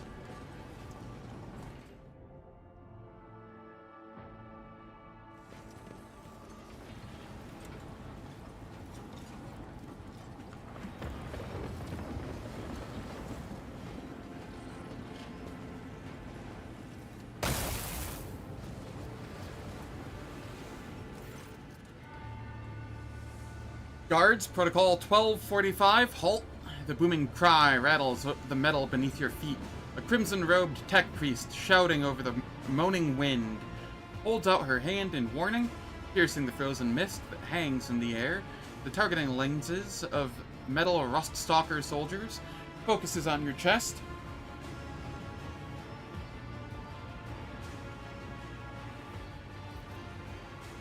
I, Rogue Trader Zen von Valencius, and my retinue are not moving. Bellowing like that is wholly unnecessary. What is a layperson doing here? Protocol 1249-5. After a second's pause, the tech priest continues a little more calmly. This protocol stipulates that if you or your group take another step towards Object 16, my Rust Stalkers will attack. I have come here from on a mission from Alter Templum Calixtus X-17 to find out the reason for the delay in Prometheum shipments.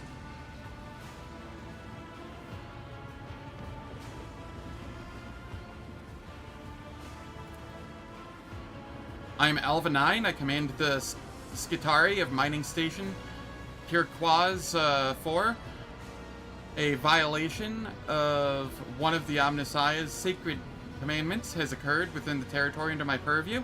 In accordance with Protocol 1233, delivery of Prometheum to the primary station is impossible until the tech heresy is eliminated.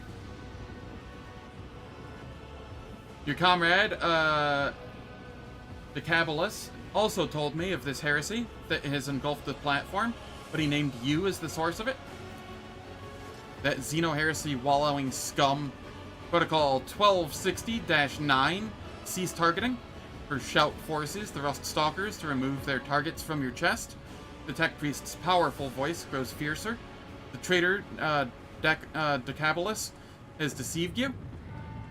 He has cast our sacred production into heresy and is leading the station's work units into tech schisms. Do not trust Decabalus. He is corrupted. His corrupted code penetrates the processors undetected. What did he say to you?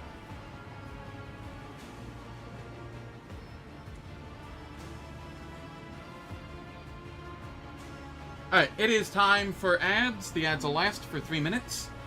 They disable pre-roll and mid-roll ads on Twitch for the next hour. I don't do anything in the meantime, so nobody misses any content. And I will catch everyone when I return.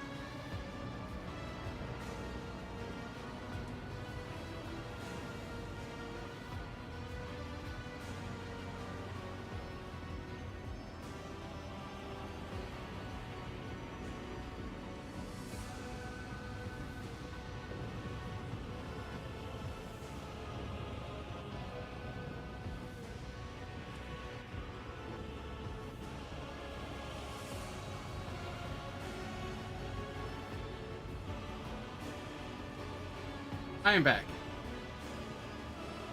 No, not bathroom fluids. There's a slash in the middle there. Like bathroom and refilling fluids. You know, getting more water.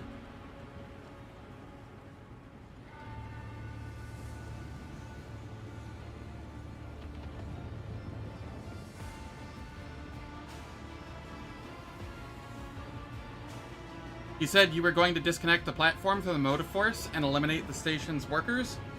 That does not sound like the behavior of righteous servants of the Omnissiah? That is correct.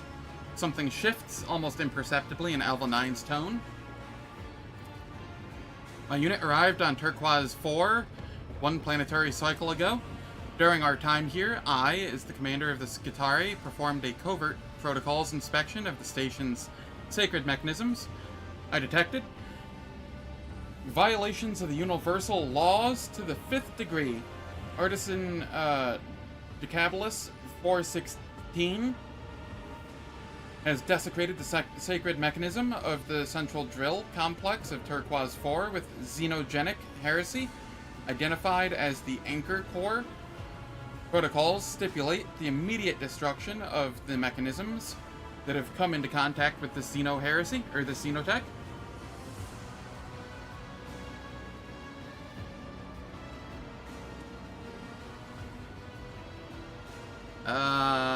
Gross.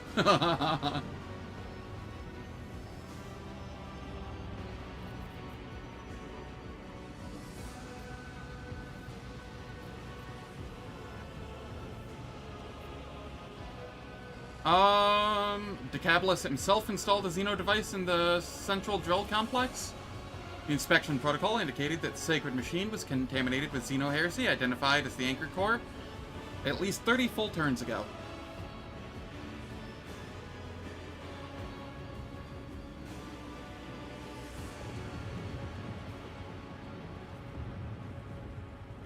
Send help. I'm losing my voice today.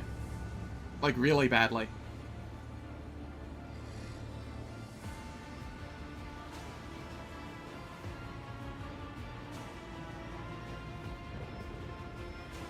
Okay, sorry about that. Let's see if I can continue. Artisan Decapolis 416 was in charge of the station for the entire time specified. He communicated with the machine spirit of the drill complex and personally consecrated it. He could not have been unaware of tech corruption powering its internal mechanisms. Where did Decapolis obtain the Xenos device? I do not know. I do not want to know. The sacred mining station of Turquoise 4 is contaminated. Long cycles of Xeno corruption have tormented her machine spirit. We soothe and free it. That is enough.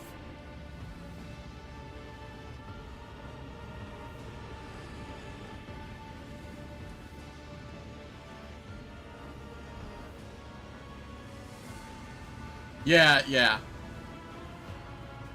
And it's going to be a lot of reading because I haven't been through here before. So I am actually stopping to read it instead of just skimming through it.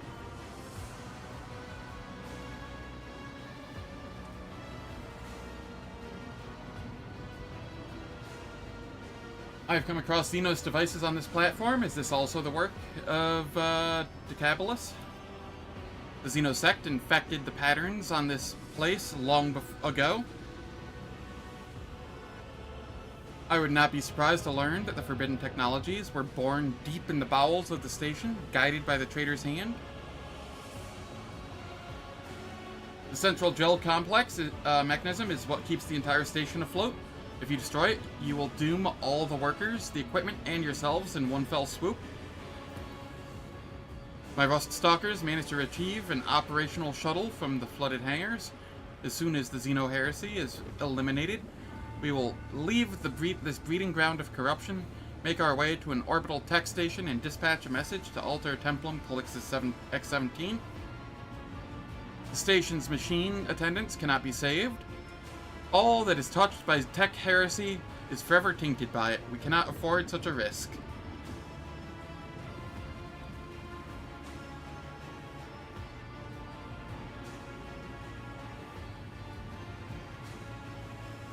This is true.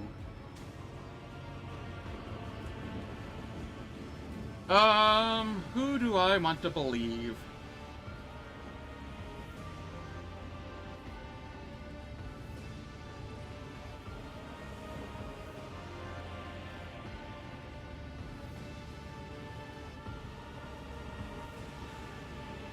I wish Nuncius would speak up here. Oh right, Nuncius is gone. Aogen. I need Aogen's opinion.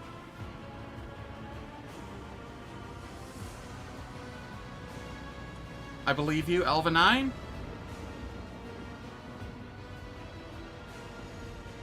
Artisan Decapolis seems suspicious to me as well. Protocol 1270-4. Join forces with the Rogue Trader. Defend the perimeter until I've dealt with Object 16.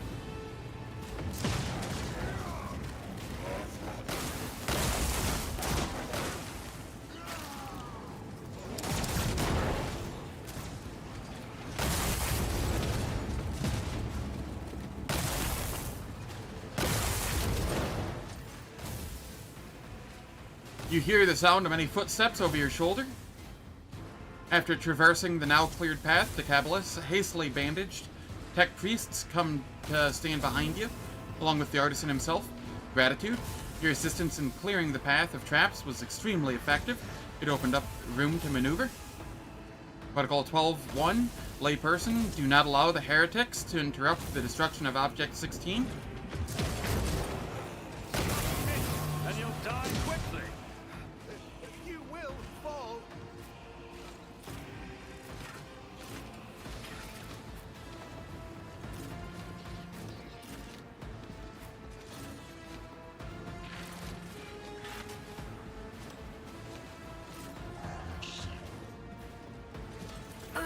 Too bad I never leave that unpaid. Alright, let's see here. Voice of command on Aogen. Tell me, and it is done.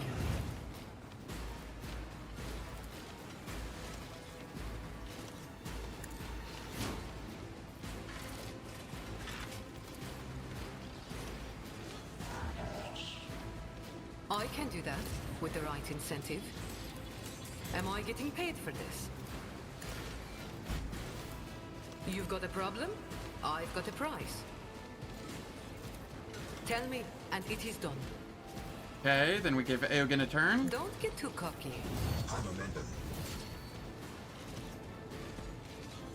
I need to find a way to get Heinrichs to go before Jai.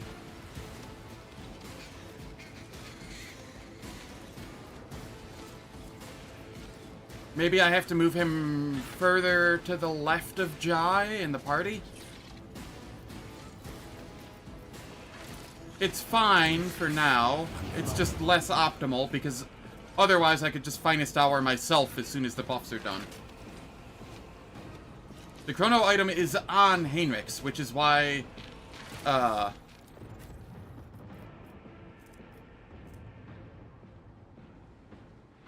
I just need to figure out how to get him to go before Jai, who's a grand strategist.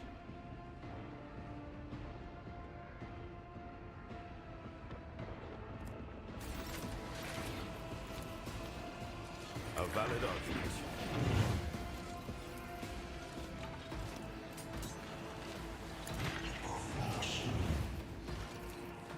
Astute observation. The machine spirits approve. My creation, your assistance is required.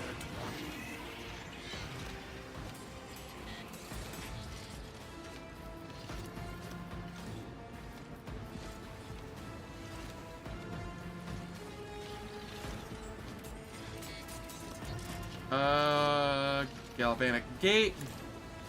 Executing command.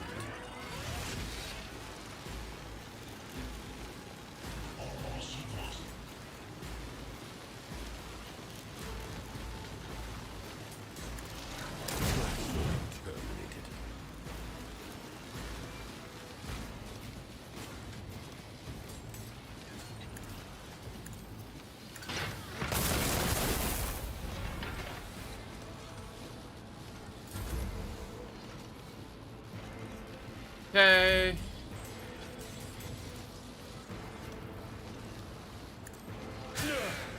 My ears are ringing. Let's see to it.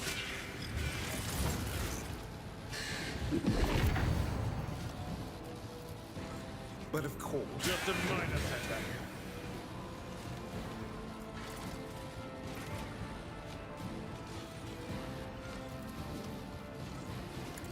Pain and duty go hand in hand. Naturally.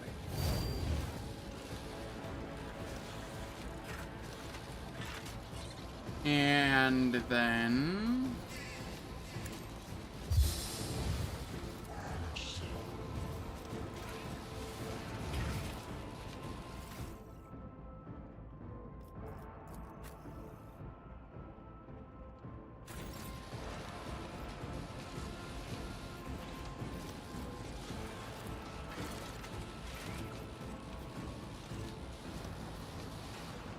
For the throne's Sure. glory. Oh, you know what I didn't do? I didn't have this on. I could have buffed better.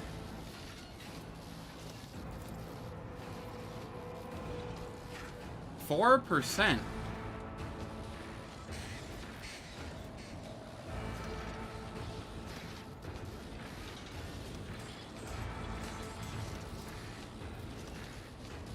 Why is it showing 4%? Oh, okay, it's just, being weird.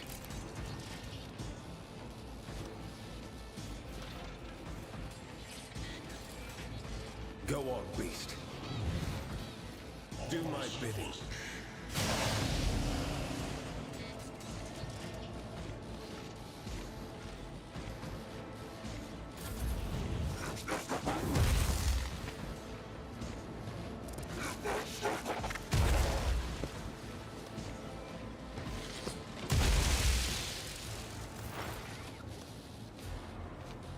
Here, Liette.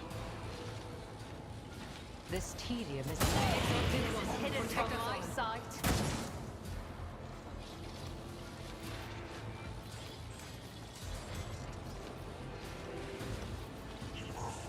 Let us. Perfect spot. Pull. If I must. I am not your Xenos pet, monkey. If it serves your ancestors, guide me.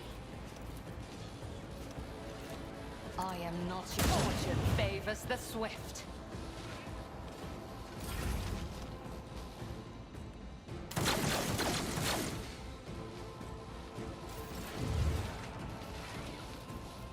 Hey again.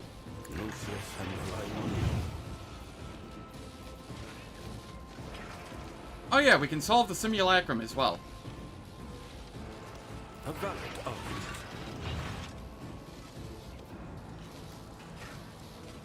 Paradox solved, effect applied.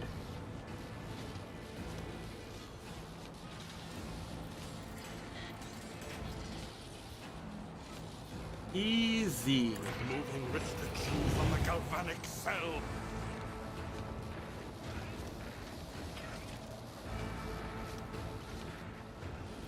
Already Endure. done.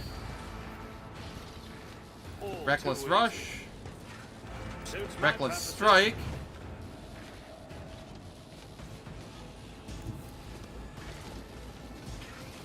Gonna do a little bit of damage here. Not a problem for me. Yeah.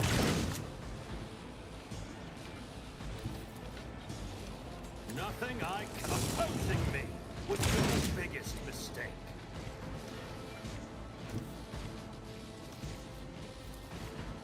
Get over here. Another clean strike. I'm sorry, what? Oil slick? What the hell?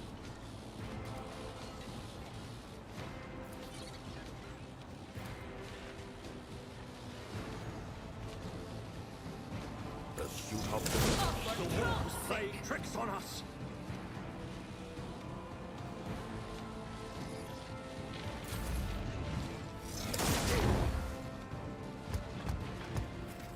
At least I can't, like, take any damage. 201% armor, 32 deflection. Witchcraft.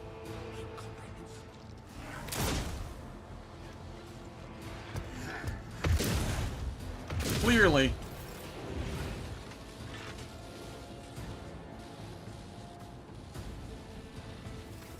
Abelard, what do I have on you?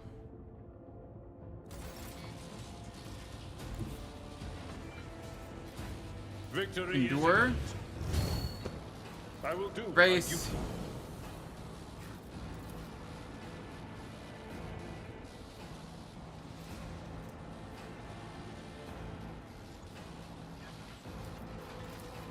It will be done.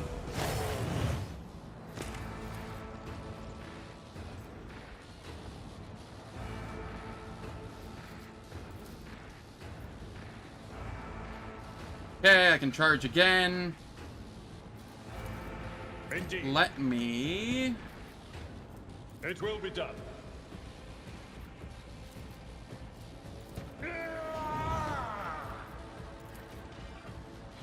I will do my reduced to dust.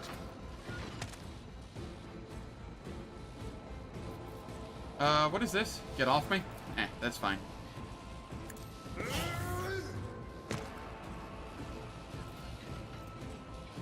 We'll rule the stars themselves. It will be done. One fewer target.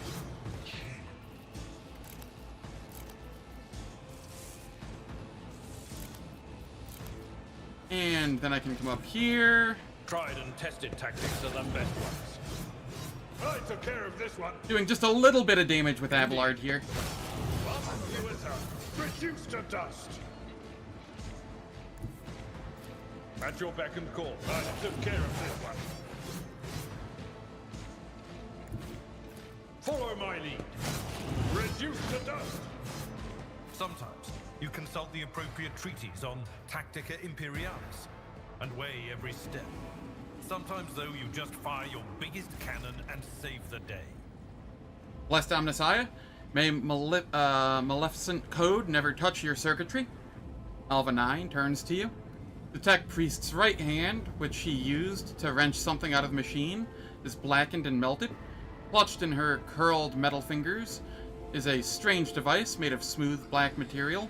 A low hum resonates from deep within it. Yeah. I mean, it's either he slaps or I slap. Those are pretty much the options. Iliad can slap too, but not in the same way.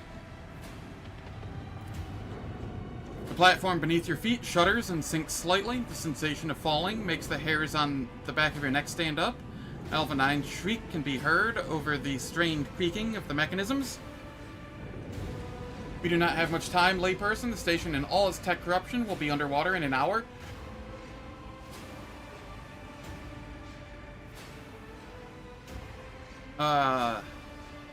Initiating Protocol 17.0. What do you intend to do next? Execute 17.0. I will leave Turquoise and report to Alter Templum, Calixus X-17. After thinking for a moment, the Tech Priest takes another step toward you and nearly deafens you with her exclamation. Your assistance in resolving the Xeno Heresy crisis will be cited in my report. What about my implantation throne? Will the Alter Templum oversee its enhancements? That is something better discussed with the Magi of the Alter Templum. I prefer to have thanks of a more material nature.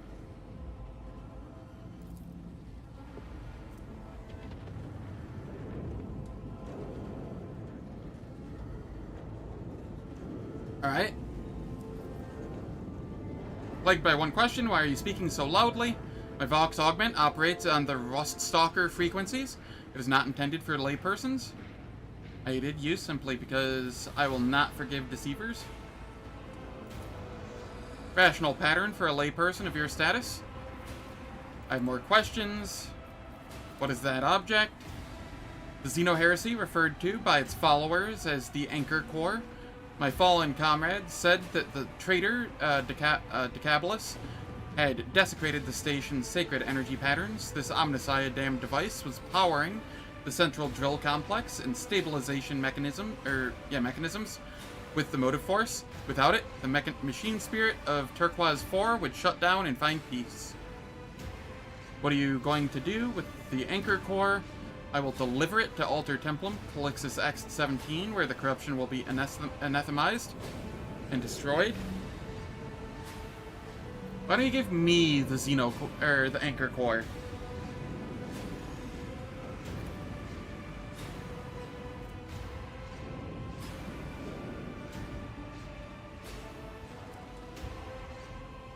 Protocol Alva 9 swallows at the end of her sentence, staring at her blackened hand. The Xeno artifact, clutched in her melted fingers, continues to emit a low hum. The Tech Priest scowls and, with a loud binaric trill, tosses the object to you. Set off for the shuttle. Huge metal platform is barely moving, but you notice the speed with which the water level is rising under the drain gates.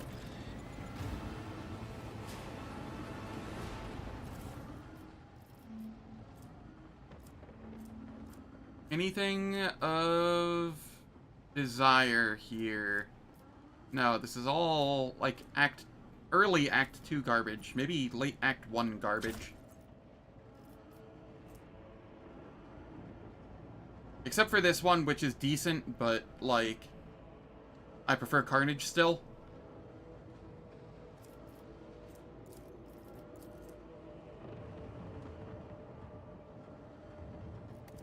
Just because Carnage has, a stacking 25% increased critical damage multi.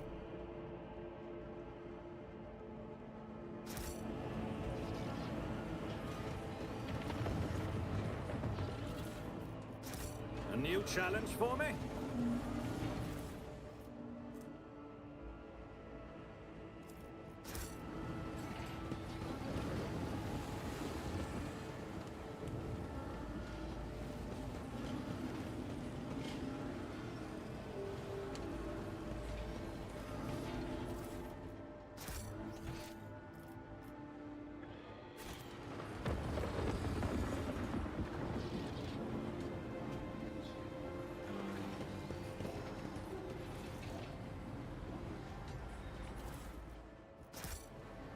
Nah.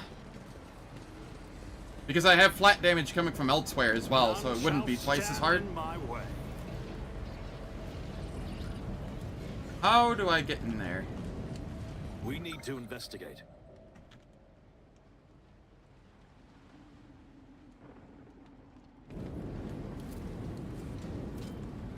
Excellence matters.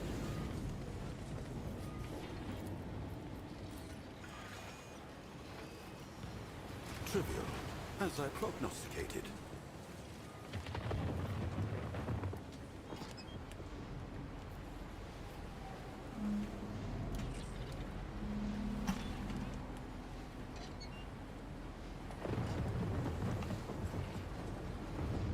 Follow my lead! Do we want it at 0 or do we want it at full?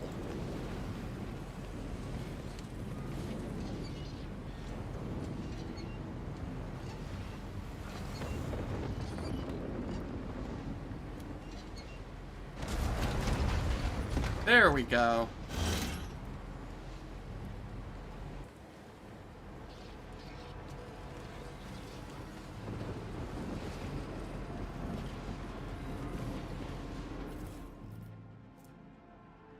Power Mall.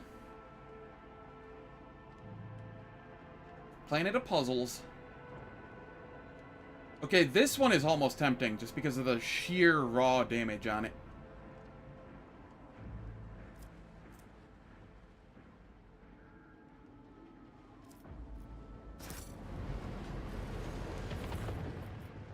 I will hold out, though. Medium armor for Pascal. And...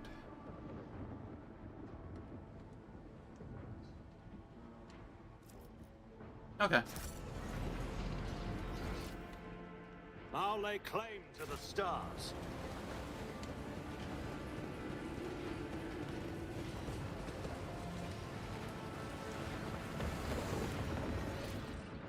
I do believe that was everything here.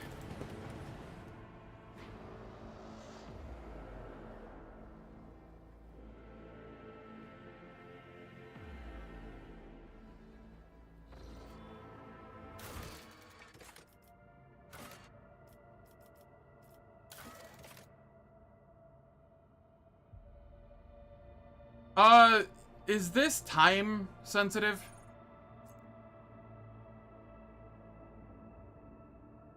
It sounded time sensitive, but I don't know if it is.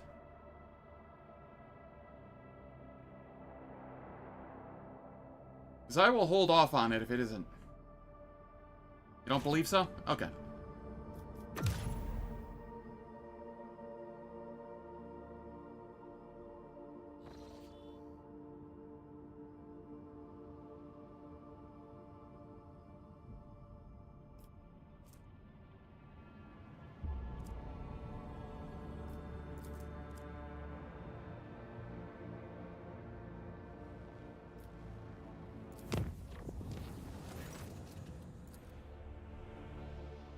Wait, what was that? I didn't read it. I figured it was just the normal I got out of the Immaterium.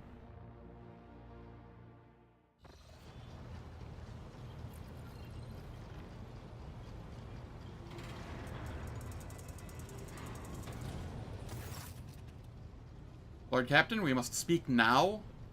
You can sense an air of cold aloofness about her.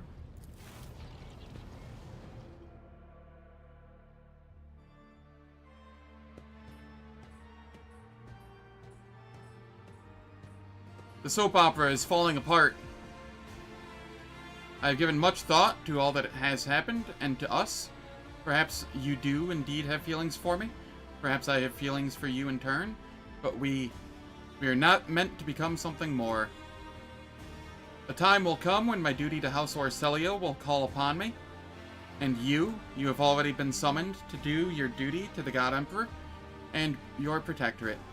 Would it not be better, then, if we ended things now, before it is too late? If I truly am dear to your heart, you will understand. Have I upset you in some way? No, that's not it. I just...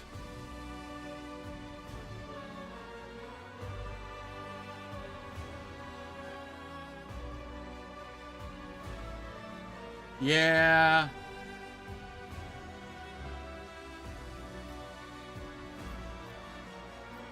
Is this truly what you want? This... I have said so already?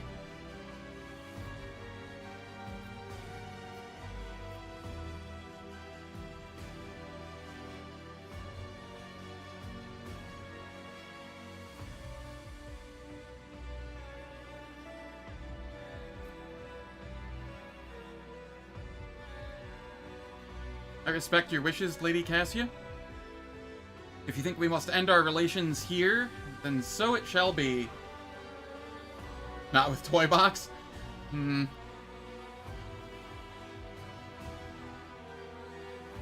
Maybe in a future playthrough I go the full polygamy route.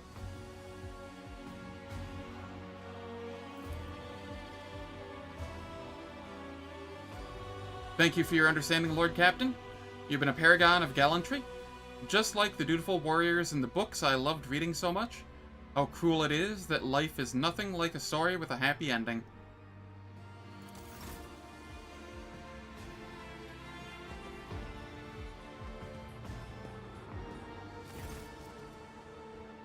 I will have a frothed recaf, please and thank you. And a double recaf.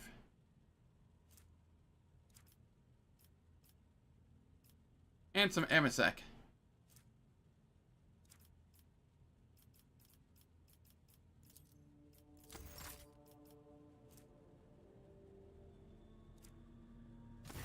Alright. I will take that one. That one is the most useful to me.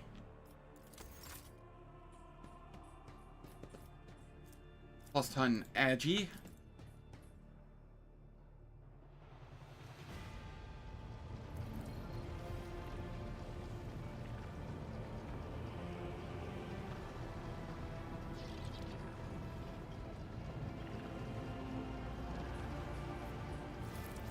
Truly a rogue traitor.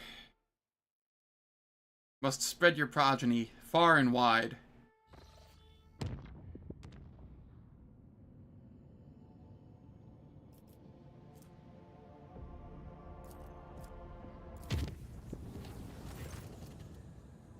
Lord Captain, the Master-at-Arms has reported an attempted armed sabotage in the Sector Bionica. The culprit used a frag grenade. There are many injured among the staff. Lord Captain's presence is required. Sorbeck and her fighters are already there. Not another word. I shall go there immediately. May the Emperor guide you, Lord Captain.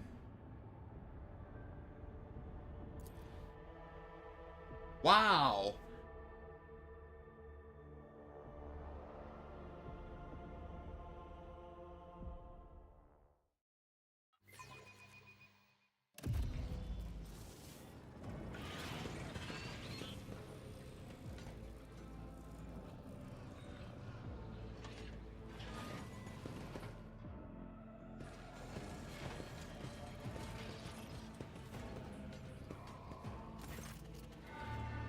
The smell of promethium and burned flesh stings your nostrils.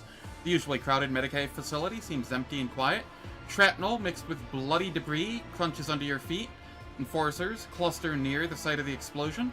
Zarbeck quickly turns to you, exclaiming, "Lord Captain, you're already here." The perpetrator broke in during the guard change, detonated a frag grenade, and started spraying plasma in every direction. We blocked his escape route, but the scum managed to take a hostage.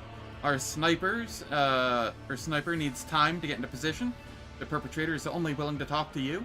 Perhaps you can stall him for a few minutes. Zarbeck's gaze momentarily shifts to the floor, to the bloody body lying at the enforcer's feet. Who was hurt? The vivisector from the sector Bionica was in the blast zone when the explosion happened. The attack was probably aimed at him. Who did this and why? Nodic Schwartz? Why does that name sound familiar?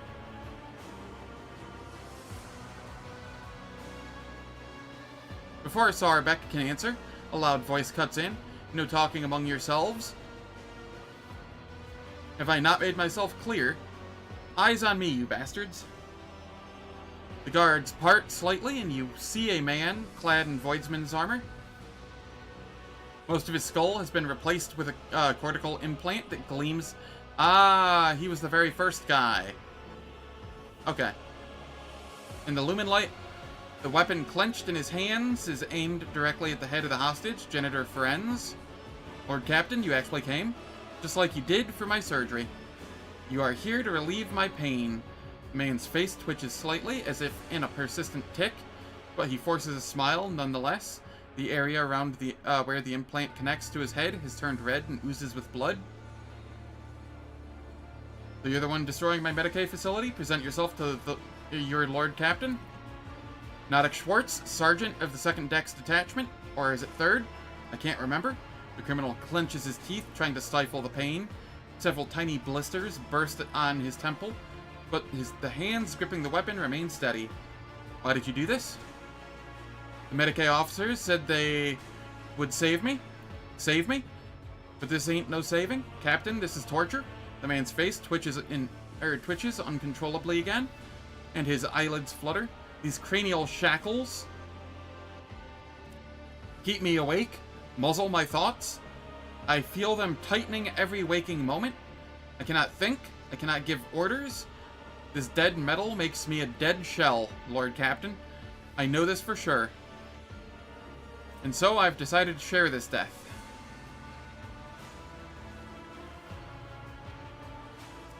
Are you the same Voidsman I ordered to have the cranial implant installed? Or... You were there, Lord Captain. I remember. You took away the pain. You ordered them to install. You wanted to do what was best. Why did you want to talk to me? You should know that your Medicaid officers are, what your Medicaid officers are doing to your people. Did you, plan to kill Vivisector Martinex? I did. The cranial shackles keep you from sleep, keep you from oblivion, but take a heavy toll. The one who put the iron in me has already gotten his due, though killing the Crimson Priest is harder. But don't worry, I've got a nice little gun ready for him. The man eagerly points at the weapon with his chin. I step closer.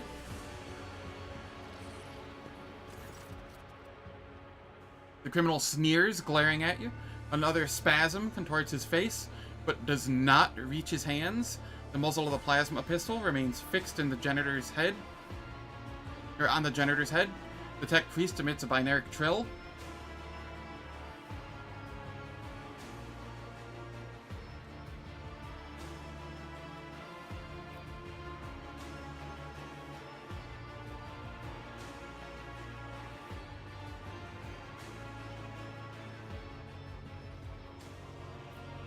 The servants of the God Emperor put the pieces of your head back together, and this is how you repay them?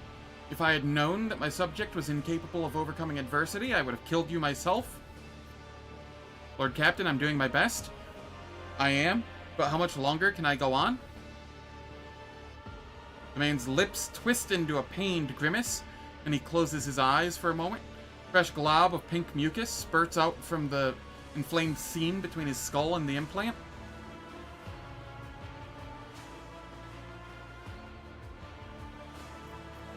You're stronger than this. The pain clouding your mind is merely a trial, one you are more than capable of overcoming. Lay down your weapons, and I promise the Medicae officers will ease your suffering.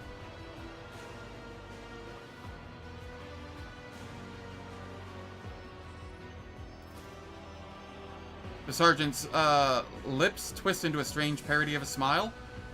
I think I heard you say that before, Lord Captain. Before the pain set in, I was even worse back then. Or it was even worse back then.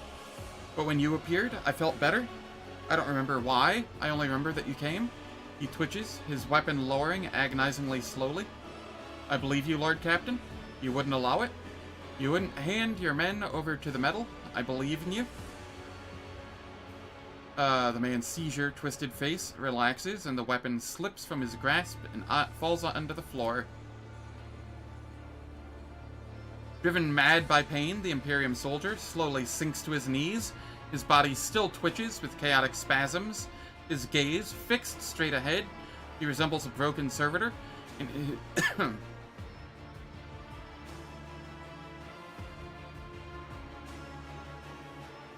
In his agonized submission, I grant you clemency. Jocasta, take him back to his deck and give him the strongest painkillers we have. The man looks up at you, and you catch a glimpse of surprise behind the grimace of suffering etched into his face, but it does not last. Moments later, the criminal's stare becomes empty once more, hollowed out by the unrelenting pain. I hereby express gratitude to the Lord Captain for saving this life form's vital functions. May the Omnissiah watch over your every step. Janitor Ferenz stands before you for a few more seconds, as if frozen in place. The visitors are the first to show signs of life, flickering erratically. Sorry, visors, not visitors. I need to go to the operating room immediately. The Martinex lifeform requires my expertise.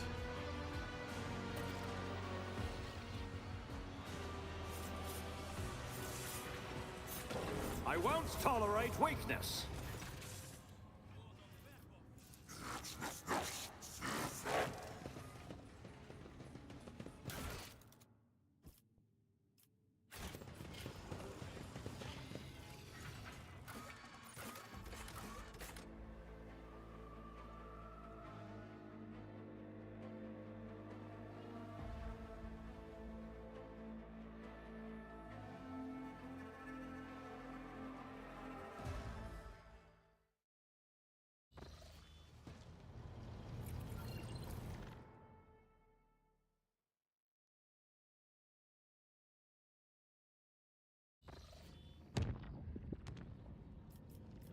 Alright, we visit.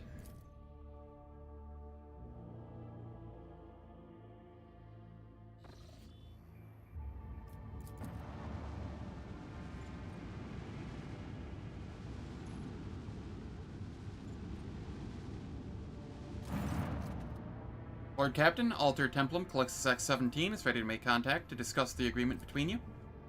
The Omnissiah's blessings be upon you. The null hypothesis of the fulfillment of Pact TR3 was met in accordance with mathematical expectations. Priesthood of Mars praises the commitment of Rogue Trader. The darkness of ignorance no longer confuses our data regarding Turquoise 4. May the Omnissiah grant you his blessing for helping to open his eyes. The probability of violating the universal laws at the site was extremely high, but Altar's tech clergy demanded that the estimate be specified to a tenth of a third of a degree. Did you know about the existence of the Anchor Core? True statement. The probability is approaching 1. Were you aware that signs of xenotech had been discovered on the platform? Certainly not. At that site, the productivity of promethium extraction exceeded 100% of the sacred technology's capacity, but the cause for this irregularity was not ascertained. What about my reward?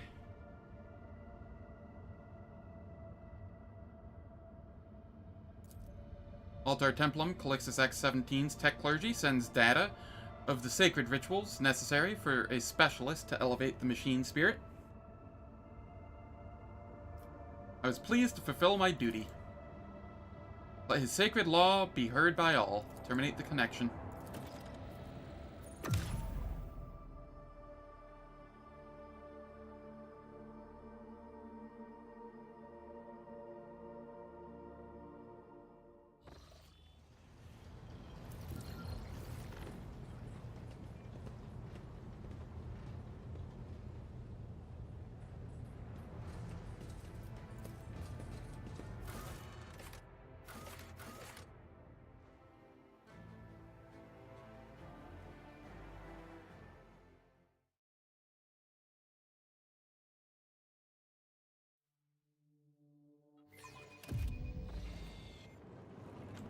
It's about time.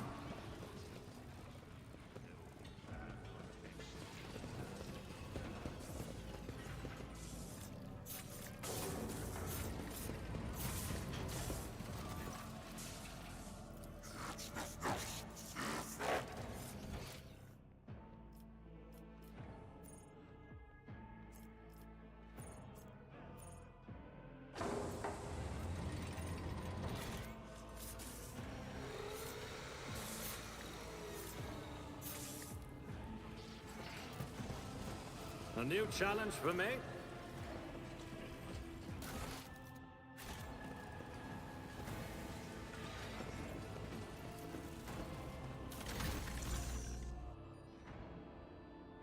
Alright. Can I put the new ones in?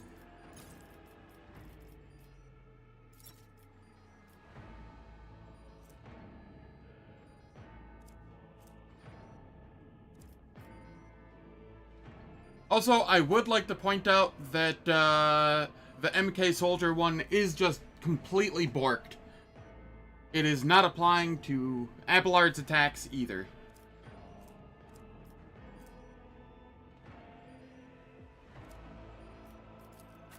Yeah, that's how it's supposed to be, right?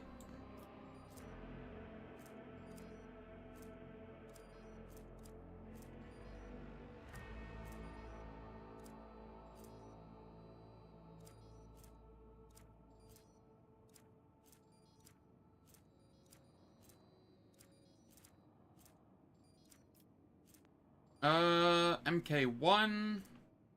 It was what, the MK Hunter that I wanted?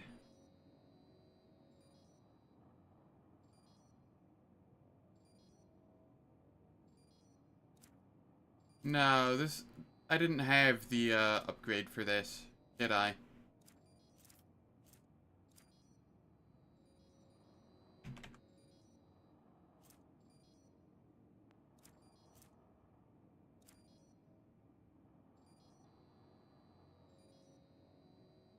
No, it wasn't a patch that did it. It was in the middle of, like, a stream that it happened. It was working one fight, and then the next it wasn't. It was, when I went to Zarkov and came out and had those other bugs.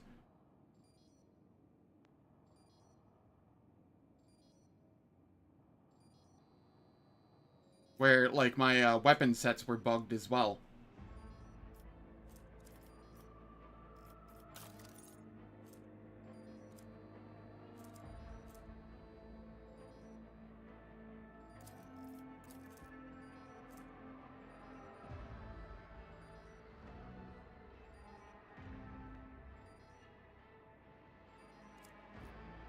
So what is the difference between Maiming Convergence and the one that I have?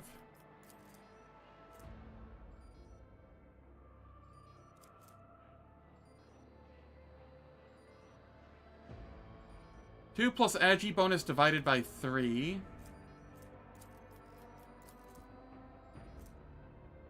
One plus Agi bonus divided by 2.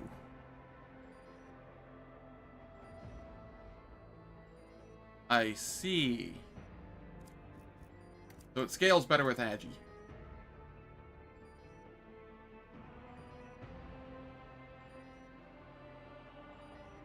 Yeah, but it happened before the patch, so... How's it going, Zep? Hope all is well.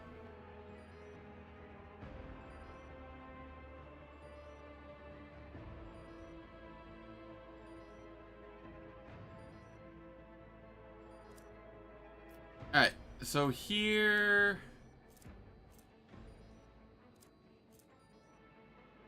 What is my agi bonus? 7? So it would be 3. The moment I get another thing of agi or get buffs to agi, whatnot, the this one gets better, so.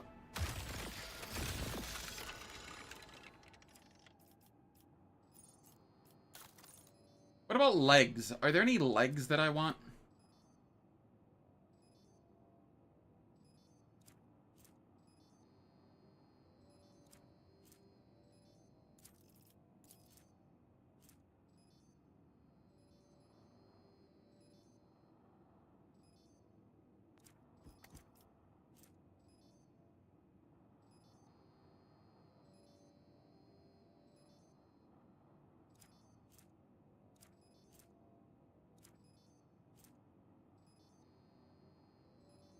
I could go for the jump maneuver.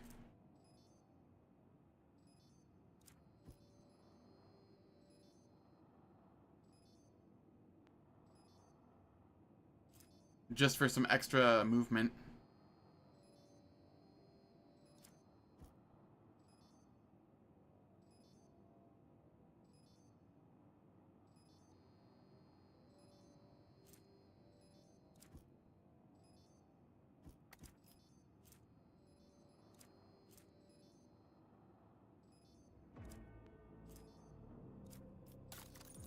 Okay, what do we have here? Cerebral inverter. MK2. We want this one. It is just a straight upgrade.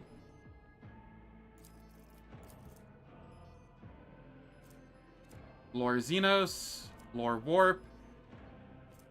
Lore Imperium.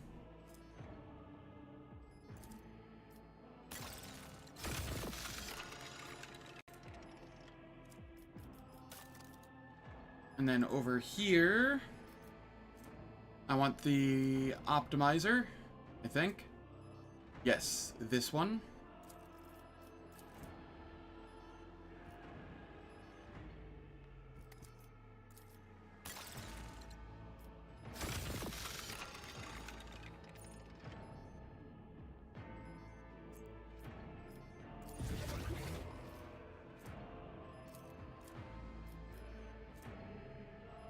There we are. We leave this galvanized.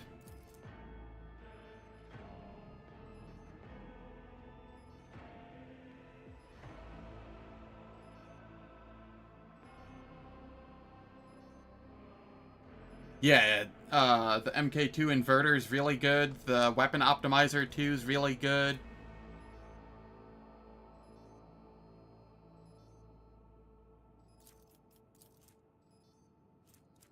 It's divided by 5s. Yeah, that's fine.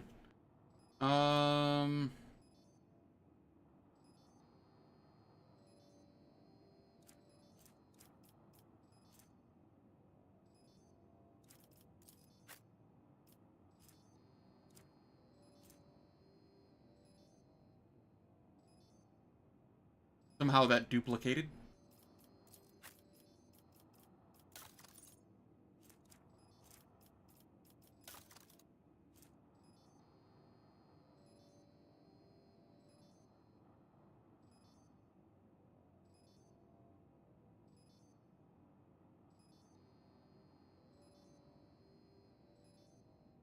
I might give myself another arm at some point. We will see. For now, we want the modified Magna Rail Lance.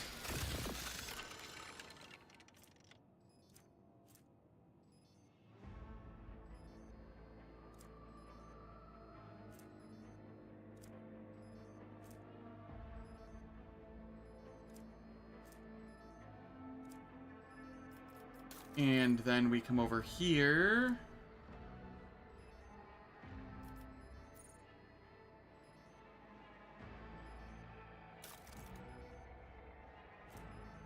Grav circuit core.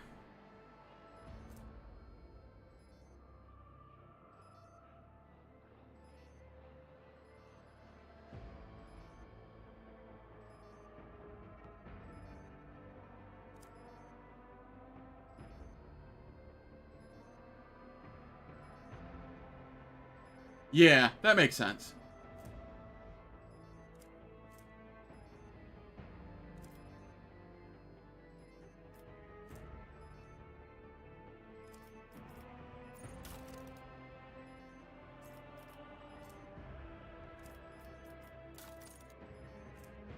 Hollowed kinetic force conduit.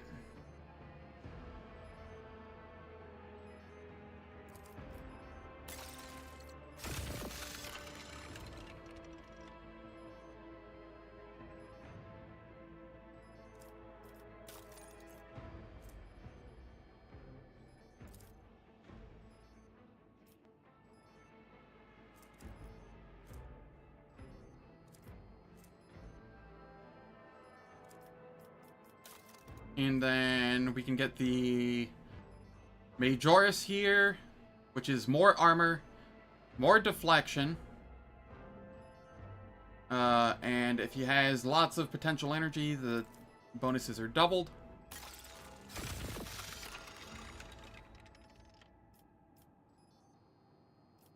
Good enough for now.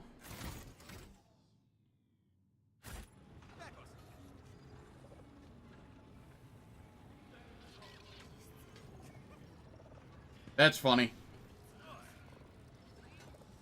Alright. Now, unfortunately, the stream is going to be a little shorter today. Between my throat and I was relatively sick to my stomach last night, and I didn't sleep well because the fireworks, I feel like I should take a shorter day and just get some extra rest and hopefully be better for tomorrow. That is probably the best call. So thank you all for stopping by. Very much appreciate it. If you enjoyed what you saw, please hit the follow button or the subscribe button on YouTube. And I hope to catch you all tomorrow for more Act 4. Take care and have a wonderful day.